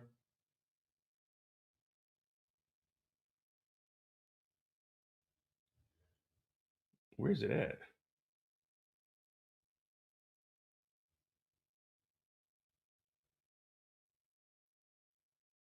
Well, me and my essays, we always at least 30 deep. Then there's one more.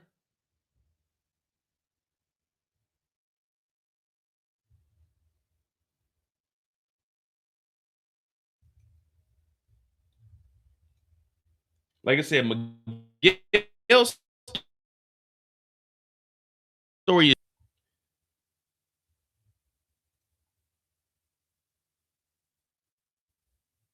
I'm trying to see because I can't.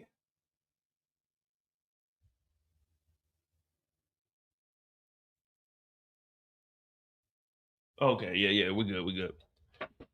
So after Miguel just told the whole crew, we need to be on our P's and Q's. We need to be prepared at all times. In case shit gets ugly, we need to be ready to ride or die. Now, I hate the terminology of ride or die because I ain't trying to die.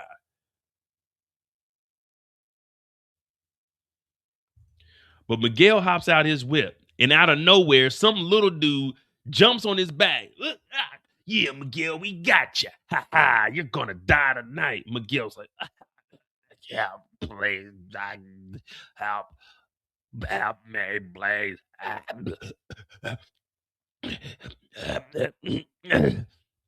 And out of nowhere, we see him lift him up off the ground.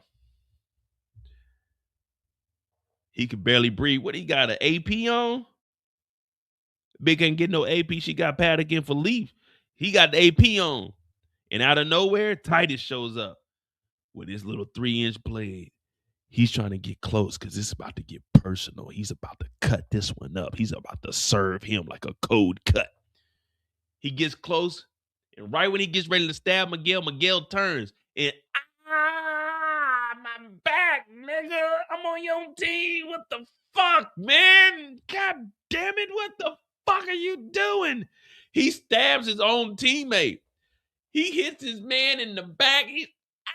Oh, shit, motherfucker. What the fuck were you thinking with that small ass knife? Shoot this. Oh, my God. I can't feel my feet, nigga. I got that feet cold as a bed. Oh, shit, nigga. I think I'm paralyzed, nigga. What the fuck? Why the fuck would you try to stab this nigga with this little bitty ass knife? You stupid motherfucker, man. Oh, shit. I'm starting to cough up blood. What the fuck? So he stabbed his partner, and then he runs. I didn't even know Miguel had on these all black Air Forces. We should have known. If we would have seen them all black Air Forces, we would have had a different tune about what the fuck Miguel got going on. But Miguel picks up the knife. Hey, come back here. Hey, you come back, we'll kill you, motherfucker. Titus takes off running. Because Rachel wants to know what that $5. Thank you for that $5. She want to know, shouldn't the crew be about 50 people deep? Yeah, they should. So you won't be getting jumped like this. Why is El Jefe walking around by himself? This dude's like, oh, man, this nigga that left me. He on the ground. He on the ground, stabbed up. He trying to sit up. He looking up. That motherfucker.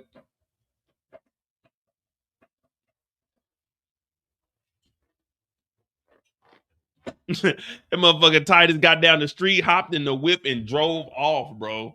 I've never seen anybody just dip off like that. I'm like, dude, you didn't even stick around to help. This was your hit.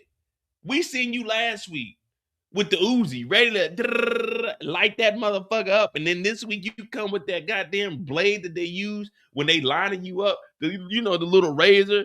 Fellas know what I'm talking about. They get that little blade out. You put a new blade on. That's what he showed up with. What you gonna do with that, man? Besides make me mad.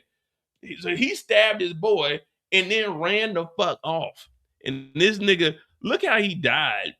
That knee's all backwards and shit. His hand and locked up.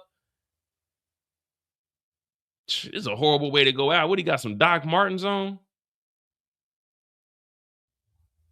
Dude ran down the street, man.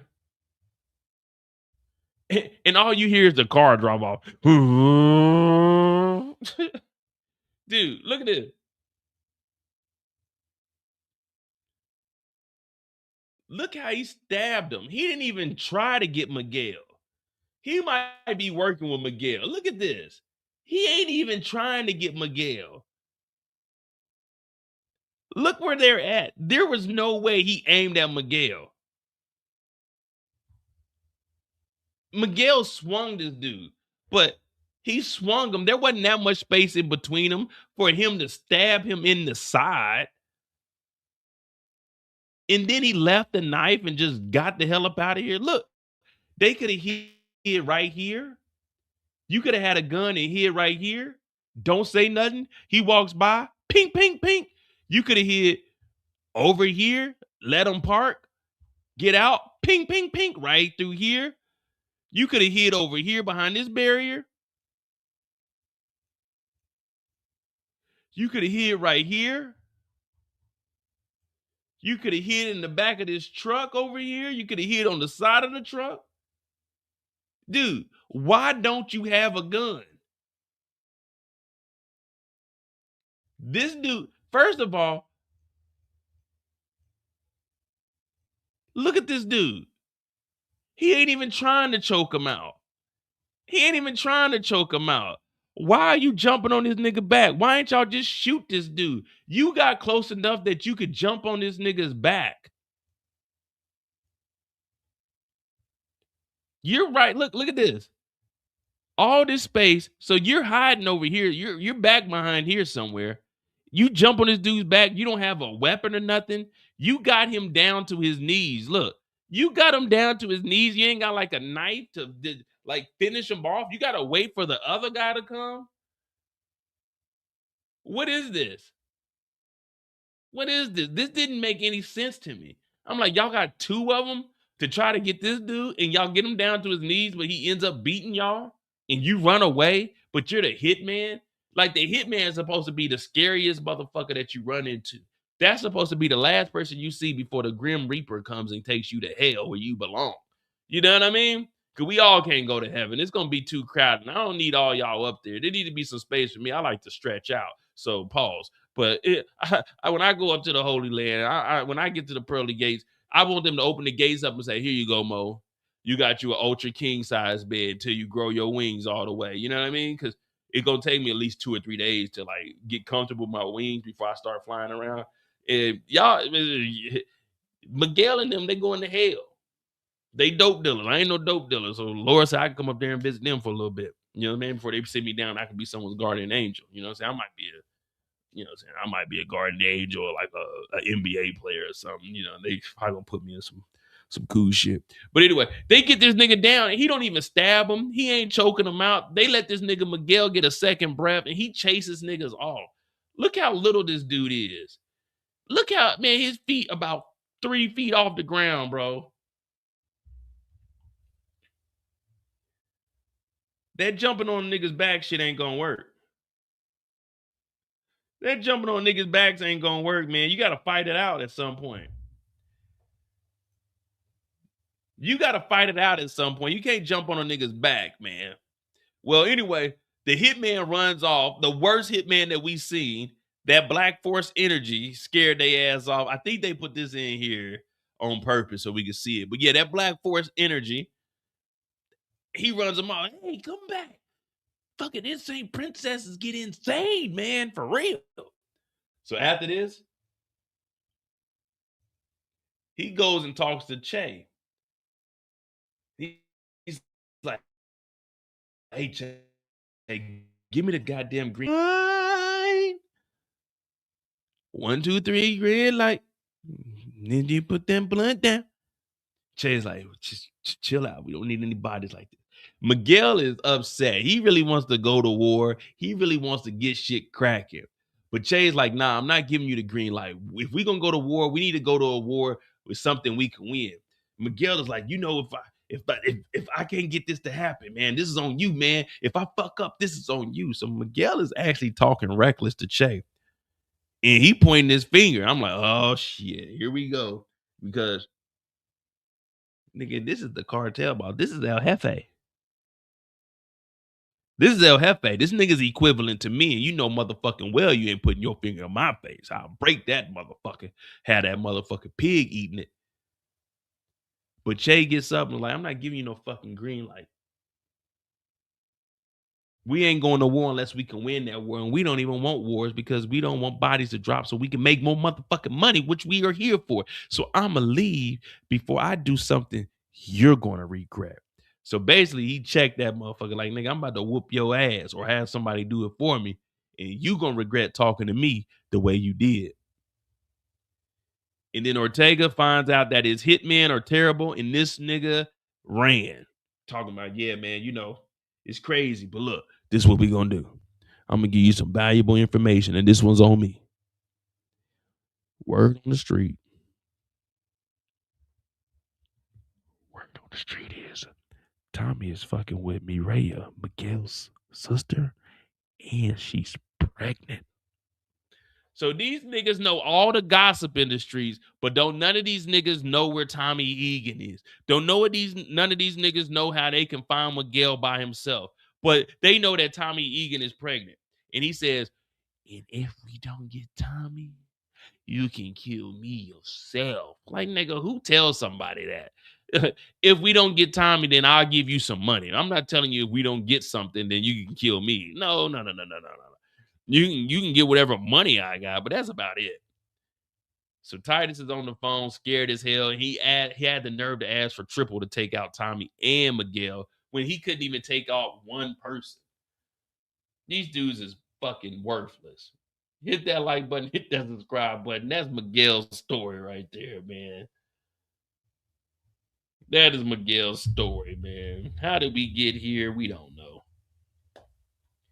We don't know.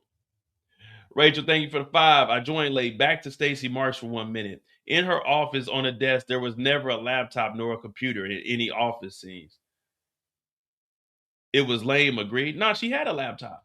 No, she got a laptop. Come on, Rachel. She got a laptop. You got to give her some credit. She got a laptop. She got a laptop, guys. How much y'all want to bet? How much y'all want to bet Stacy Marks got a laptop? She got a laptop, Rachel. How much y'all want to bet Stacy Marks got a laptop? Or does she? Wait. No, she got a laptop.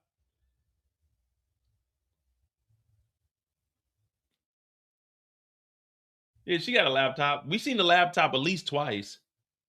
For sure, we seen the laptop at least twice. Yeah, I know for sure we seen the laptop twice.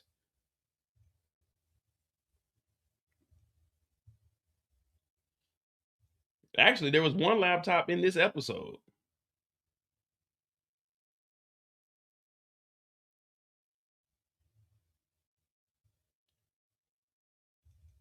I'm pretty sure.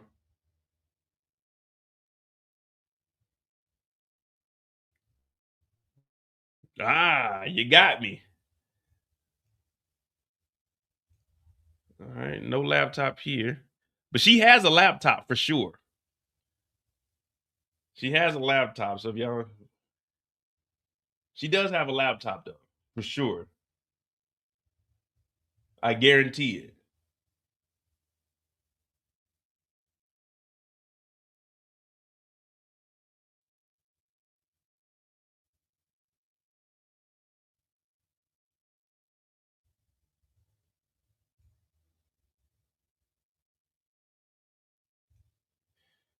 I bet you $10. Go back to the last scene. There isn't one on the desk in last week and this week on her desk.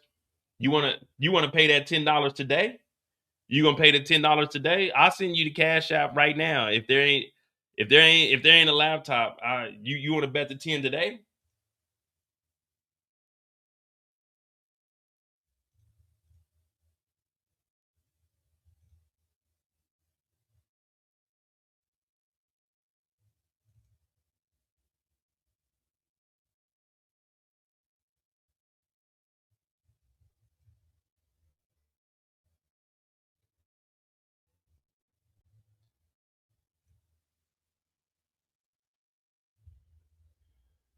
If you want, you can let me know. All right. Send me my 10, please.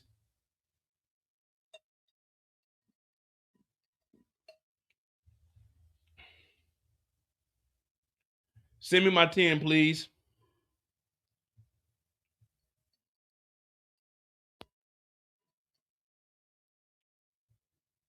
Go ahead.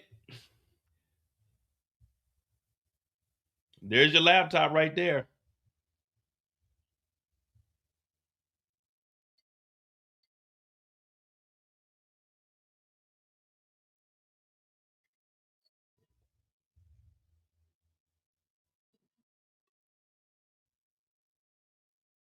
In the very first scene, too. The very first scene, laptop right there. The very first scene when she woke up from the dream. Thank you, Rachel. Here it is. I was wrong. I told you. And if you go back to episode 2 or episode 3, when she first started running for the mayor, she had the laptop on her desk because she was looking at it and it showed her mayor campaign on there.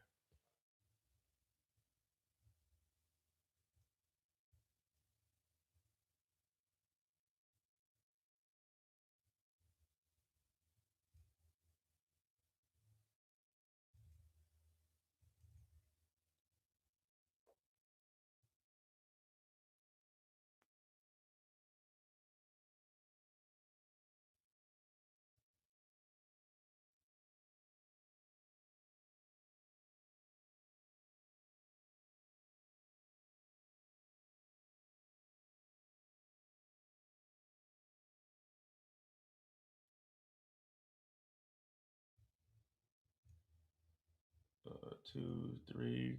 Last week there wasn't one. Give me a second. I'll look. I mean, we got JP. I'm up, so we good. We good.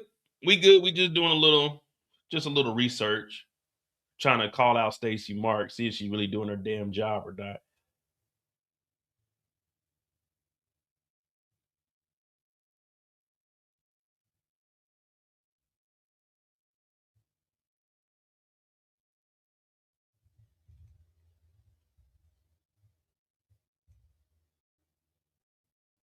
Episode 3.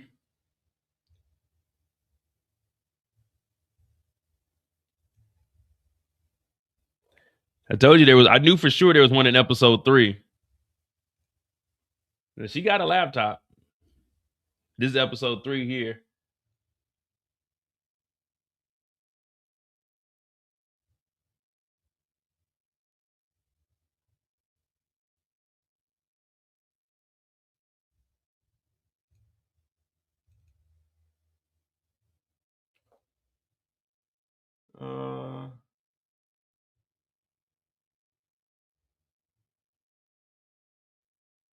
See, now you got me interested in looking at all of these now. I just remember she had the laptop because she was looking at the mayor campaign on her desk.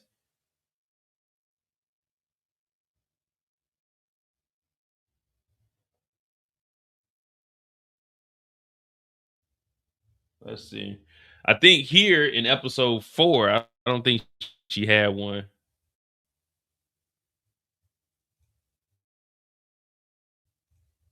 Nope, there you go, episode 4.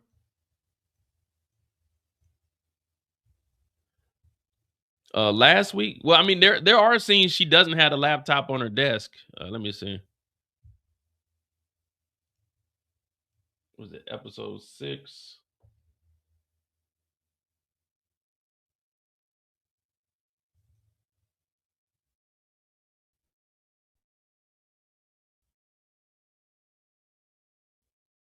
Episode 6. She got the laptop. Sure. Look, there go Claudia, and then there go the laptop right there. So she did have a laptop. It just wasn't open.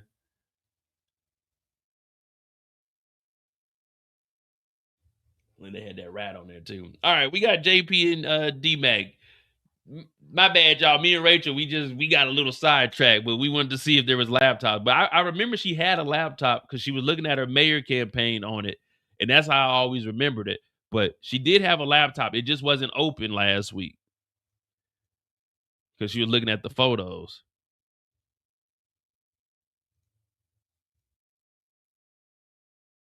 I didn't notice it last week, to be honest, until you told us to go back and look. I just knew this episode there was one because I knew it was a Microsoft Surface.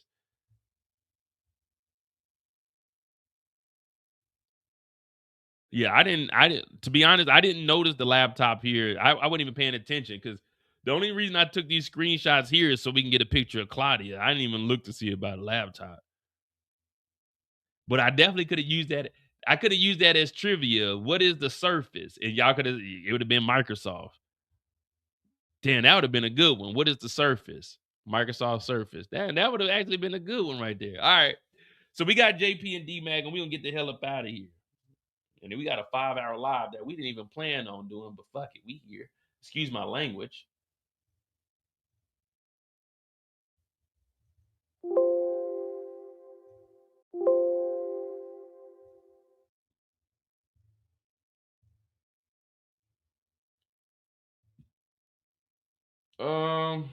Oh shit, I can't even.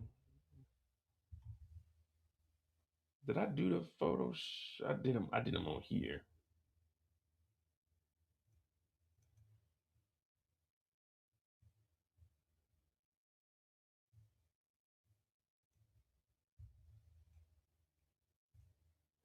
No problem, no problem. All right, so we're gonna finish this up.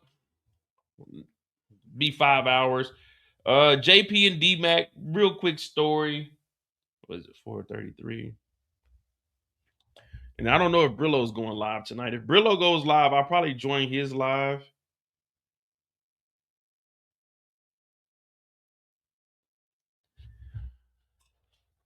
We'll see where it goes from there. All right, hit that like button, hit that subscribe button. It's our last story, man, and we'll get the heck up out of here.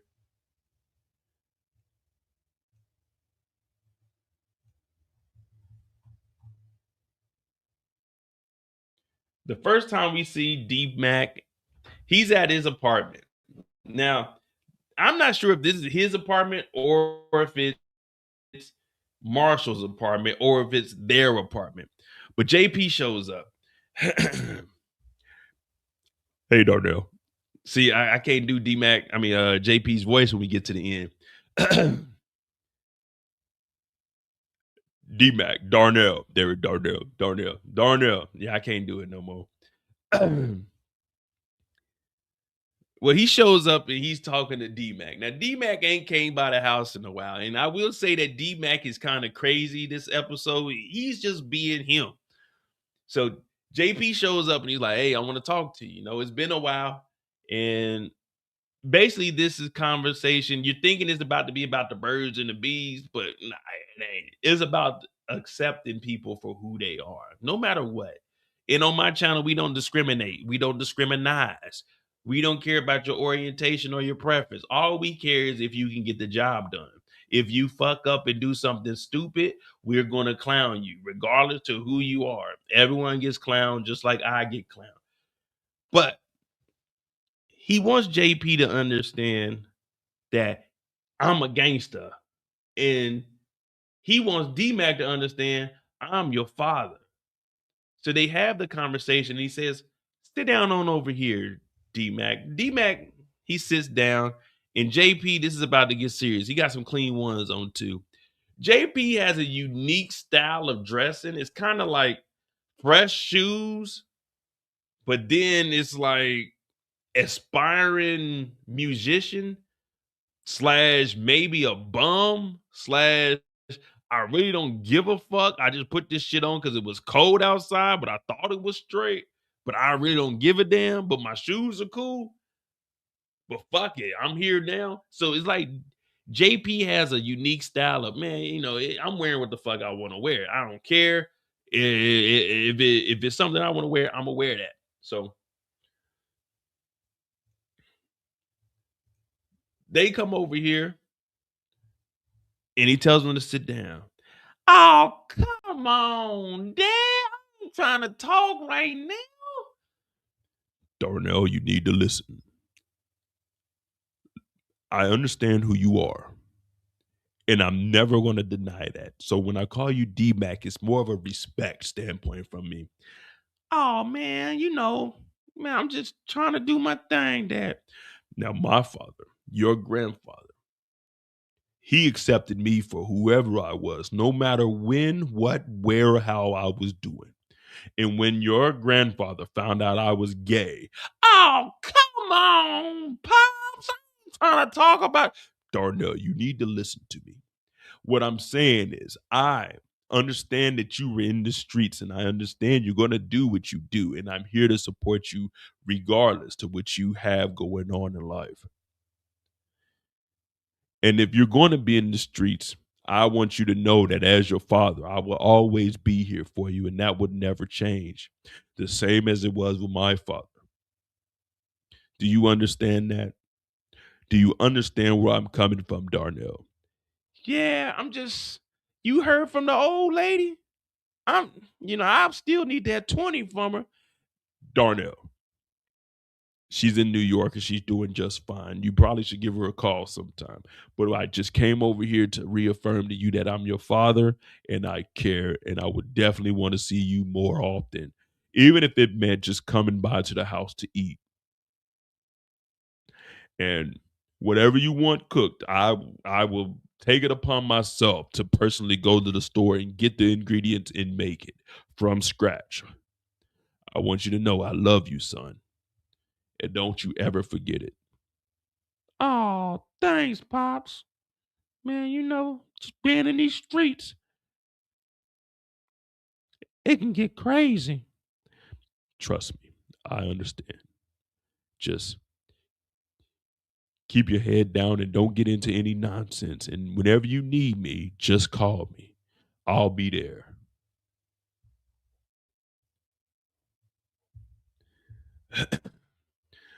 My voice, I did too much. We got to do JP's voice earlier, or I have to go too deep and pause and talk like Mufasa.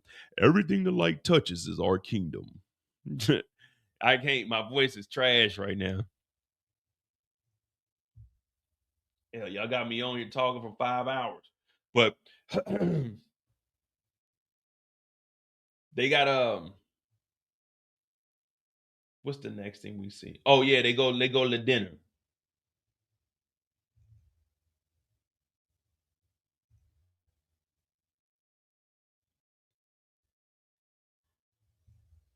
So they have dinner, and D-Mac shows up. D-Mac shows up. He got Genesis with him, his girl, and hey, man, you know how it is, family dinner. It's family dinner, y'all. So they over there chowing down. It looked like they got baked potatoes. Well, it looked like, I don't know, is it baked? Some baked potatoes, some asparagus, some macaroni and cheese. All right. What's their protein though? What they got? A steak or something? What they got? A meatloaf? But anyway, they sitting there and they eating, and JP's just happy that his son is there. How was everything tasting? Oh, Pops, it's good. This is this just something you just do it together. Yeah, I tend to do a lot of cooking on my own now, But whenever you two feel like you want to eat, just come on by and eat. Yeah, you come on over whenever you want, Genesis. Hey, Genesis, you want to know something cool about my pops? Yeah, what is it, T-Mac? Hey, my pops, he gay. Like, he gay? Hey, this is what you decide to say? You said you want to know something cool about my pops? He's gay? I'm looking at D-Mac. I'm like, wait a minute. What? You want to know something cool about my pops? What? What is it? My pops is gay. That nigga Darnell.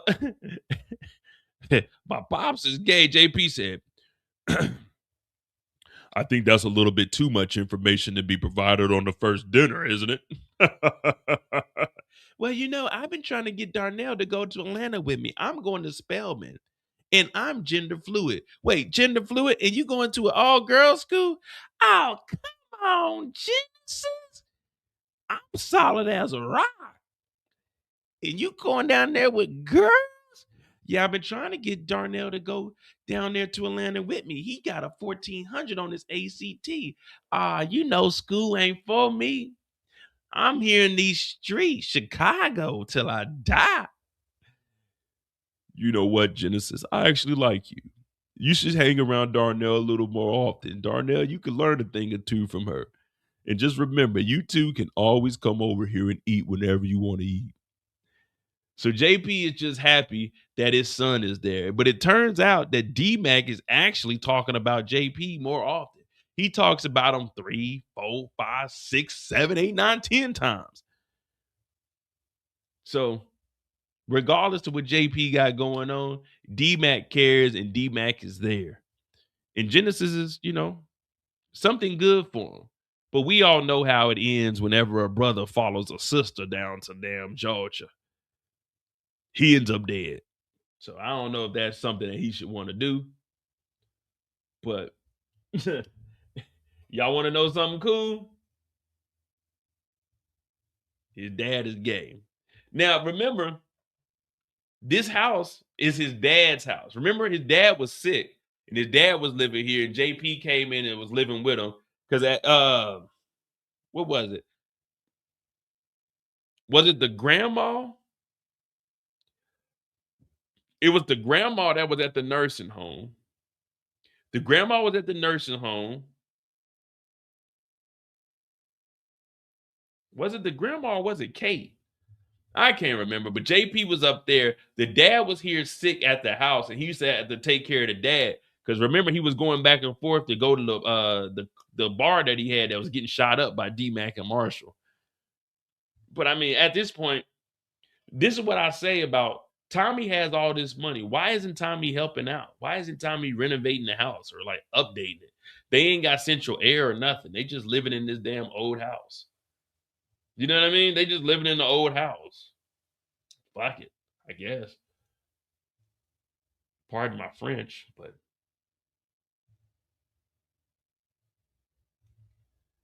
and then from there, we see Kate. She's in New York.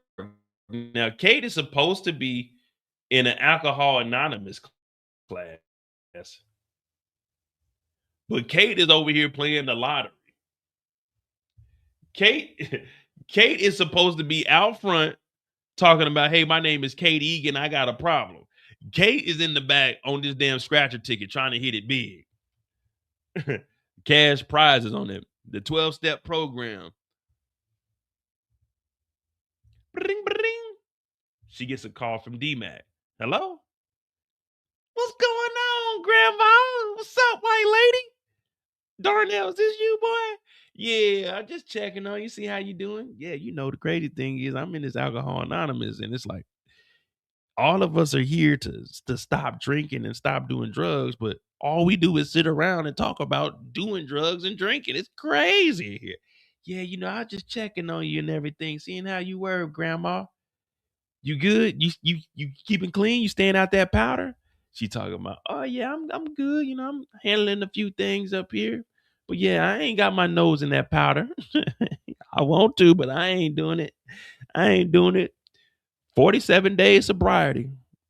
So they basically just talking back and forth. But now we finally see Kate Egan. We know at some point Tommy has to go to New York, unless they don't even show it. And they just, I mean, I'm fine with that if they don't show it and they just say that Tommy went up there and then we piece together what happened in Ghost, because we necessarily don't need them to go up there or show him going up there. So I'm fine with at the end of an episode, they come back the next one and it's like a week later or something.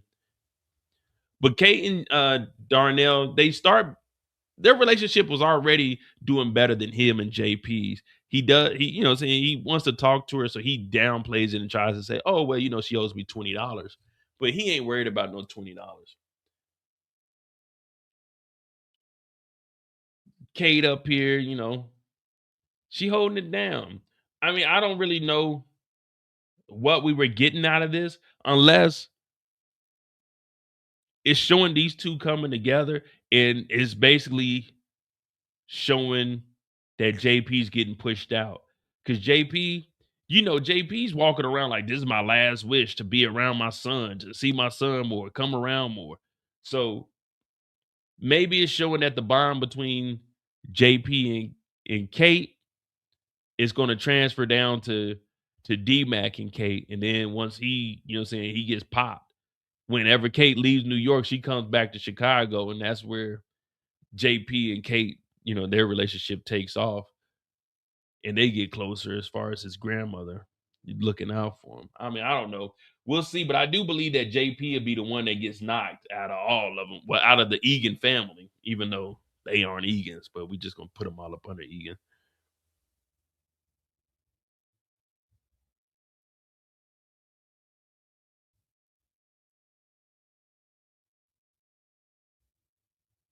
And that there is the D-Mac JP story. Now, it wasn't much, but I guess it's just showing that they're getting closer.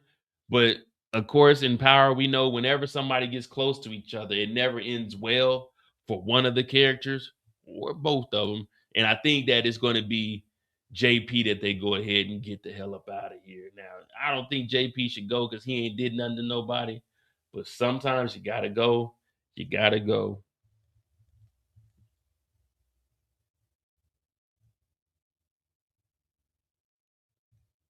All right. There we go.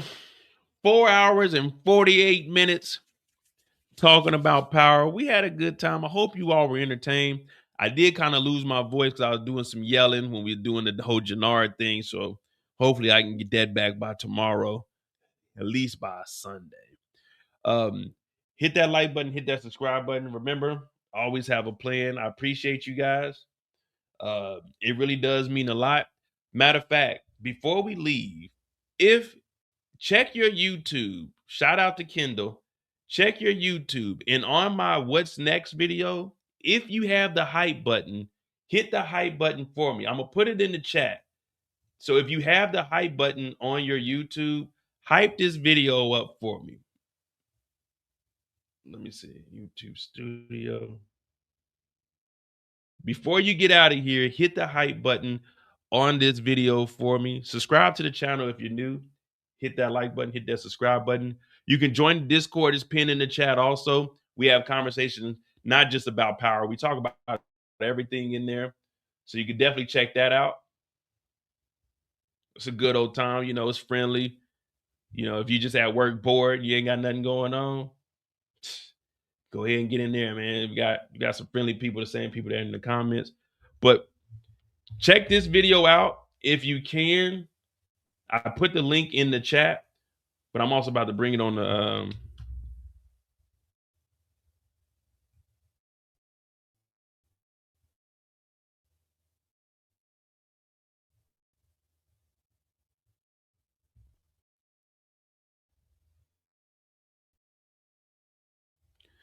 see, I don't know if it's on the phone that you can see it, but there should be a hype button. And hit the hype button for this What's Next video for me, please. That definitely helps a lot. Hit the like button. But What's Next videos, hit the hype button on those for me, please. That definitely gets my channel out there in the algorithm. And that's what we're trying to do. You will let you hype 3 videos. The Mo You Know channel doesn't have it. The only hype button I have is on my main channel. But if you can, hit the link, go to that video for me, and on the same line like the subscribe is, when you go across to the right, it should be a hype button. Hit the hype button on that video for me, please. I appreciate you guys. Thanks for watching. I'm gonna see if Brillo is doing a live. If he is, I'll probably be on his channel. And I might do like an hour over there. So I probably have 6 hours total tonight just covering power. I'm trying to get back in the algorithm again. We'll have a first reaction. Kendall and I was watching it on the website, so I'll put it out more. Next week we'll have a watch party on my website, and then we'll also do a first reaction right after since I'm off. Hit that like button, hit that subscribe button, join the Discord if you want to support the channel. Cash App's pinned in the chat also. I'm Mo.J. This is On the Clock, episode 7. Power Book 4, Raising Canaan. Wait a minute, this ain't Raising Canaan. This is Power Book 4 Force. Raising Canaan come back next year.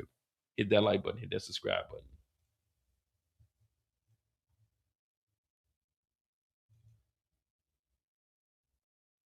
Thanks, all I see. Thanks, all I see for the hype button. Thank you, thank you. Y'all hit that hype and get the heck up out of here, man. Y'all go enjoy y'all evenings.